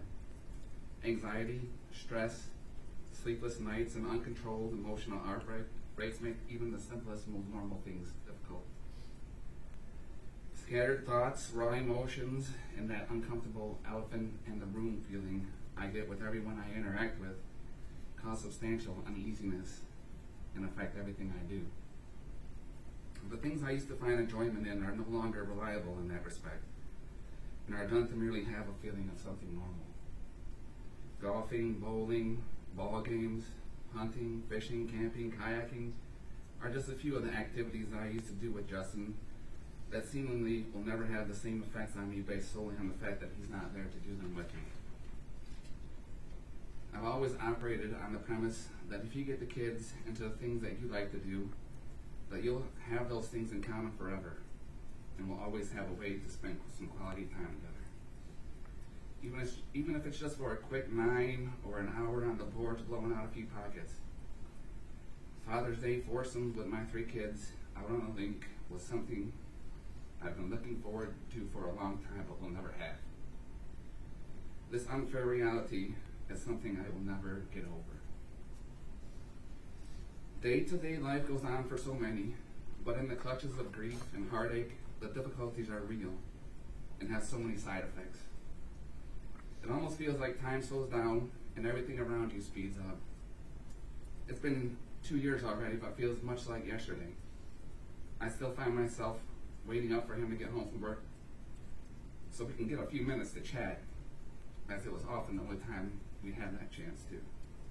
It's unbearable to know that he's never going to walk through that door. Never in a million years did I think that something like this was going to happen to me. Although we all know the unfortunate real possibility that this can happen to anyone, anywhere, anytime, there's absolutely no way you can prepare yourself for this level of pain. It doesn't matter how much you think you've prepared, or how strong you are, or how big your support network is, you have this level of pain, and it's truly debilitating, and it takes you out. Having seen news reports and documentaries on tragedies of this nature, I don't feel it uncommon at all to watch in horror and disbelief that something like this could actually happen. And I've done what I believe many others have done, and that's have thoughts of how I might feel or act if something like this ever happened to me. Well, now that it has happened, I can 100% assure you that the worst thoughts or feelings you may have do not hold a candle to how it actually feels.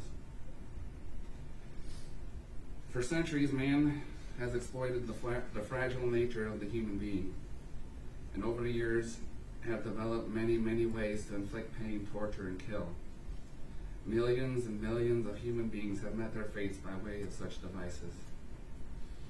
As we have all learned in school, there is a full spectrum of reasoning behind these perversions.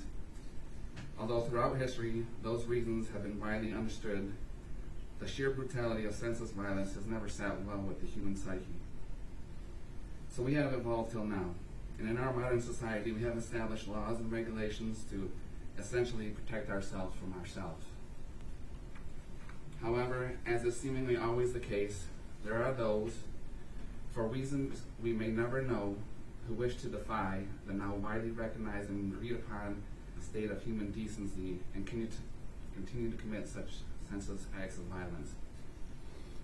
In my opinion, it takes a deeply disturbed individual to leave the compass of basic human decency. The act of taking another human being's life is not only exasperating but extremely selfish and unjust. I believe that once an individual crosses the boundaries of basic humanism and admittedly maliciously kills another person, that individual should meet the same fate. Unfortunately, based on the laws that govern our land, this has been deemed inhumane and is widely frowned upon in modern society. So in lieu of execution, I feel strongly that the individual should never be allowed to walk among his peers again. This is why I'm going to ask you to lock this son of a bitch up for the rest of his pathetic life. His blatant lack of human decency and disturbing thoughts on life in general do not in any way warrant a second chance. My son doesn't get a second chance, and neither should he. This individual has proven by carrying out these heinous and completely unnecessary acts of violence that he should never be considered fit to rejoin a society that despises this exact behavior. His very name should be condemned, recognized only by his cowardly, vile, and malicious defiance of human law. Now, with all that being said, I'd like to direct my comments toward this disgusting individual I speak of.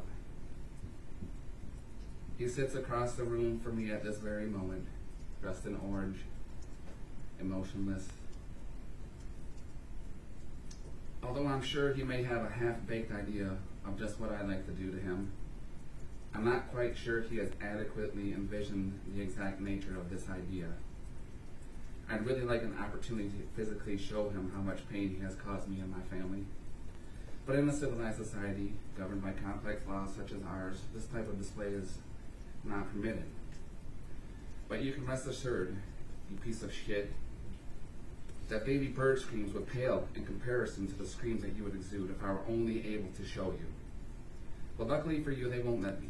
So I will hope, with every bit of hope I have left, that with every passing thought or memory you have about what you've done, you remember my statement, and take time to imagine it happening and recognize it in the worst way possible. I've tried to put myself in your shoes, and over tried to imagine what could have possibly been so horrible in your life to have caused you to commit these crimes. I actually thought long and hard, and can come up with no logical explanation. The fact is that what you did was reprehensible and completely unnecessary.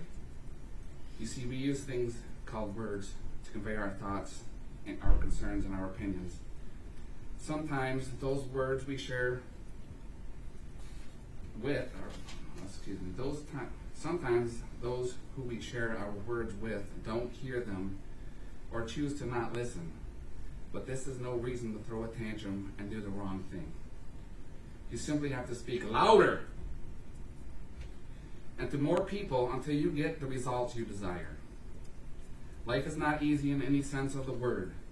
It often feels cruel and unfair, but you have obviously overlooked is the fact that life is the most precious gift each and every one of us receive, and you have completely wasted yours.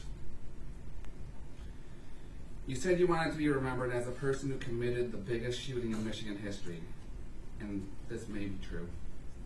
But I will have it entered on file at this time, on this day, for the world to know forever that Ethan Crumley should be remembered as the biggest coward in Michigan history, an individual who unfairly preys upon unsuspecting and helpless lives without the courage to meet their same fate. A truly detestable and ignominious excuse of human being. Now, my last words for you before I conclude is that I truly hope your new roommates welcome you in properly and show you the kind of treatment you can only get on the inside, as it's clearly all you've ever wanted. And it's my hope that there is some kind of pain involved. I also think that as you rot away, lamenting over your wasted life, you should take time to ponder the fact that though you may have taken 4 lives, the selfless gesture of organ donation by my son saved at least 5 lives, thus overshadowing your delusions of grandeur and effectively nullifying all that you feel you've accomplished. Stew in that for a while, and maybe you'll realize that as long as there are good people in the world, willing to selflessly give of themselves to help others, evil will never triumph. My final thoughts are directed towards everyone else. It is with every bit of my heart that I offer all who have helped my family over the course of the last couple of years the sincerest thank you. The sheer magnitude of humanitarianism and goodwill that came in from all over the world has been humbling and has gone a long way to showing me there is still good out there. I strongly believe that it resides within each and every one of us, that it is our responsibility as human beings to let our goodness shine onto everyone we interact with, whether we like them or not. Because the way we treat each other, both directly and indirectly, affects the lives of more people than you can imagine. Not to mention, it's simply easier to do. I beg of you all, please be kind to one another and push your energy towards walking the path of the righteous, and do your part to help eliminate these types of tragedies. Thank you for listening this morning. I wish you all the very best. Thank you, sir. And Hearing there from Craig Shilling, of course, his son Justin Shilling, shot and killed at Oxford High School just more than 2 years ago. He was in the bathroom when this happened. And, you know, we were just talking about these victim impact statements. They really read like stories, horror stories, though. But so much went into this. I think that Craig said that he had been working on this for months and months, and it was very long, and he had to condense it. But the thought that went into these, it's unbelievable. And Buck Mir, he had a couple different drafts as well. Sure. And sometimes when he went up there, he just kind of started just talking, and then he went back into the prepared text that he got. There are a lot of people in the audience. Actually, it's very difficult to get into the courtroom. Let me bring in a guy that we may know here. Ben, come on over here. Here, why don't you get in the middle here? Get in the middle. Hey. All right, so listen, you've got the civil case. We know that. You represent a number of the victims here. What's your take? How important is this proceeding today as far as the sentencing goes? Well, more important than me, Megan Gregory, my client, is here with her son, obviously, Keegan Gregory, who testified today and read his statement, and it was, I want Megan to explain to you, Charlie, but obviously it gave him a voice, and Keegan was not ready to talk much before today. So that what the process that he's gone through, and that's why I think it's an incredibly powerful thing for victims and survivors to have the ability to address the judge and to be heard in his or her community. And it's not just about the physical. We hear about physical, right? Obviously, we know these 4 kids were killed. We know that there were 4 people shot, but kind of left out of the equation sometime are the folks that have these things that have happened to them that have forever changed their life, and they suffer every single day, like Megan, you know, watching your son up there, Keegan, speaking, what's going through your mind just in that moment? I am proud of him for being so brave. I watch him live this every day, so I know what we deal with on a daily basis, and to hear him vocalize it was pretty powerful. I think the part when he spoke about when he had a decision to make in the bathroom of, do I stay or do I run? And as he's running out, what he's seeing in the carnage, I mean, that is what haunts him, I would imagine. Yes. I mean, he came home that day and told us how he saw someone kneeling over a dead body and, you know, he saw blood. I can't imagine what he went through. Megan, you're in the courtroom, you're looking at the shooter, the emotion of which there's almost zero. What's going through your mind when you see him almost sleeping? I have thought he was sleeping a few times, and it's very frustrating. I think it's disrespectful. It shows zero remorse. It infuriates me. You think the judge is going to use that when he sentences? I hope so. Is it at all been, I don't want to say therapeutic, but in a sense of shared listening to what everyone has gone through? It is. I think it's important to hear what every child has to say about that day because no one talked about it for so long.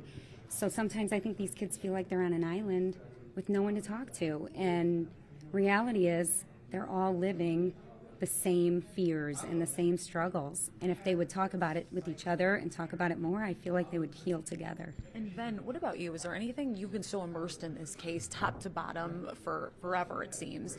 Anything that you heard today that surprised you or stuck out?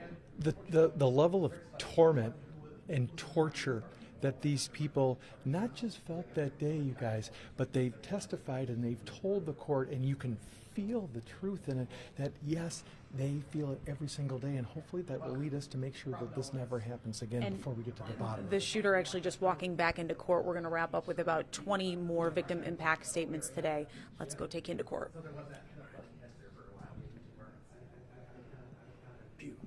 Thanks, you guys. Thank you guys. That was great.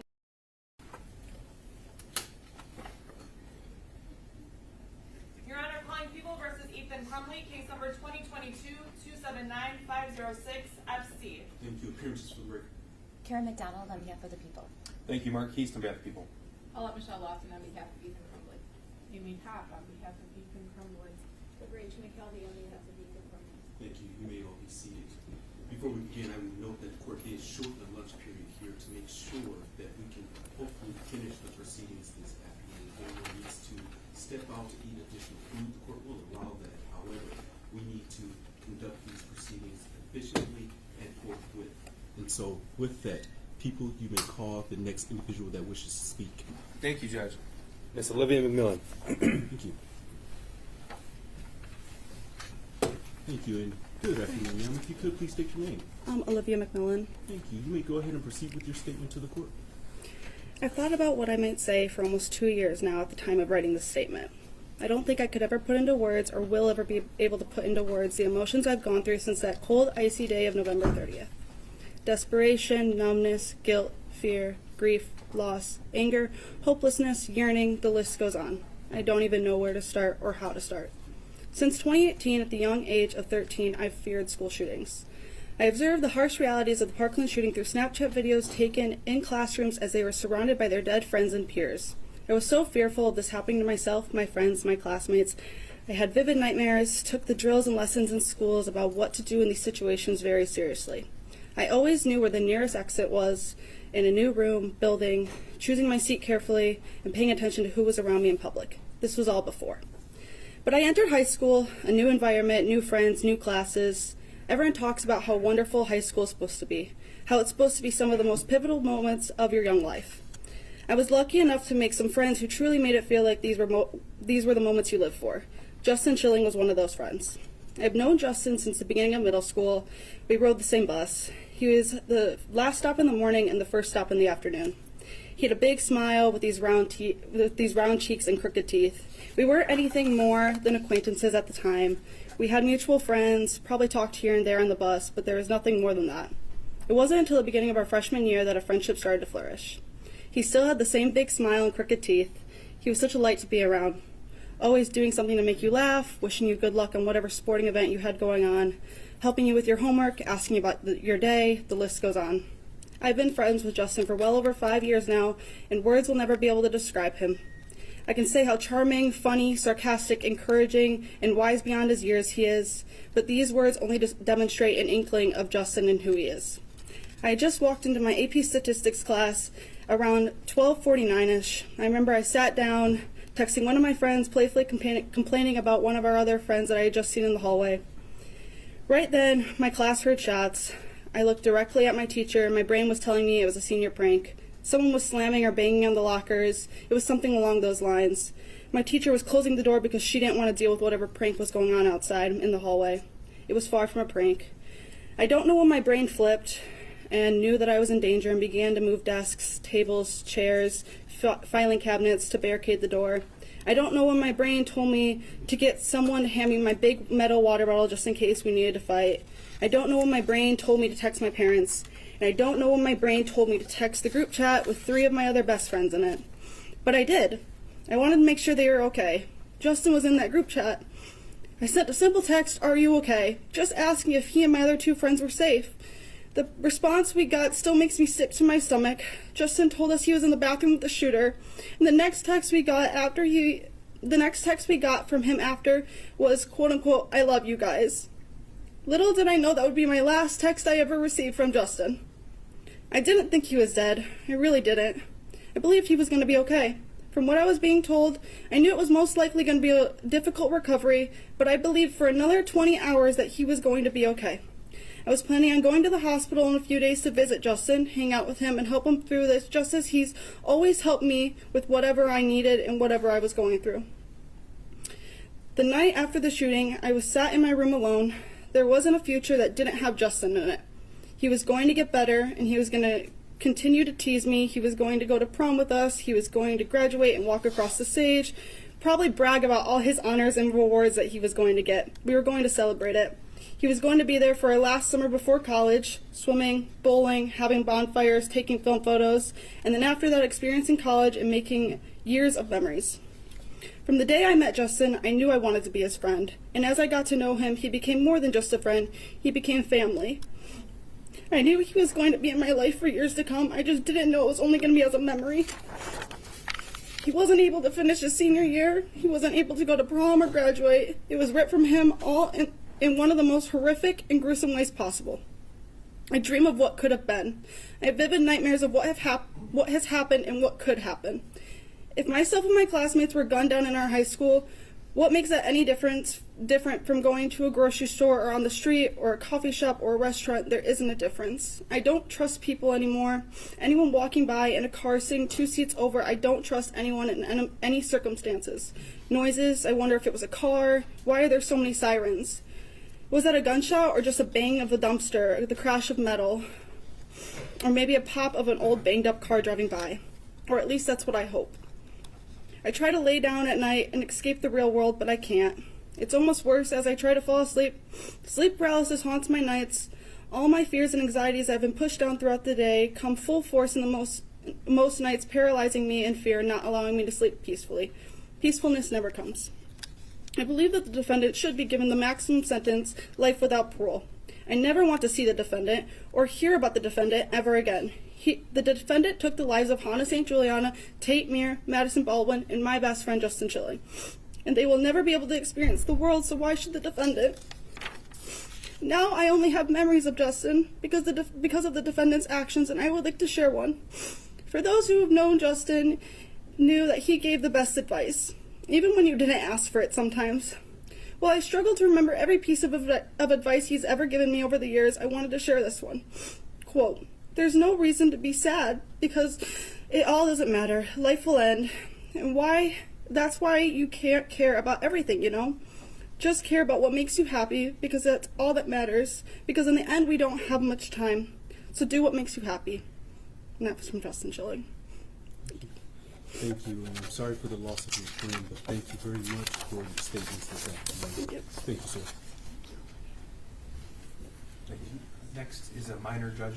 Thank you, and if again we could please turn away the camera and no photographing of minors. Thank you, and good afternoon to you. Because you're a minor, you do not have to say your name for the record if you don't want to, but of course if you want to say your name, you're more than welcome to do so. With that, you may proceed with your statement this afternoon. Thank you. I'm Frederick Shepard. Thank you for letting me speak today, Your Honor. If I could, I would like to address the defendant, or offender, sorry. I wanted to clarify to you one small thing before you go and spend the rest of your pointless waste of a life sitting there with nothing left to rot away to. I know that through all of this, you desperately wanted to be remembered as one of the school shooters. I know you wanted to be loved and cared for from the awful things that you did, but you have never been loved. You have never been cared for, and you will never be remembered. You may attempt to convince yourself that you have finally got your way, that the world, or more importantly, your parents, are finally able to see just how messed up you are. But even to this day, nearly 2 years later, they don't. Once they found out what was happening that God-forsaken day, they did not care about you. They didn't text you to find out if you were okay. They never called just so they could hear your voice. They never said the words, "I love you." And once the dust had settled, they didn't attempt to find their child, who had supposedly just been through the most traumatic experience of their life, but instead they ran. They ran as far away from you as they possibly could. When even your own two parents, who are supposed to love you and care for you, no matter what the world may throw your way, don't love you, you know you are unloved. You may think that in some small way, the news has to be remembering you. The news has to remember you any time they report on the story. But they don't. They do not care about the actions, but instead the consequences. They do not care about the person who committed the crime, but instead the people affected. You are simply a forgotten teeny-tiny puzzle piece someone lost under the couch and never cared enough to find. You will never be remembered. Your microscopic brain may still believe that because you committed the heinous act of unthinkable violence in a public building that remains standing, you will be remembered and cared for. You will not. In 5, 10, 15 years, no one will remember you, let alone what happened in that building. They will not remember the predator, but instead the prey. They will not remember that one cold, hell-like day a student had enough of this world and decided to take it out on innocent people, but instead the innocent lives who were cut entirely too short. You may think that in some incredibly small ways, the families who are yelling at you, insulting you, screaming obscenities at you, must care about you. They don't. They couldn't care less if it was you sitting in front of them or if it was someone off the street. They are not mad at you. They are not upset with you. They are not wanting to kill the person sitting there. They are mad at the situation. They are upset at the situation. They want to kill the situation. No one cares if you are a part of their life or not. Your speck of a brain may still believe that when the family speaks of their loved ones, they have to be reminded of you. They don't.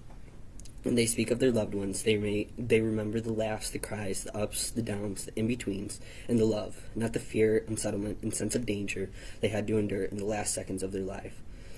They remember the beautiful, amazing lives they lived, not the horrendous last seconds they had to interact with you. You may still have the idea that by me standing up here in front of you, by me expressing all of this anger, I must hate you, which in your jumbled translation means I love you. I hate the feeling that every time I am somewhere in public, I need to have people constantly surrounding me, so I could easily blend in and escape. I hate the feeling that I constantly need to stand guard, and constantly need to mark every possible exit, think through every situation, watch every single person that seemingly looks suspicious to me, just in case someone came in wanting to kill me. I hate thinking that every time I go to bed there is someone just outside my window, someone who has been stalking me, waiting for the perfect moment to shoot me dead. I hate constantly being reminded of the hell that I endured. I hate seeing flashes when I close my eyes at night. I hate hearing bangs in my head. I hate hearing sirens. I hate picturing that hallway I was in. I hate that my trauma is all I can ever think about. I hate the position you have put me in. But I do not hate you, and I certainly do not love you. I remember giving my loving dog a hug and seeing my normally hyperactive boxer standing so still, staring up at me, seemingly knowing I was in pain and I needed her. I remember telling my new fish that I almost didn't make it home that day and wondering if my parents would have forgotten to feed them if I died that day.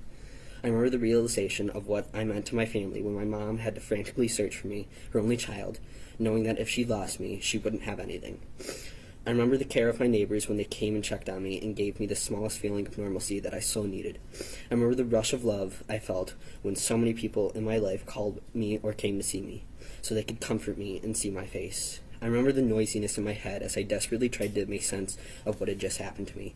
I remember how wide my eyes were as I stared at the news coverage, how I snapped at my parents to keep the TV on while I sat there with a pillow, the button digging into me, motionless, zombie-like, staring at the footage of the room I had just escaped from. But I do not ever remember caring to learn who had done this to me, who had caused all of this for me, and I still don't. I remember hearing the initial gunshots, realizing something wasn't right. I remember paying attention to every bang I heard because I knew, though didn't understand why, it would be important at the dinner table conversation I would later have that night. I remember standing there, begging my guardian angel to let me in, to save my life, attempting to put a pathetic, desperate, scared baby deer look on my face, while I heard chaos erupting behind me. I remember the terror of the sensation of a bullet buzzing my head and the evasive thoughts that I had just evaded death itself. I remember hearing the first of the police to arrive and trying to convince myself, it's okay, I'm safe now, even though I knew nothing. I remember that god-awful feeling of my Fitbit vibrating viciously on my wrist, alternating between calls from my mom and my dad over and over and over again, while I stared at my backpack, housing my phone safely out of my reach. I remember listening to every single siren that passed, listening for the whoops, the wails, the honks, just so I could decipher between a fire truck, ambulance, and police car, and attempt to calm myself. I remember the exact moment my parents stopped attempting to locate me, the exact moment it seemed every siren in Michigan was rushing past me, the exact moment I continued to hear gunshots in the hall, the exact moment I knew I was lost. I remember when I didn't feel anymore, when I was standing shivering yet warm in the exhaust-filled parking lot, finally on the phone with my mom, staring into a gray abyss scattered with flashing lights. But I do not remember you. I do not remember what you were wearing. I do not remember who you were. I do not remember where you came from. I remember the gun, but I do not remember the hand that pulled the trigger. And no matter how hard you try to convince yourself that somewhere out there must be someone who cares, there must be someone who loves you, there must be someone who remembers, you will never be able to, because even you hate yourself. You do not care for yourself, you do not love yourself, and you do not remember yourself. No one has, does, or will ever care for you, love you, nor remember you. You are an uncared for, unloved, and forgotten devil. Your Honor, I am done speaking to this thing. It chose to go down this path. It chose violence when there were so many better options. It chose to take 4 innocent young lives. If it is ever let back out into this world, who knows how many will be added to this list. If it can't be trusted once, how can it be trusted twice?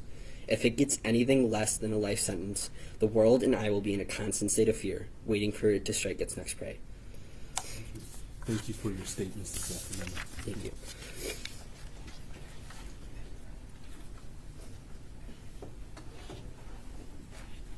Next speaker is a minor as well, Judge. Thank you. The next speaker is also a minor. Thank you. Thank you, and good afternoon to you. You do not have to state your name because you're a minor, but if you wish to state your name, you may. But again, you don't have to. With that, you may proceed with your statement, and good afternoon as well, ma'am. My name's Ashlyn Sutton, and I'm a senior at Oxford High School. I wasn't physically injured on November 30th, 2021. You can't see my scars, but they are there. I was in the bathroom that day when the defendant emerged from the adjacent bathroom and started his rampage. Moments later, there were 5 girls in the bathroom. 4 walked out ahead of me and headed to class while I stayed back in the bathroom. After hearing the deafening noises, I came out of the bathroom stall to see those 4 girls and others, or I came out of the bathroom to see those 4 girls and others on the ground, bleeding and seemingly lifeless.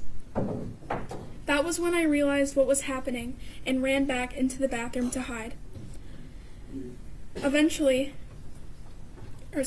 Alone and terrified, I wiggled the closed-off handicap stall open and crouched behind the toilet in hopes of if someone came in, they wouldn't be able to see me. I called my mother, who stayed on the phone with me for the majority of the time I remained in the bathroom. On this call, I texted my friends that I loved them. After hearing the cries from my classmates outside the bathroom, I decided I had to go out and help. However, a security guard told me to get back in the bathroom. I couldn't hear what was being said on the intercoms, so as the minutes dragged on, I sat with my legs pushed up against my chest, shaking in fear that an active shooter still roamed the halls. Eventually, a plainclothes officer came into the bathroom. He didn't identify himself. I thought he was the shooter, so I did what I was taught and I stayed hidden. His footsteps came closer and closer to the stall that I was in, and suddenly he kicked open the stall door and pointed a gun to my head. I screamed, fell to the ground, and waited for the gun to go off. Instead, he identified himself as a police officer and led me out of the bathroom. He made sure that I did not look to my left as he quickly led me to the back door. I didn't look. I had already seen enough. The relief of realizing he was law enforcement did little to erase the trauma of that moment as I was led out of the bathroom, forever changed. The impact of that day has followed me through every aspect of my existence. casting shadows on what was a life filled with innocence. I was a sophomore and just 15 years old when this happened. Before that day, school was a place of growth and companionship. It was where I was supposed to feel safe, where I was meant to build a foundation for my future. But the events that unfolded and shattered that sense of security and left an undeniable mark on my soul. The emotional and psychological aftermath is an unrelenting torment. Post-traumatic stress disorder has become an unwelcome companion, invading the sanctuary of my mind with flashbacks and anxiety and a profound sense of vulnerability. The simplest of sounds, a door slamming shut, a distant shout, can trigger an overwhelming surge of panic, transporting me back to the terror of that day. Sleepless nights are plagued by vivid nightmares, and the stress and anxiety is often manifested by physical symptoms. Things that were once so simple became so difficult. I couldn't even walk into a public bathroom for months afterwards. Be left home alone for any amount of time, or make it through a school day without experiencing debilitating panic attacks. Relationships with loved ones have been strained as we all navigate the aftermath together. Simple joys are now clouded by the specter of once was, and the path to healing seems never ending. While I am grateful to be alive, the weight of survival is a complex and conflicting emotion. I feel a responsibility to honor the memory of those who were lost, yet the guilt of living when others did not is a heavy burden that I and others like me must bear. Your Honor, I humbly request relief from the duty that may one day require me to confront the defendant at a parole hearing. It is in my solemn plea that the possibility of parole be denied, ensuring he never has the opportunity to harm another person. As you deliberate on the consequences for the defendant, I implore you to recognize the enduring impact on survivors. Justice is not only about punishment, it is about acknowledging the depth of our pain, the strength it takes to endure, and the resilience required to rebuild shattered lives. Thank you for your time, consideration, and understanding of the profound impact this tragedy has had on my life. As a survivor, I want not only to talk solely of the pain, but also to emphasize the strength that can emerge from a tragedy. In the face of unimaginable pain and loss, I have discovered an inner strength that I never knew existed. It is a strength that has propelled me forward, allowing me to rebuild my life and find purpose amidst the chaos. May our collective experiences serve as a catalyst for change, a resounding call to address the root cause of senseless violence. Thank you. Thank you for your statements this afternoon, and your strength definitely shines through your statements this afternoon, so thank you for those statements.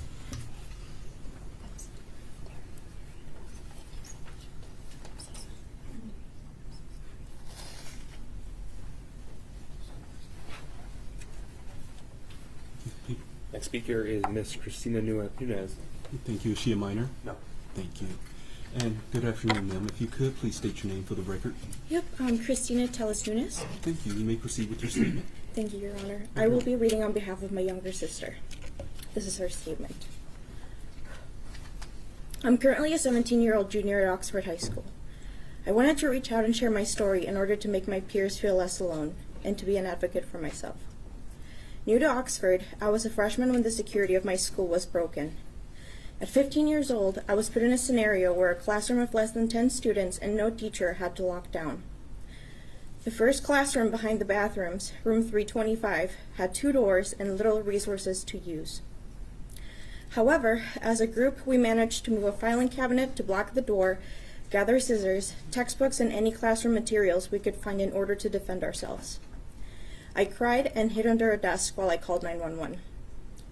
Those who stayed in the classroom when the gunshots were fired were the students who, like me, responded by freezing in place. I remember sitting under a table, texting my sister, asking her to pick me up. Asking, I don't know if it's a realistic drill, but we heard gunshots and I'm scared. Could you pick me up when this drill is over? I remember writing notes to my family in case something happened to me. They were the first thing on my mind. I remember finding out that night through social media that a sweet girl like Hannah passed away. When I moved to Oxford, I didn't know anyone, but I'll never forget Hannah's kindness as she helped me brainstorm ideas that could help me fundraise for my project. Sweet suggestions of jewelry making and bake sales motivated me to branch out more at school. Her compliments in my math class always made me feel welcome. I owe her so much for making Oxford feel like home. No student should ever have to fear for their safety in school. For months after November 30th, I struggled with sleeping due to the nightmares I would have. I needed outside help for me to sleep. Now, at 17 years old, I still fear for my own safety at school and in public. I always look for the nearest exits in crowded places, and when I get stressed out, I have recurring nightmares of the shooting happening again. In order to move forward, I need to know that he will never have the chance to see my school again. This was an act of terrorism, endangering a crowded public space, instilling fear in a community, and leaving behind many victims who will have to deal with this event for the rest of their lives. The Oxford community is brave and loving. Please consider aiding us in granting the security, closure, and support that we need. Thank you. Thank you. Thank you for your statements this afternoon. They're truly appreciated.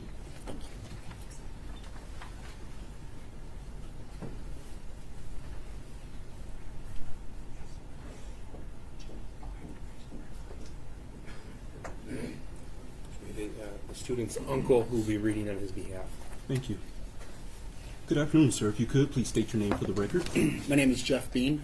Thank you. You may go ahead and proceed with the statement. Thank you. I'm reading today for my niece Imani Tenorio Penter, who was a junior at Oxford High School in November of 2021. Deputy William Bean has worked at Oakland County Jail for 36 years. He became a second father figure when I was 3 years old. I look up to him every day. And even though he has been a sheriff deputy for this long, I can confidently say that I have never heard a live gunshot until November 30th, 2021. That day was filled with loss. The loss of my best friend, the loss of trust, the loss of my childhood, and the loss of respect for a lot of people.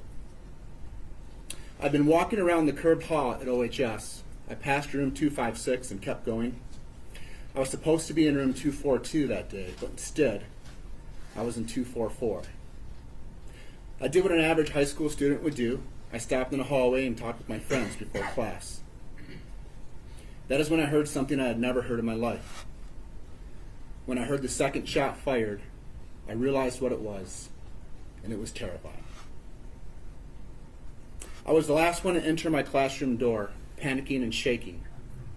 The window that was directly next to my head was shot out as I walked through the doorway. I slammed the door shut, ran into a desk very hard, which left my legs swollen for a couple of weeks. I was in the room with about 20 to 25 other students, no teacher, and a door that was unlocked. I felt fear, but I also felt the need to be strong for the kids in the room. At 12:51, I called 911, and my friend spoke to the operator. I was scared, hurt, in shock, and I could not for the life of me stop shaking. I left that school with nothing but disgust. Like everyone involved, I have my triggers that I must live with every day. I should not have to live with these triggers. I should be proudly in college with no fear that I will be hunted down. But I do have this fear. I am grateful for an amazing family of 5 who I look up to every day and who help me to heal. Sherry, Buck, Trent, Ty, and Tate are and will always be my role models. Tate Mir was killed on November 30th. And what did the Mir family do in the aftermath? They created an organization to help other kids like the shooter, so they have support, so this will never happen again. They are the strongest family I know. Helping others is what we should be doing. But instead, we're here today, trying to decide if the shooter should have life in prison with or without a chance of parole. this person should have life in prison with no chance of parole because Tate, Hannah, Justin, and Madison have no chance of going to college, no chance of getting married, no chance of having children, or even simply eating dinner at the table with their families again. I am overwhelmed by the unfairness these 4 families have to suffer through and the 7 who are going through a very long recovery process. The shooter stole something for which I will never be able to forgive him. I also know the shooter wants to see this terrible trauma students, staff, and our community members went through on that day. But what he needs to know is this: our community is way too strong to allow that. So instead, we fight for what is right, we open beautiful gardens, we build and create organizations, we continue to share our art, and we donate organs. Thank you. Thank you, sir, for the statements this afternoon. I appreciate it. Thank you.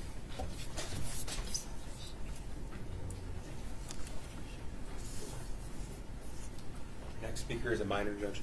Thank you. The next speaker is also a minor. Thank you. Thank you, and good afternoon. Because you're a minor, you do not have to state your name for the record, but if you want to state your name, you may if you wish. With that, you may go ahead and proceed with your statement. And good afternoon as well, ma'am. Thank you. My name is Grace Viviano.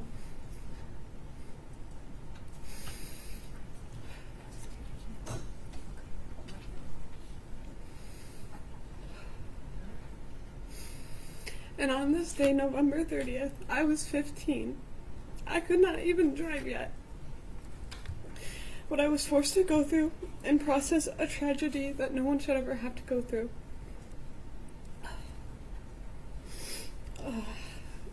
And I never thought this would ever happen at my school. After this day, I couldn't sleep for weeks. I had a lot of survivor's guilt and was overall angry. I was angry that this day made a place that I loved to be at, somewhere I felt safe in, somewhere I hated being. I never wanted to step into Oxford High School ever again, but I wasn't going to let him take that away from me. Now whenever I go to other schools or anywhere else, the first thing that I look for is an exit, just in case this were to happen to me again. Just in case I'd have to run for my life again. And for the waste of a human that's sitting in this room with us, love will always win. You will be forgotten in a few years, and the 4 that you selfishly took away from us will live on. In your honor, I hope, because of the terror and disregard for human life, I hope you give him life without parole. Thank you. Thank you for your statements this afternoon. It showed a lot of strength to be here, so thank you for that. Thank you. Thank you.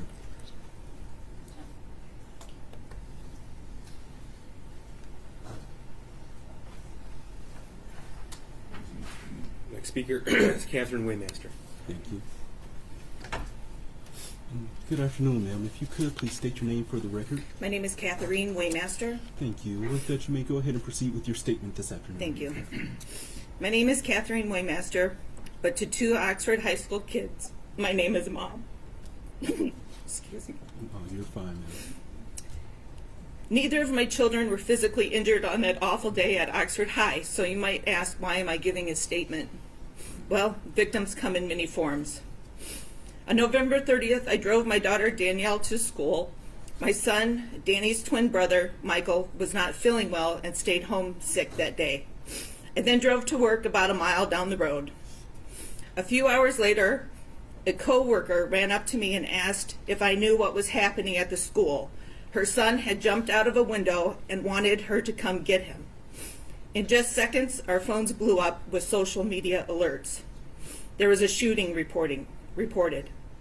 I texted my daughter, "Are you okay?" She replied, "Yes, we're in a lockdown." I said, "Stay calm." She said, "We're in a lockdown?" At that moment, she and her teacher thought it was a drill. I said, "Keep your head. Do what your teacher tells you." She simply replied, "I'm scared."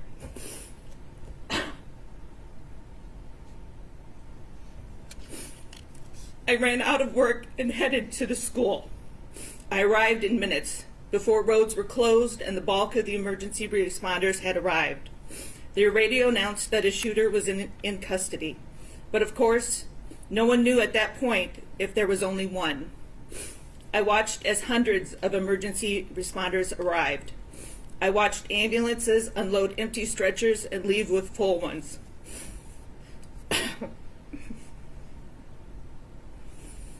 I watched as other parents tried to enter the building and be held back by police. I watched a SWAT team suit up in full gear to enter a building where my daughter was still in. My daughter was in a classroom less than 50 feet away from where the shooting began. She was huddled in a corner with her classmates, holding items to use as weapons in case the shooter came in. My daughter chose to arm herself with the star from the top of the classroom Christmas tree to use as a stabbing device. Let that sink in.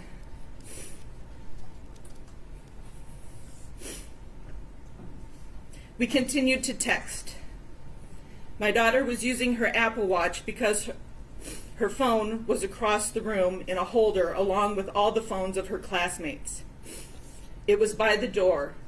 Phones were ringing and buzzing like crazy as parents were trying to connect with their kids. My daughter was in that classroom because she wanted to drop off her backpack before she went to the bathroom. She had just left her friends, Phoebe and Eli. They would walk together almost every day at that time. Had she not detoured, had she stayed with her friends, what would have happened? That weighs heavy on her mind.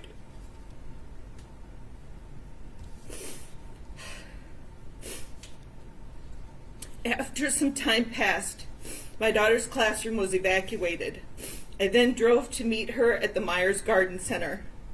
As I rounded the corner of Oxford Road and Bray Road, I saw hundreds of kids heading to the safe place. Some running, many crying, holding on to each other. It's almost indescribable. I then turned into the store's parking lot. Hundreds and hundreds of parents were there. It was chaotic. By the front door of the store was a classroom of special needs kids. When I saw one boy there, the most innocent of innocents, looking around in utter confusion, I knew at that very moment that true evil had come into our lives. What conversation went on in that home that night, I can't even imagine. As for my daughter, it had always been her dream to become a teacher. Anyone who knows her would tell you she would make a great teacher. On November 30th, that dream stopped. The fear of having a student like the defendant scares her. She thought she knew him. They were in many classes together over the years. She saw no evil brewing in him. She's afraid she will not see evil brewing in students she might have as a teacher in the future. To cope, my daughter packs her days from sunup to sundown with activities. Quiet moments with time to think are hard. In the first few months, we would be up talking till 2 a.m, trying desperately to wrap our heads around why this happened. Being in crowds is difficult for her. The thought of living on a college campus frightens her. Loud, unexpected noises are hard to manage. Sitting in traffic is upsetting because there's no clear exit out of it. She struggles with maintaining concentration to complete tasks, and the list of impacts goes on. Excuse me. Although my son was not in school that day, he too has been deeply affected. He thought of the defendant as a friend. They played video games together in school when they had free time in class. The defendant would help him with homework in class. My son trusted him. My son trusted you.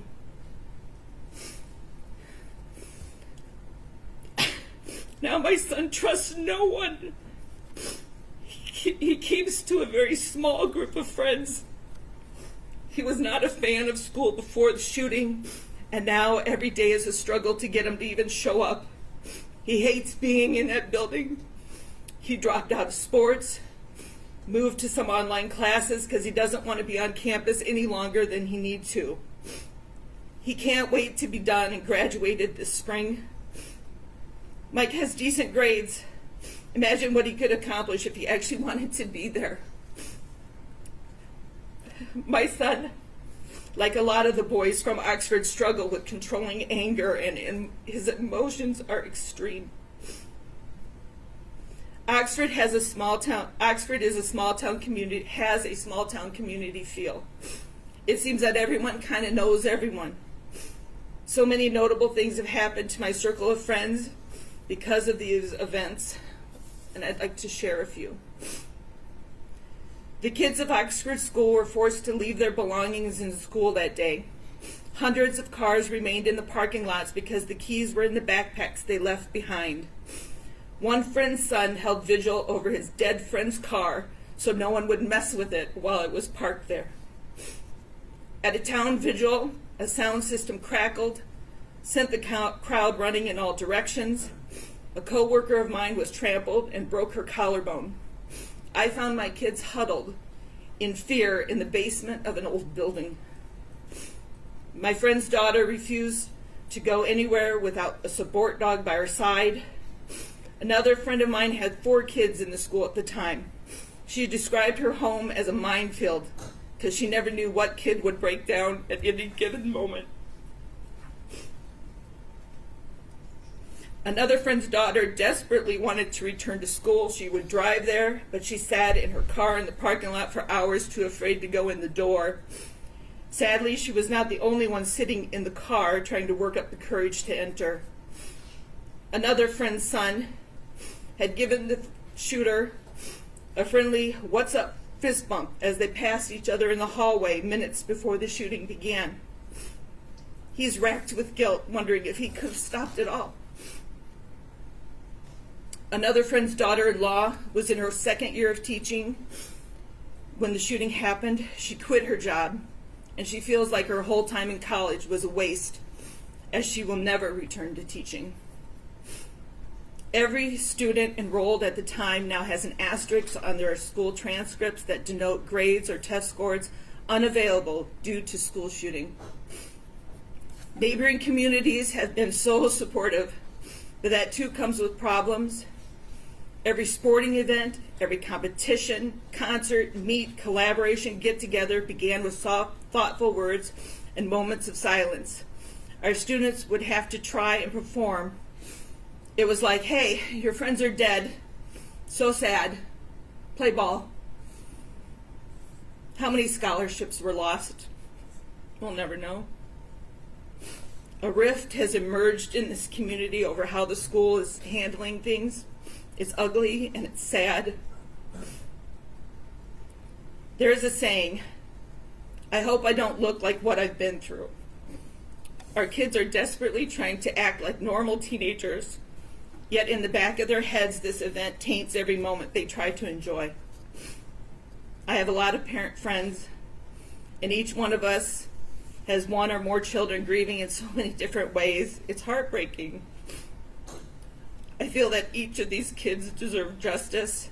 There were nearly 1,800 students and staff in the building that day, nearly 300 first responders, and hundreds of parents like me all left to pick up the pieces of the defendant's quest for fame. On the count of terrorism, I ask this court to sentence Ethan to the maximum allowed, and I want to thank you for this consideration. After I wrote this statement, my daughter was asked to write an essay at school, and I would like to include the words that she wrote. She had to write a statement of something that changed her mind or changed her perspective, and this is what she wrote. "Since I was a little girl, I've always looked up and wanted to be a teacher. I remember playing in my bedroom with a school desk, making my friends be students, pretending to teach them. I can remember asking my sister to buy me a microphone so I could talk into it just the way that teachers did at school. I've always looked up to my teachers and have always wanted to become one. The way they connected with my peers and myself inspired me to pursue teaching as a degree. Unfortunately, a day came when my whole dream changed.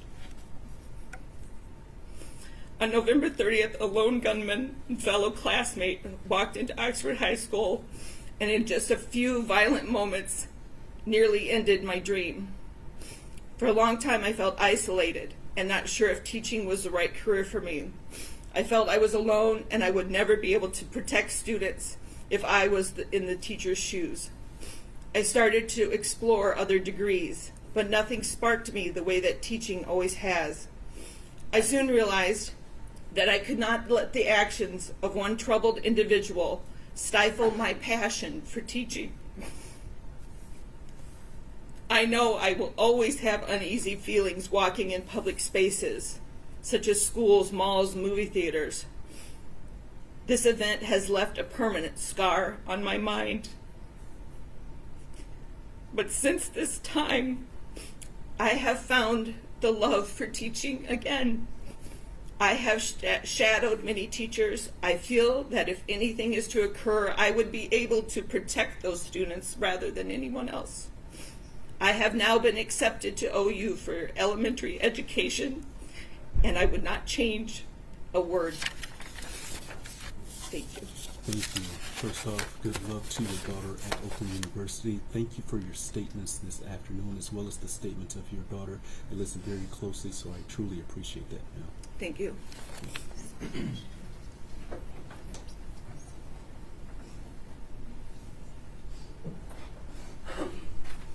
One moment. Yes.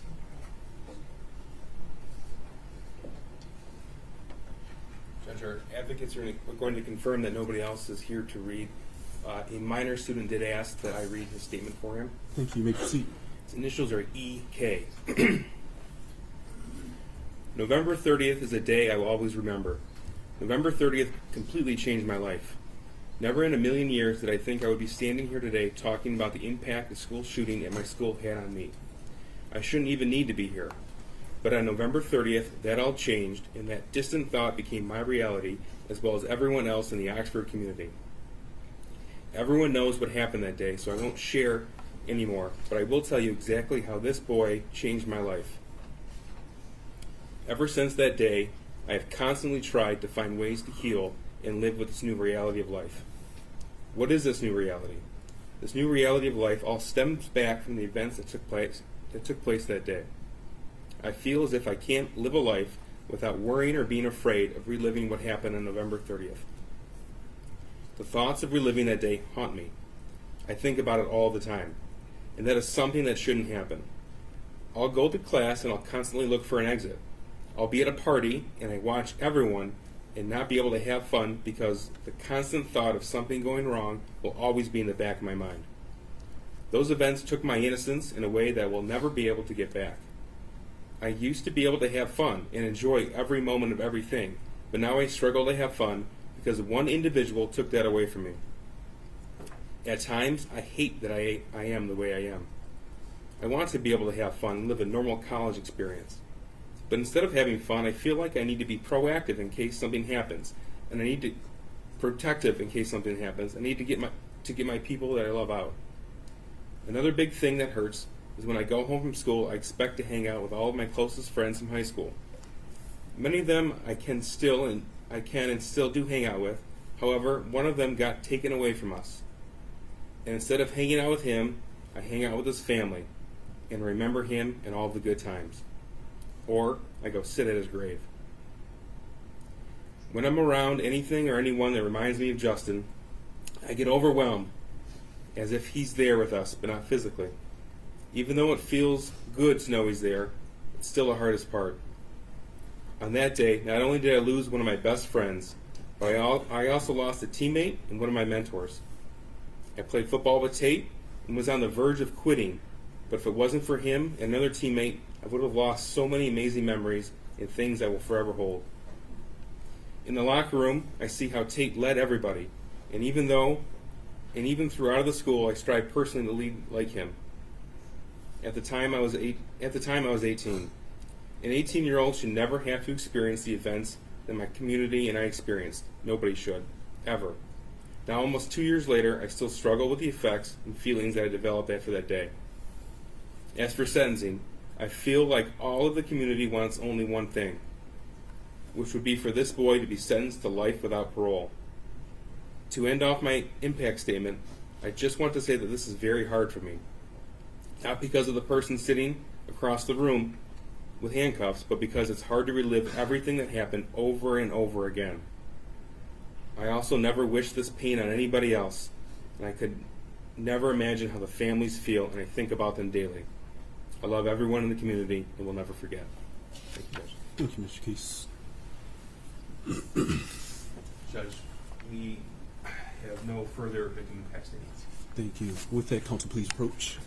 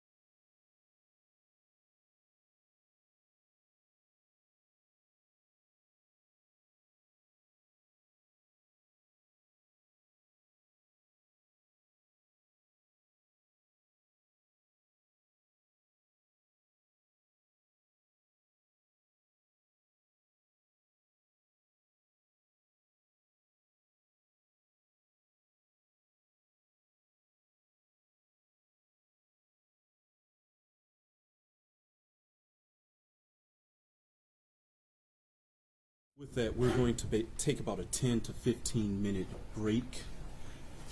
To those in the gallery, please be seated until the defendant has left the courtroom. As I indicated, when we come back, I will hear from the people, I will hear from the defense. At that time, then the court will give it to ruling. With that, deputies, you may take the defendant.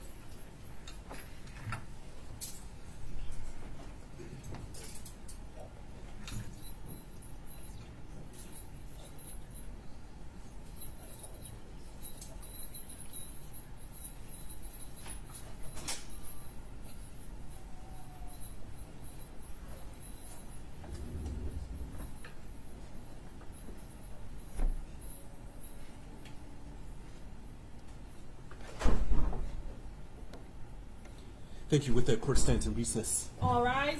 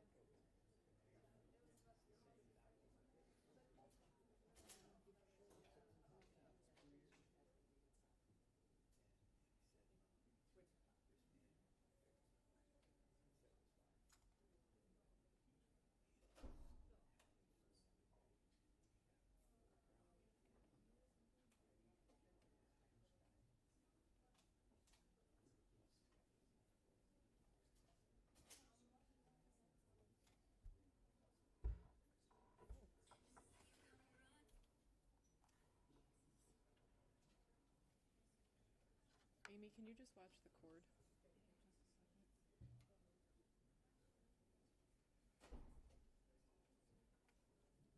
Before I break something and have everybody angry at me.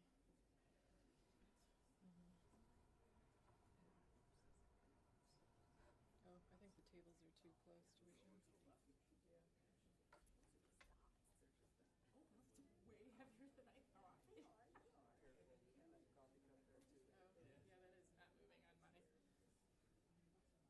on my ability, so. Do we just leave it here? I don't know. We don't want to stand on top of the judge?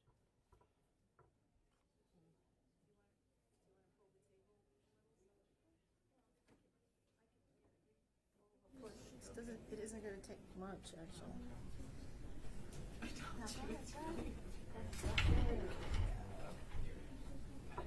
Yeah, it'll fit.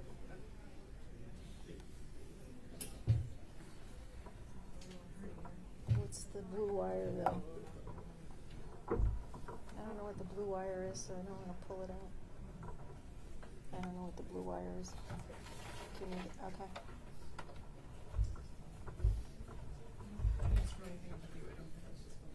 Is that about, is that good?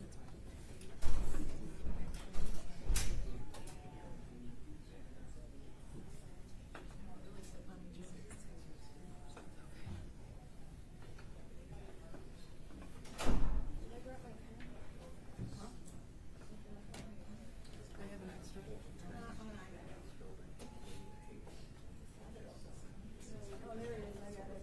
Yeah.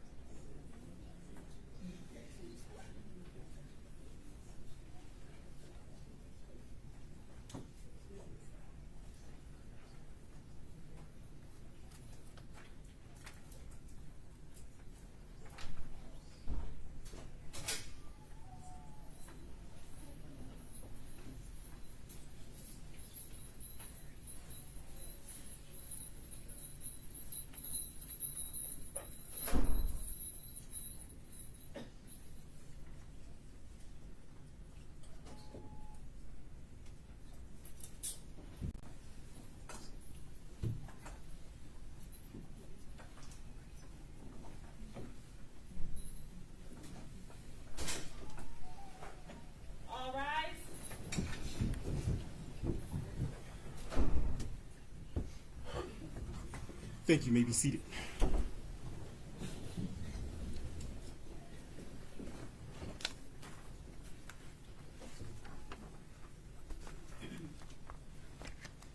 Your Honor, calling People versus Ethan Crumley, case number 2022-279-506-FC. Thank you. Appearances for the record. Karen McDonald on behalf of the people. Thank you. Mark Keast on behalf of the people. Paula Michelle Lofton on behalf of Ethan Crumley. Amy Happ on behalf of Ethan Crumley. Deborah H. McKelvey on behalf of Ethan Crumley. Thank you. With that, you may all be seated. With that, people, you may proceed with your allocution.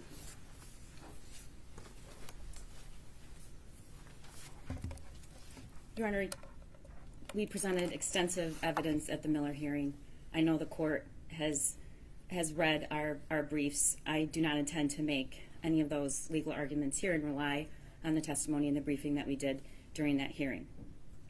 I do need to address, however, newly additional arguments that the defendant made in his sentencing memorandum, referencing the guidepost report and essentially placing the culpability on the school officials. I want to say that there's not any dispute based on that report and all of the other facts that we know that there were numerous failures on that day by various individuals. But none of those failures diminished defendant's responsibility and the culpability for the decisions that he made up to and during the school shooting. And in arguing that other actors should have done more to intervene and stop him from his own planned, conscious actions, defendant fails to acknowledge that he consciously chose not to reveal his plans and that he, along with his parents, sought to cover up the fact that his parents had just bought him a gun.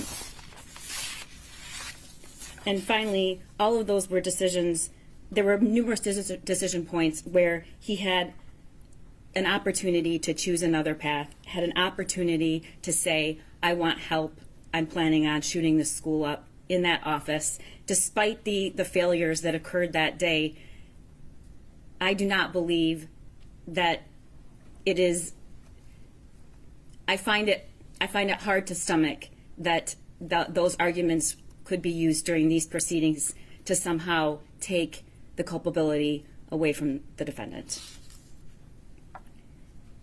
The court heard from some of the victims during the Miller hearing. However, as the defense argued and objected numerous times, it was not a victim impact statement.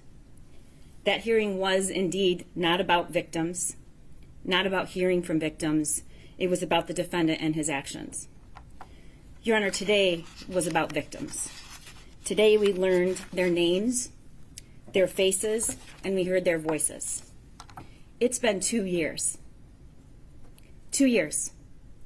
The statements made here today are just a small portion of the victims, and their statements are only brief, but they reflect hundreds and hundreds of others. I'm not sure if the court is aware, but there were a lot more victims who initially intended to give their oral statements, and as today approached, and even today, decided that wasn't something that they could do, which is further evidence of the trauma. It's impossible to give anyone a realistic description of what the last 2 years have been like for these students, brothers, sisters, teachers, dads, moms. It takes courage to stand before the court in this room and relive the most painful thing that has ever happened to someone. It will take courage and grit every single day for the rest of their lives. We will all go home when this is over. But for these victims, there is no going home because their loved one is not there. And their kids are forever changed, injured, traumatized, and working to get through each day, as you heard every single one of them tell you.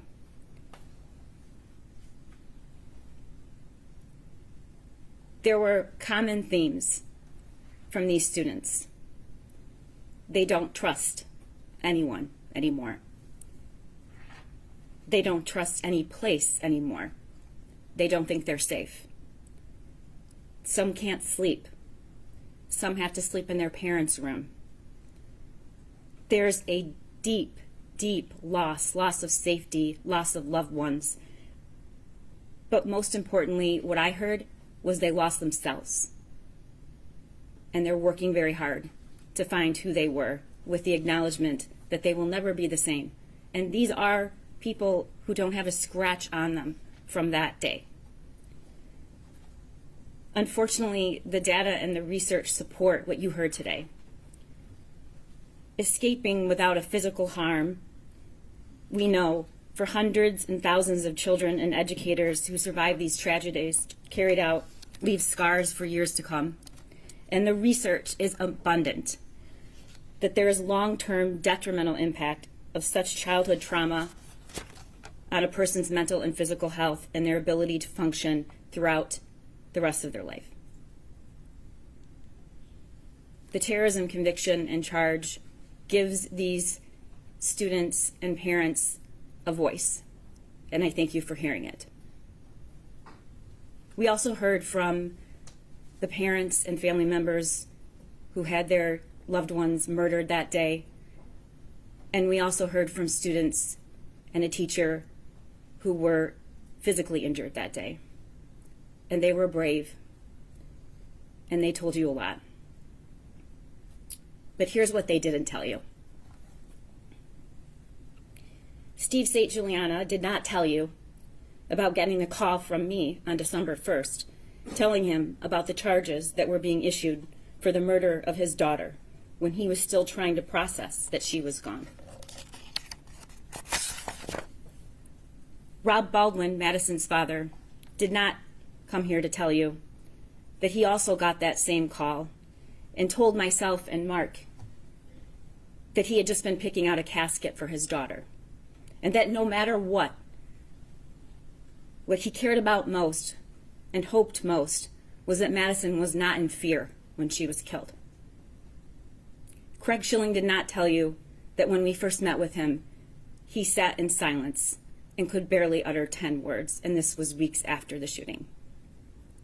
Jill Suave, Justin's mother, did not tell you what it felt like to just a few months ago be given the sweatshirt Justin was wearing that day, and being grateful she had it, even if it had his blood still on it.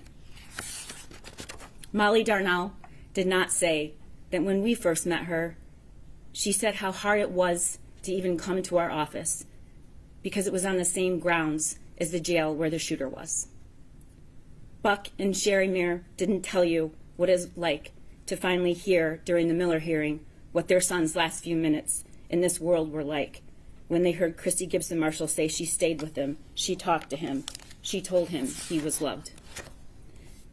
Nicole, Madison's mother, did not tell you that over a year ago she had the courage to come into our office and watch the video of Madison's last moments, though most of her support system told her not to. She did not say that watching her dear Madison crouch down against the wall with her hands over her head in terror as the shooter walked to her and shot her at close range, that it was like losing Madison all over again. Or when she asked to see the footage of just before the shooting 3 times and asked us to stop the image, holding her hands up to the screen, trying to memorize the way Madison's ponytail looked and the clothes she was wearing that day. Keegan did not share that the first time we met him was 2 years ago at his home. He was a foot shorter and at least 20 pounds less. He was wearing a hoodie and he wouldn't make eye contact. He seemed to be visibly shrinking from what had happened in that bathroom. In the 2 years that we have known him, he didn't stay in that same place. In fact, he refused to shrink. He grew, and he is stronger, which is remarkable given what we have asked of him, particularly in his testimony in the Miller hearing. We have been poring over these images and pictures and evidence for 2 years. We have watched and listened and provided support and communication the best we could to hundreds of these victims. The sheer force of the destruction, violence, trauma, and murder that the shooter caused that day did not stop at the doorway of Oxford High School. As you heard from so many students and parents, it was carried through the doors and out into the community. To every person who witnessed it, got a text from their child tried to assist or help. It went into their bedrooms and their homes, and it will be carried with them for the rest of their lives. The shockwaves that we have had a front row seat to these past 2 years as prosecutors and victim advocates, it is indescribable. Indescribable. They've endured the hearings, the media reports, the delays, the appeals, more threats. They've been told that they weren't entitled to information about how this could happen at their school. They've watched us all diligently and thoroughly protect the due process rights of this shooter, which is critical, but also seemed unfair to them. They have had to take a back seat while lawyers, judges, school board members, commentators, and experts discuss what happened there as if they can somehow understand. We cannot understand. We do not understand. But we can give them the grace and dignity they deserve by listening today. And I thank the court for allowing that. And though I acknowledge, Your Honor, the great weight of the burden upon this court today, I urge you to also give them the justice they deserve. I ask that you sentence the defendant to life without parole. Thank you. Thank you. Defense? Yes, Your Honor. We'll start with the legal guardian ad litem, Ms. McKelvey. Thank you. Ms. McKelvey? Good afternoon, Your Honor. Good afternoon. Your Honor, approximately 2 years ago, I was appointed as Ethan's lawyer guardian ad litem because of the situation with his parents. I have been in a unique situation in the sense that I have gotten to know him as an individual from that day forward. Unfortunately, everyone, or almost everyone here, only knows him from the incident backwards. And we've heard some, he's a monster, he's trash. I have to tell you that he is a life. He is a human being. He is a person. And as an appointed attorney for the last 33 years, one of the things that I've learned through that practice is no matter what a defendant has done, they are a human being. They deserve respect. They deserve representation. But I don't lose track of the fact that they are a human being. And he is one. He was 15 years old when this occurred. I don't believe anyone on the defense side, including Ethan, has diminished the act that he did. No one. He has never diminished that. He chose to plead, and here we are for sentencing. He did not want anyone to have to go through any more than they have to. But he is not the same person that he was then. I have discovered that he is a bright young man. He is an artist. He is an historian. And there have been days where I have been oblivious of the fact that I have sat in the little cell in I Block for 3 hours just talking to him. As the court knows, the jail is not designed for juveniles, so it's a very isolating experience. And so my role was more to keep him company, to not have him feel so isolated, to make sure that the needs he has, as every other individual who is housed at the Oakland County Jail has, and that they are being met. But his life is salvageable. His life is rehabilitatable. There was a book that I know was referenced during these proceedings, and I believe in the parents' proceeding as well. And it is written by Gillian Peterson and James Densley, both PhDs. And the book, the title is The Violence Project. And there was an interesting few sentences in there that struck me when I read it. They equated someone in crisis like a balloon full to bursting. When a balloon is inflated and stress or tension is applied, stretching the body over the air, the bigger the balloon gets, the more likely it is to pop. A fully inflated balloon becomes so fragile that it must be handled carefully or it will break. Prosecutor McDonald said there was a lot of failures here. It doesn't diminish what he did, but there were a lot of failures that someone could have deflated that balloon a bit, that could have potentially prevented this incident of occurring and us being here today facing the decision that you have to make. But to me, his life is worth salvaging. His life is worth rehabilitating. And as I know the court knows, all the lawyers in this room knows, that you have to fashion a sentence that is punishment, deterrence, protection, retribution, and rehabilitation. And if you look at him as a human being who is salvageable, who is rehabilitatable, then life in prison without parole is not the appropriate sentence. I have always been impacted by Brian Stevenson, who is the author of Just Mercy, A Story of Justice and Redemption, when he says, each of us is more than the worst thing that we have ever done. And I know everybody who spoke today probably cannot see that in Ethan, but his life is worth more than the worst thing he did, and what he did is probably the worst thing that anybody could do on the face of the earth. But I care about him, I know his team cares about him, and his life is worth not life in prison without parole, but is worth a term of years. And I ask you to sentence him to a term of years. Thank you. Thank you, Ms. McKelvey. Ms. Lofton? Ms. Hopp will go next. Thank you. Very briefly, Ms. Hopp, because I know that you all, I don't want your arguments to overlap, and so I'll listen to arguments, but go ahead, Ms. Hopp. Good afternoon, Your Honor. Good afternoon. My purpose in speaking today is to address two specific issues. First is the issue of making bombs for Hitler. I first became aware of this book because of media reports. As recently as Your Honor's opinion has mentioned this book because it was Ethan's favorite book. This book is published by Scholastic Publications, which, as Your Honor probably knows, and many people in this room do know, Scholastic is an organization, a company that specifically provides books to schools. They provide them to students in schools through those little newsprint flyers that come home once a month, once every other month, for parents to buy books for their children.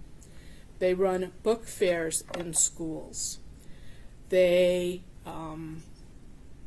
provide opportunities for teachers to buy their books to have in the classrooms.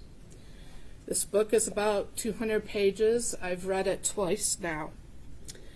The age group that this book is geared toward is 9 to 12 years old.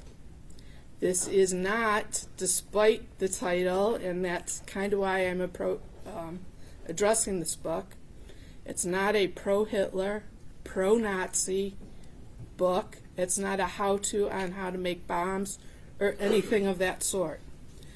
What this is a book based on the real-life stories of, in this particular case, a Ukrainian person who during World War II was kidnapped at the age of 9 and enslaved by the Nazis.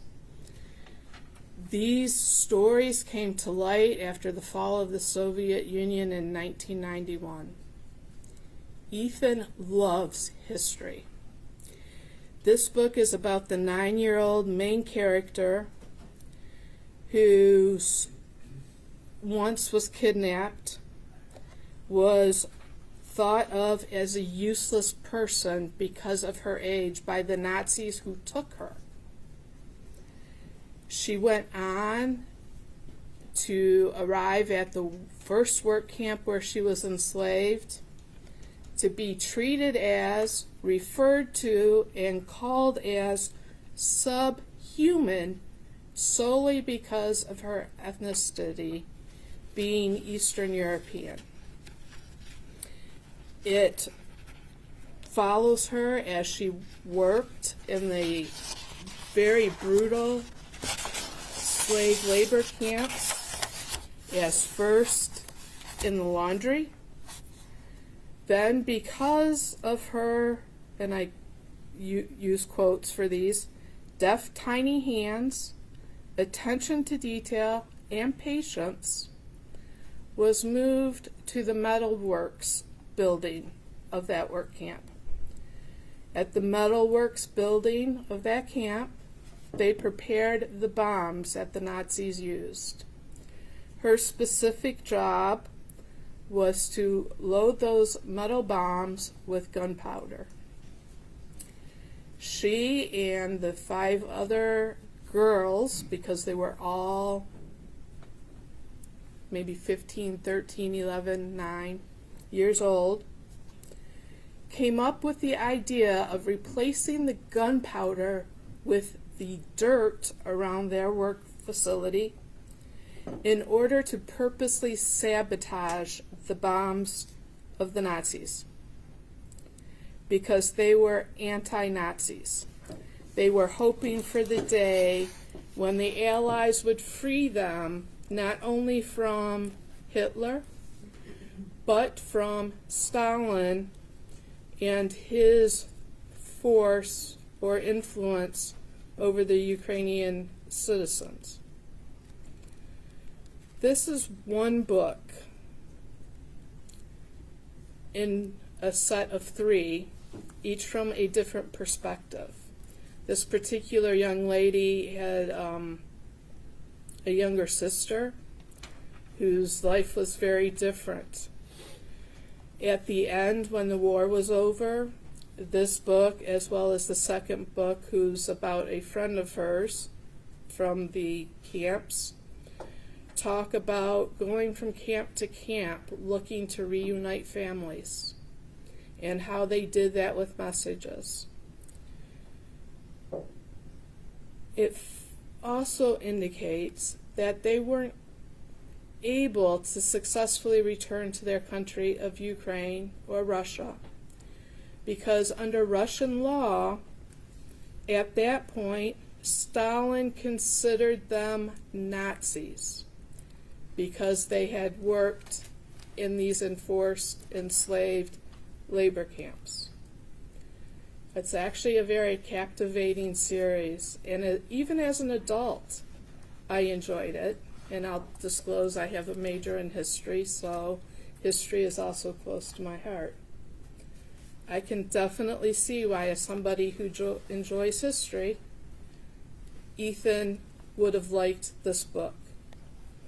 And again, because the title is so misleading about the contents of the book, I thought that was important to bring to the court's attention. Secondly, and I'm not going to detail or go over again the testimony of Dr. Romanowski from the Miller hearing, but I do want to talk about our prison system very briefly. The goal of our prison system is punishment and rehabilitation, and we know that because there are cells with doors that lock, but there are also programs. There are education opportunities, employment skills programs, job training programs, counseling programs, and even programs geared toward re-entry into society. There is a parole system, which Dr. Romanowski talked about, and I want to fill in a couple of blanks there. If given a term of years, which I am asking the court to do, Ethan would be eligible at the minimum number of years for parole. There is a board that would review his eligibility. Part of what they look at is a worksheet that includes all of the crimes he's committed, all of the programming he's participated in, and the extent to which he participated. It takes into account tickets and discipline that he incurred, if any, in the system, his mental health, And they also calculate the statistical risk of reoffending.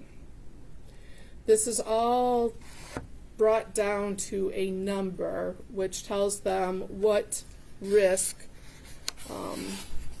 Ethan or any other defendant in the prison system has of reoffending, low, medium, or high. And that's part of the basis of the parole board's decision. The other part depends on input from the prosecutor's office, input from victims and victims' families, an interview with the defendant, him or herself. The decisions of the parole board at one time used to be appealable. If parole is denied, the inmate can no longer appeal that decision. If parole is granted, however, the prosecutor's office has the opportunity to appeal that decision. The parole board is a specific group of individuals with expertise in parole. If a defendant or if Ethan has not been rehabilitated, parole is denied. And as Dr. Romanowski testified, in a situation such as Ethan's, it would be denied for probably a period of 5 years. There could be a situation where, depending on Ethan's participation, that he may be eligible for parole within the lower numbers if he were given a term of years. It could also be a situation where, depending on the parole board, he would not until he hit the maximum period sentence under a term of years. Considering the period that is currently under law, 60 years, plus the 2 years he would have to do as a felon using a firearm in the commission of the felony,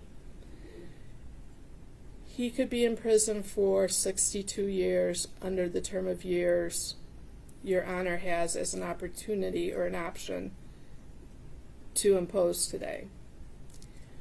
That would put him at around age 77. So even a term of years is a very, very lengthy sentence and may likely be a life sentence. But what it does do is give Ethan the opportunity to demonstrate to everyone that he can be rehabilitated, that he is redeemable, and that he can make amends and contribute in a positive way to society upon his release. I join the comments made by Ms. McKelvey, as well as I'm sure those that Ms. Lofton will make. The Ethan I met 2 years ago is not the Ethan that sits here today for sentencing. He has made remarkable progress in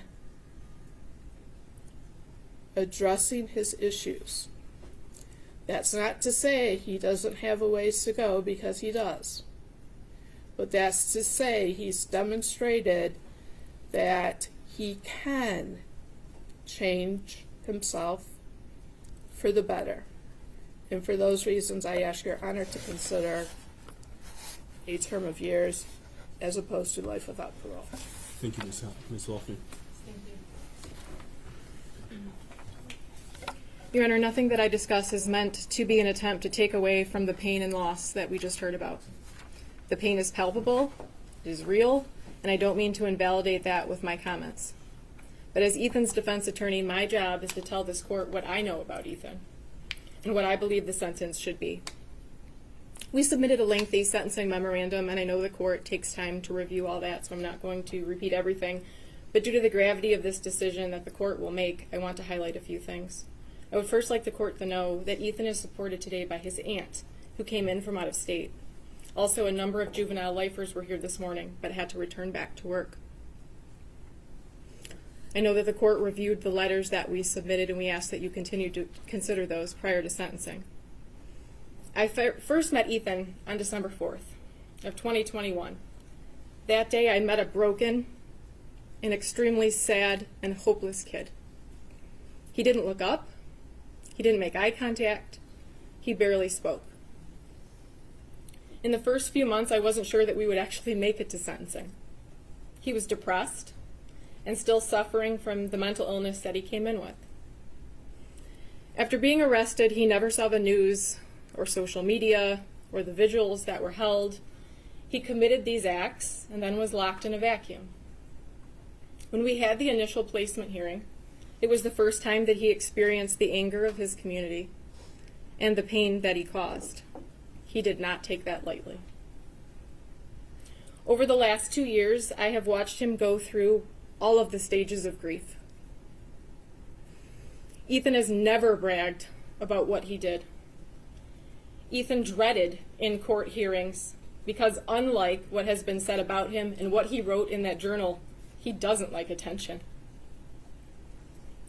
After being on medication and seeing a psychiatrist for 2 years, after having upwards of 175 visits with me, visits from Ms. Hopp and Ms. McKelvey, after talking to his aunt weekly, reading the Bible, reading novels, and spending so much time in solitary confinement, he is a different person. He has already made so many changes, and he is remorseful. He has been able to keep out the dark voices and thoughts. He sees the wrongs in his thinking and his actions. He has hope for the first time. He tries to be better every single day, and I am confident that he will continue to do that in the Michigan Department of Corrections, whatever your Honor's sentence may be. At the Miller hearing, the prosecutor introduced internet searches that Ethan made concerning punishment in Michigan. They also showed parts of his journal where he talks about a life in prison. Just because Ethan looked up what a life sentence is or what the punishment is for killing people does not mean that is the appropriate sentence under the law and under the facts that we are operating with. Would a healthy 15-year-old be okay with going to jail and prison for the rest of their life? Absolutely not. The fact that he even researched what his sentence could be and then still went forward with his actions only further shows how depressed and mentally ill he truly was. I want to talk a little bit about the journal. When you read Ethan's journal and you compare it to the notes from Dr. Anaker that we attached in our sentencing memorandum or the report of Dr. King, it sounds like a completely different person. And after meeting with Ethan for over 2 years, I now understand that the journal was the worst of the worst. It was an exaggeration of his thoughts. It was a place where he could say anything and there was no judgment. It was a sounding board without reverberation. He could make himself sound scary. He could make himself out to be a person that would be remembered. How do we know this to be true? We can look at the internet searches leading up to November 30th. We can also look at the step-by-step description of what was going on in his head that he gave Dr. Anaker. A few examples of the searches within a week or two of November 30th. Should you do something that scares you? What happens if you have depression and anxiety? What causes mental illness? Can you get in trouble for not doing homework? Am I a sociopath? Can hormones make you have bad thoughts? How to tell your doctor that you have depression? Can a therapist tell your parents? How to tell your parents you have depression? He was still trying to figure out what was going on with him. He acknowledged that something wasn't right, but he did not have the support or the connections with adults that could help him. So while just reading the journal and listening to his video the night before could leave you with the impression that this was a master plan that had been crafted for weeks without hesitation, I don't think the other evidence supports that. He struggled with his actions until the moment he came out of that bathroom. I want to touch briefly on the guidepost report, and I have never said that that report diminishes Ethan's culpability. Ethan pled guilty, not even no contest, and wanted to move directly to sentencing. Dr. Colin King, in his detailed report and while testifying, discussed implicit bias as a reason that the school acted in such a manner when dealing with Ethan. He came to this conclusion because nothing made sense about Ethan being sent back to class.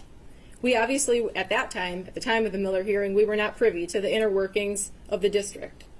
But the guidepost evaluation and report goes so much deeper than the rationale of implicit bias. The report says the school failed Ethan. The report found that the school should have conducted both a threat assessment and a suicide intervention assessment in light of Ethan's conduct, and he should not have been sent back to class. The report says they had a student with recent mental health concerns raised by a teacher who previously had mostly flown under the radar at a big school with poor grades, fair attendance, and no serious discipline history.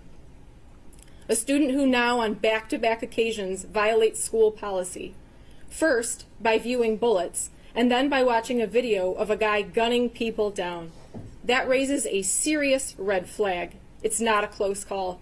Ethan's concerning behaviors and statements at the very least might suggest physical violence or a threatening situation. So why is this relevant in this case and at this stage? Again, this report is not offered as an excuse or justification. This report is not offered to minimize the gravity, but we argue that this report, combined with the other things that we have mentioned, should persuade this court to a sentence of a term of years. If the professionals didn't recognize that he was on the precipice of a crisis, how do we then expect a mentally ill 15-year-old kid to be able to recognize that he was spiraling and come right out and ask for help? How can we expect a 15-year-old boy to tell a counselor that he had no relationship with his deepest, darkest secrets, the thoughts that took over his mind? Finally, I want to discuss rehabilitation. Montgomery versus Louisiana. While a sentencing court might encounter the rare juvenile offender who exhibits such irretrievable depravity that rehabilitation is impossible and life without the possibility of parole is justified, this penalty will be uncommon because of children's diminished culpability and heightened capacity for change.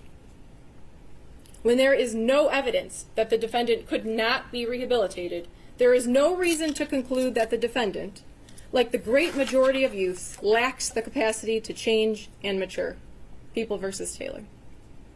No one has a crystal ball. And while it's impossible to say that Ethan will be able to be rehabilitated and be a productive member of society worthy of release, it will not be impossible to make that determination with decades of daily records of his behavior and human interaction. The parole board can evaluate everything that you do not have at this point to determine if he is rehabilitated. If you give Ethan a term of years, he will have to prove himself every single day. In my sentencing memorandum, I attached triumph reports from SATO that highlighted a number of juvenile lifers that were released under Miller. I also attached a number of letters from those same individuals who are supporting Ethan. In each of those cases, 20 to 30 years ago, a judge told them that they couldn't change, that they were irreparably corrupt, and they were wrong. Many of those individuals had no idea that the law would ever change or that they would get another chance to be released into society. Even knowing that, they did good things in prison. They took classes. They stayed out of trouble. They became better people. And when the laws changed and the court found that they could be released, they became productive members of society. Rehabilitation is possible, and those people are living proof. We are looking at the ability to be rehabilitated. We need not actually prove that complete rehabilitation has happened. He has participated each week in therapy and is on medication by his own choice. He has taken those initial steps to change.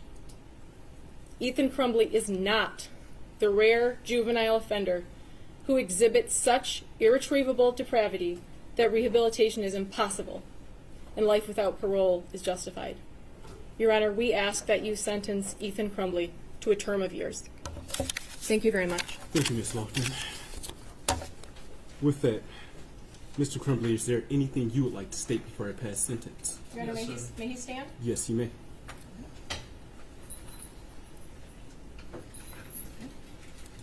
Thank you. You may proceed. I'd like to thank you for letting me speak, Your Honor. We are all here because of me today, of what I did. My actions were because of what I chose to do. I could not stop myself, but I am the one who led to why we are here today. I do not diminish any ability to anyone who could have stopped me, of anyone of a school or parents. They did not know, and I did not tell them what I planned to do, so they are not at fault of what I've done. I am a really bad person. I have done terrible things that no one should ever do. I have lied, been not trustworthy. I've hurt many people, and that's what I've done, and I'm not denying it, but that's not who I plan on to be. Whatever sentence it is, I do plan to be better than I am. I don't know if you'll believe that, but records of 15, 20, 25 years can show that I will change. Because it may not show it now with only 2 years of records, but I am trying. And all I want is for the people I hurt to just have a final sense of culpability that justice has somewhat been served in any capacity that they can recognize it with.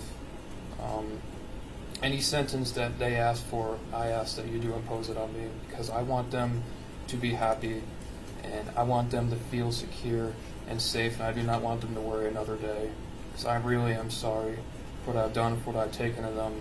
I cannot give it back, but I can try my best in the future to help other people, and that is what I will do. So, thank you, Your Honor. Thank you.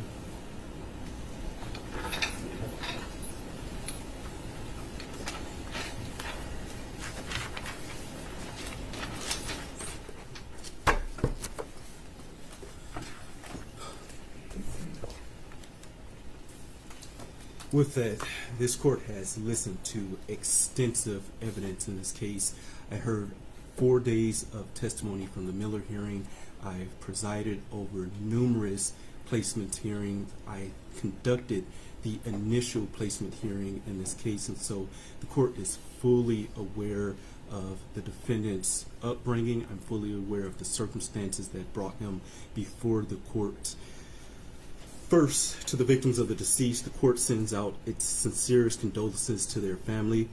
To the injured victims and to those victims as it relates to Count 1, terrorism causing death, thank you for your courage and strength in speaking today, as well as sending written correspondence. As counsel has pointed out, the court has read everything that you've submitted. I've read the defendant's sentencing memorandum. I've read the people's response thereto. I've read all of the exhibits that were attached, and I've read every single victim impact statement over the course of 3 days. Probably took me closer to 36 hours to read all of this, and so I've read everything and have gone back through the complete file. The letters truly gave the court a sliver of insight into the unique and amazing personalities of Justin, Hannah, Tate, and Madison. The court cannot begin to imagine the fear that the parents of those students at Oxford High School had on November 30th, 2021. I cannot even begin to fathom. To have to wait and mire to see if your loved one would return is heart-wrenching, and that's true terror. And not to have your loved one show up at Mire, the court could not imagine the pain. I know that whatever sentence the court imposes will not bring your loved one back or cure the mental anguish or lifelong physical scars that some of you have. But I hope that this sentence does allow you to close one chapter in your life. I also want to thank law enforcement that responded that day, because I know this has not been easy on them as well. As previously stated, the court has read defendant's sentencing memorandum and the people's response. Again, defense argues that the defendant should receive a term of years because of defendant's alleged mental illness. Defendants cite People v. Bennett, 335 Mich. at 409, a 2021 case. The court notes that it is not saying because the defendant may be mentally ill that automatically means he's irreparably corrupt. What the court notes is that he has an obsession with violence, that this act involved extensive planning, extensive research, and he executed on every last one of the things that he planned. As the court stated in its written opinion and order regarding the Miller hearing, defendant's alleged mental illness did not interfere with his ability to extensively plan for months his actions, nor did it interfere with his ability to execute those plans. This started with him asking for a better gun to conduct the school shooting. He had initially a .22 caliber weapon that he wrote would not do enough damage. And so weeks and weeks prior to this offense, he started to formulate this plan and knew and asked for the weapon that he could cause the most harm with. As counsel is aware, the goals of sentencing do not only involve rehabilitation, but also involve deterrence and punishment. Deterrence is two parts. It's private deterrence for the defendant in hopes that they would never commit an act like this again. But then there's also public deterrence, where the public sees the punishment that the individual has received in hopes that the public will never do anything like this in the future. The court has read the report from Guidepost Solutions. It was very lengthy. Respectfully, the court does not find this report to be mitigating in this case. The report simply points the finger at Oxford Public Schools.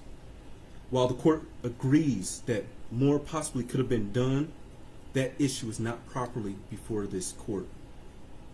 We are here for sentencing based upon the defendant's actions, not the alleged shortcomings of others. As the defendant pointed out himself, he took responsibility. And he himself is not asking this court for a term of years. The court cannot underscore defendant's extensive planning and execution in this case enough. He practiced shooting at a gun range. He practiced racking and unracking the gun. And on November 30th, 2021, he could have chosen not to conduct the school shooting. When his parents were called to the school on that morning for his drawings, he could have said something then. He had a gun in his backpack at that time. When the school counselor advised the parents to please get him help within the next 48 hours, he could have stopped then and simply accepted the help that was going to be offered for him. Because according to the reports, his mother said that she'd get him the help. He could have changed his mind. Unfortunately, after shooting the first person, Phoebe Arthur, he could have changed his mind at that point. But he didn't. He continued to walk through the school, picking and choosing who was going to die. As the defendant said in his own words, this is nobody's fault but his own. He stated this afternoon that with help, that probably would not have stopped him. That is absolutely concerning to this court. The court apologizes to the victim for the bluntness, but defendant shot and killed Justin Schilling at point-blank range after having him get down on his knees in front of another student. He shot Hannah, who was already shot once before. He walked up to her to finish the job by shooting her again. That is an execution. That is torture. He shot most people multiple times. And as he wrote, he did this for notoriety. And he wanted to go down in history as the biggest school shooter in Michigan history. The court cannot ignore the deep trauma defendant caused to the state of Michigan, but in particular the Oxford community. The court simply cannot ignore that. The court notes that teachers and students returned to Oxford High School after this tragic event.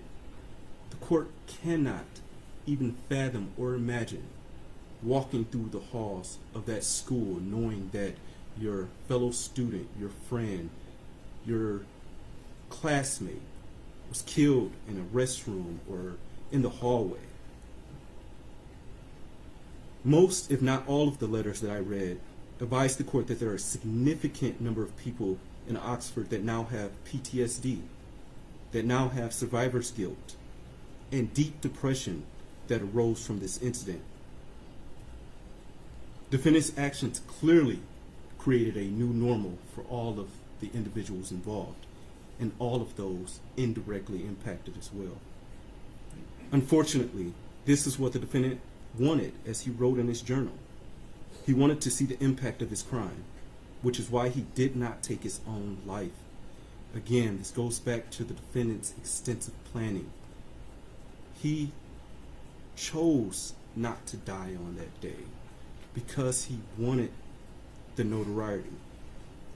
The terror that he caused in the state of Michigan and in Oxford is a true act of terrorism. Respectfully, defendant is the rare juvenile before this court. The court, having read the PSI and being fully familiar, but before I get that, I will also note that counsel brought up an issue of making bombs for Hitler. The court, that does not change the court's opinion about the defendant's obsession with violence. I thank Ms. Hott for bringing that to my attention, but it still does not change the court's opinion about him being obsessed with violence, because his obsession was also outlined in the websites that he visited. His obsession was also outlined in his extensive drawings of violence. And his obsession continued, as I noted in the court's opinion in order, even while he was in the Oakland County Jail. With that, the court, having read the PSI and being fully familiar with the defendant and the underlying facts of this case, believes that it is in the best interest of justice, as well as proportionate to the needs of this case, to sentence defendant as follows. As it relates to docket 2022-279-506 FC, count 1, terrorism causing death. Sentence of the court is that defendant shall serve life without the possibility of parole, credit for 8 days served. Counts 2 through 5, homicide, first degree, premeditated murder, juvenile defendant. Sentence of the court is that defendant shall serve the rest of his life without the possibility of parole with the Michigan Department of Corrections, credit for 8 days served. On counts 6 through 12, assault with intent to murder. On each of the counts, defendant is sentenced to 18 years and 9 months to 80 years with the Michigan Department of Corrections, credit for 8 days served. On counts 13 through 24, those being felony firearm, defendant is sentenced to 2 years with the Michigan Department of Corrections on each of those counts with credit for 730 days served.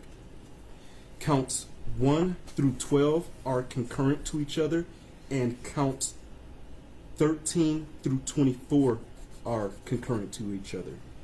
Count 1 is consecutive to count 13, count 2 is consecutive to count 14, count 3 is consecutive to count 15, count 4 is consecutive to count 16, count 5 is consecutive to count 17, count 6 is consecutive to count 18, count 7 is consecutive to count 19, count 8 is consecutive to count 20, count 9 is consecutive to count 21, count 10 is consecutive to count 22, count 11 is consecutive to 23, and count 12 is consecutive to count 24. All of those consecutive counts are by reason of the felony firearm statute. Is there a challenge to restitution here? There is not, Your Honor. Thank you. Restitution will be set in the amount of $20,781. State costs will be set in the amount of $1,632. You are not to have any contact with Oxford High School or enter Oxford High School. You're not to have any contact whatsoever with the families of Madison Baldwin, Tate Meyer, Hannah St. Juliana, and Justin Shilling. Also, you are not to have any contact with the following victims or their families, that being Phoebe Arthur, John Osito, Molly Darnell, Riley France, Elijah Mueller, Kylie Osage, Aiden Watson, and Keegan Gregory. And I will note that restitution is payable to the Crime Victims' Right Compensation Program. With that, Michigan Department of Corrections, did I miss anything? Your Honor, may I ask the court to order 130 crime victims fee, $60 DNA cost, and DNA testing? Thank you. DNA cost is $60, Crime Victims' Right fee at $130. Did I miss anything else? DNA testing, Your Honor. DNA testing is hereby ordered. Thank you. With that, Ms. Crumbly, you are entitled to file an application for leave to appeal. If you are financially unable to retain a lawyer, the court will appoint a lawyer to represent you on appeal. The request for a lawyer must be filed within 42 days after sentencing. Your attorney is going to be handing you an appellate rights form, sir. Do you acknowledge receipt of the appellate rights form? Your Honor, I have tendered that to my client. He has signed it, and I will tender it to the court. Thank you very much. With that, counsel, anything else for the record? Not from people, thank you. Nothing from defense. Thank you very much, Your Honor. Thank you very much. With that, deputies, you may take Mr. Crumbly. To those in the gallery, please be seated until he is exited.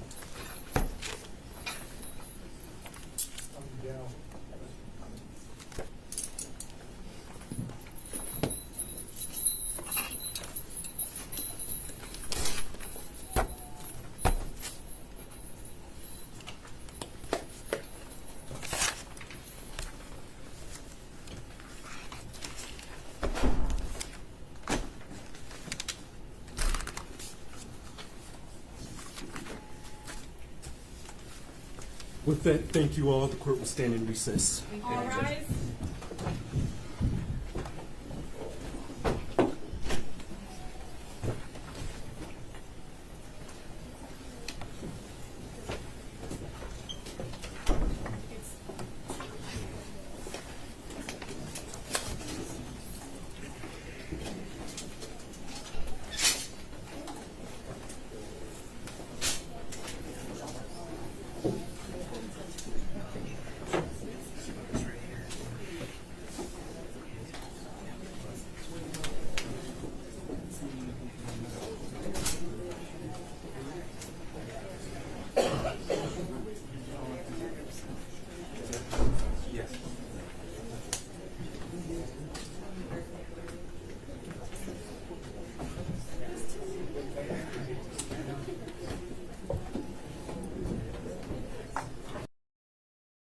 Who he was during the shooting is not who he plans to be moving forward. He goes on to promise that he will change, and he says he was trying. At this point right now, we can tell you, for the family in this Oxford high school shooting, for these 4 victims who died and the others who were hurt and those who were in the school, this day is not a victory or a celebration. These people will not come back. But at least in that room and in this story, justice is being written. And for the fact that this man didn't want notoriety, we won't give it to him. We don't end this broadcast with any mention of him, but instead of these 4 angels: Hannah St. Juliana, Tate Mir, Madison Baldwin, and Justin Schilling. We wish their families and all of Oxford peace. We'll be back with much more on this tonight at 5, 6, 10, and 11. We'll have live team coverage on this day. Again, that shooter getting life in prison without parole.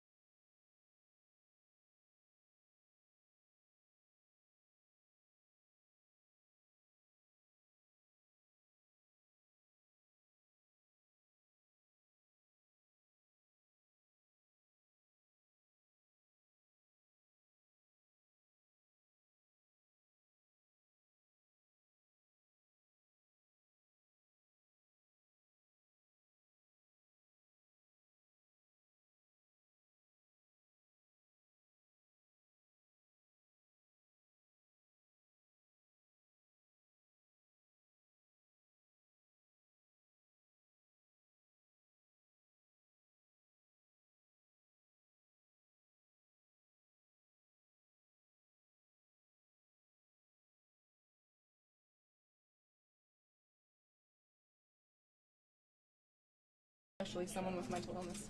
No, you can't reveal what happened afterwards, but can you describe his reaction to you? I definitely don't think he was surprised by the sentence. He knew what he did that day was going to have large ramifications. He knew that this was a possibility and a good possibility, so he definitely was not surprised at the sentence. Any relief on his part? He is relieved that this is done. He has been in solitary confinement for 2 years. For someone that is very, very young, that's difficult. So I know he is happy to move forward and wants to look forward to the ability to be rehabilitated. Ms. Lofton, did he share with you what he was going to say in the court prior to that? We have discussed, obviously, I can't tell you exactly what we discussed. We talked about the possibility of him making a statement, but today that was all him. All him. So did you know he was going to say, I take responsibility, your sentence is what I want? I did not know what he was going to say. What did you think when he said? I'm proud of him.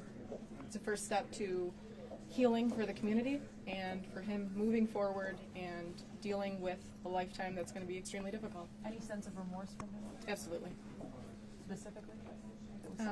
Well, I can't tell you exactly what he's told me, but over 175 visits I've had with him, there is remorse. In 2 years, what's changed? Dramatic changes, you're saying. So how do those changes come about? Well, I think medication, seeing a therapist, having positive adults in his life. Like I stated, I visited him over 175 times. Ms. McKelvey visits him, Ms. Hopp visits him. So definitely I think that's part of the change that has begun. After the fact, and those things could have been handled prior. Absolutely. Any communication from his parents at all? Because they have an ongoing case, he's not allowed to communicate with them. They're not allowed to communicate with him. We speak briefly with the attorneys, but no communication. The only person here for him is Aunt. What did she have to say about this? Anything from her? She's just here to support him. Thank you. Thank you. Thank you.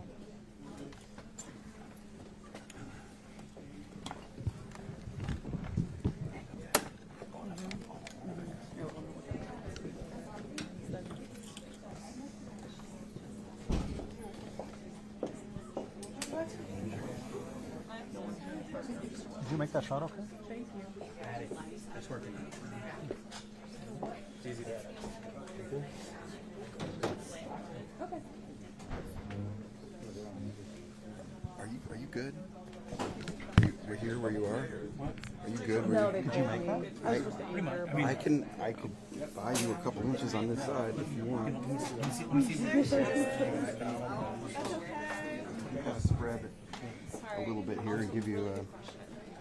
I'm gonna lag in when she comes up because I don't know. Yeah. That's that back. That was feedback.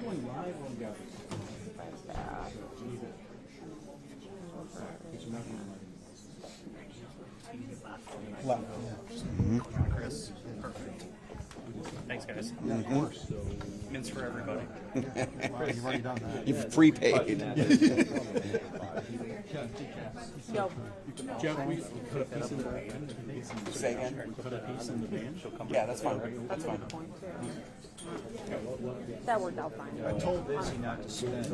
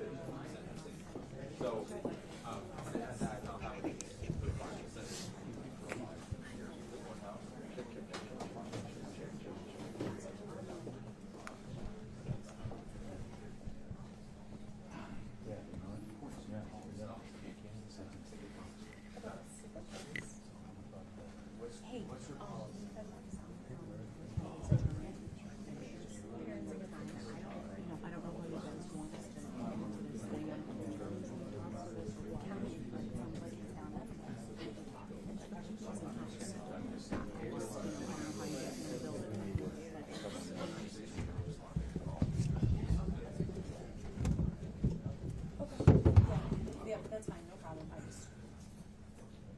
Yep, sure. Yep.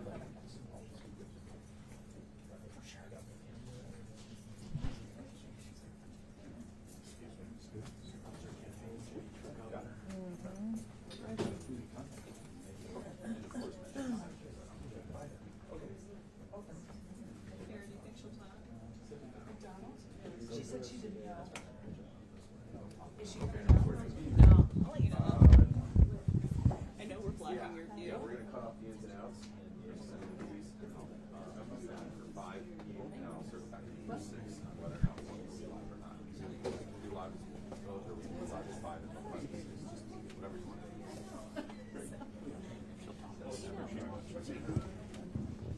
Okay, thanks for coming. So they should have yeah, but we need this for our school. I have that. But yeah, they should have.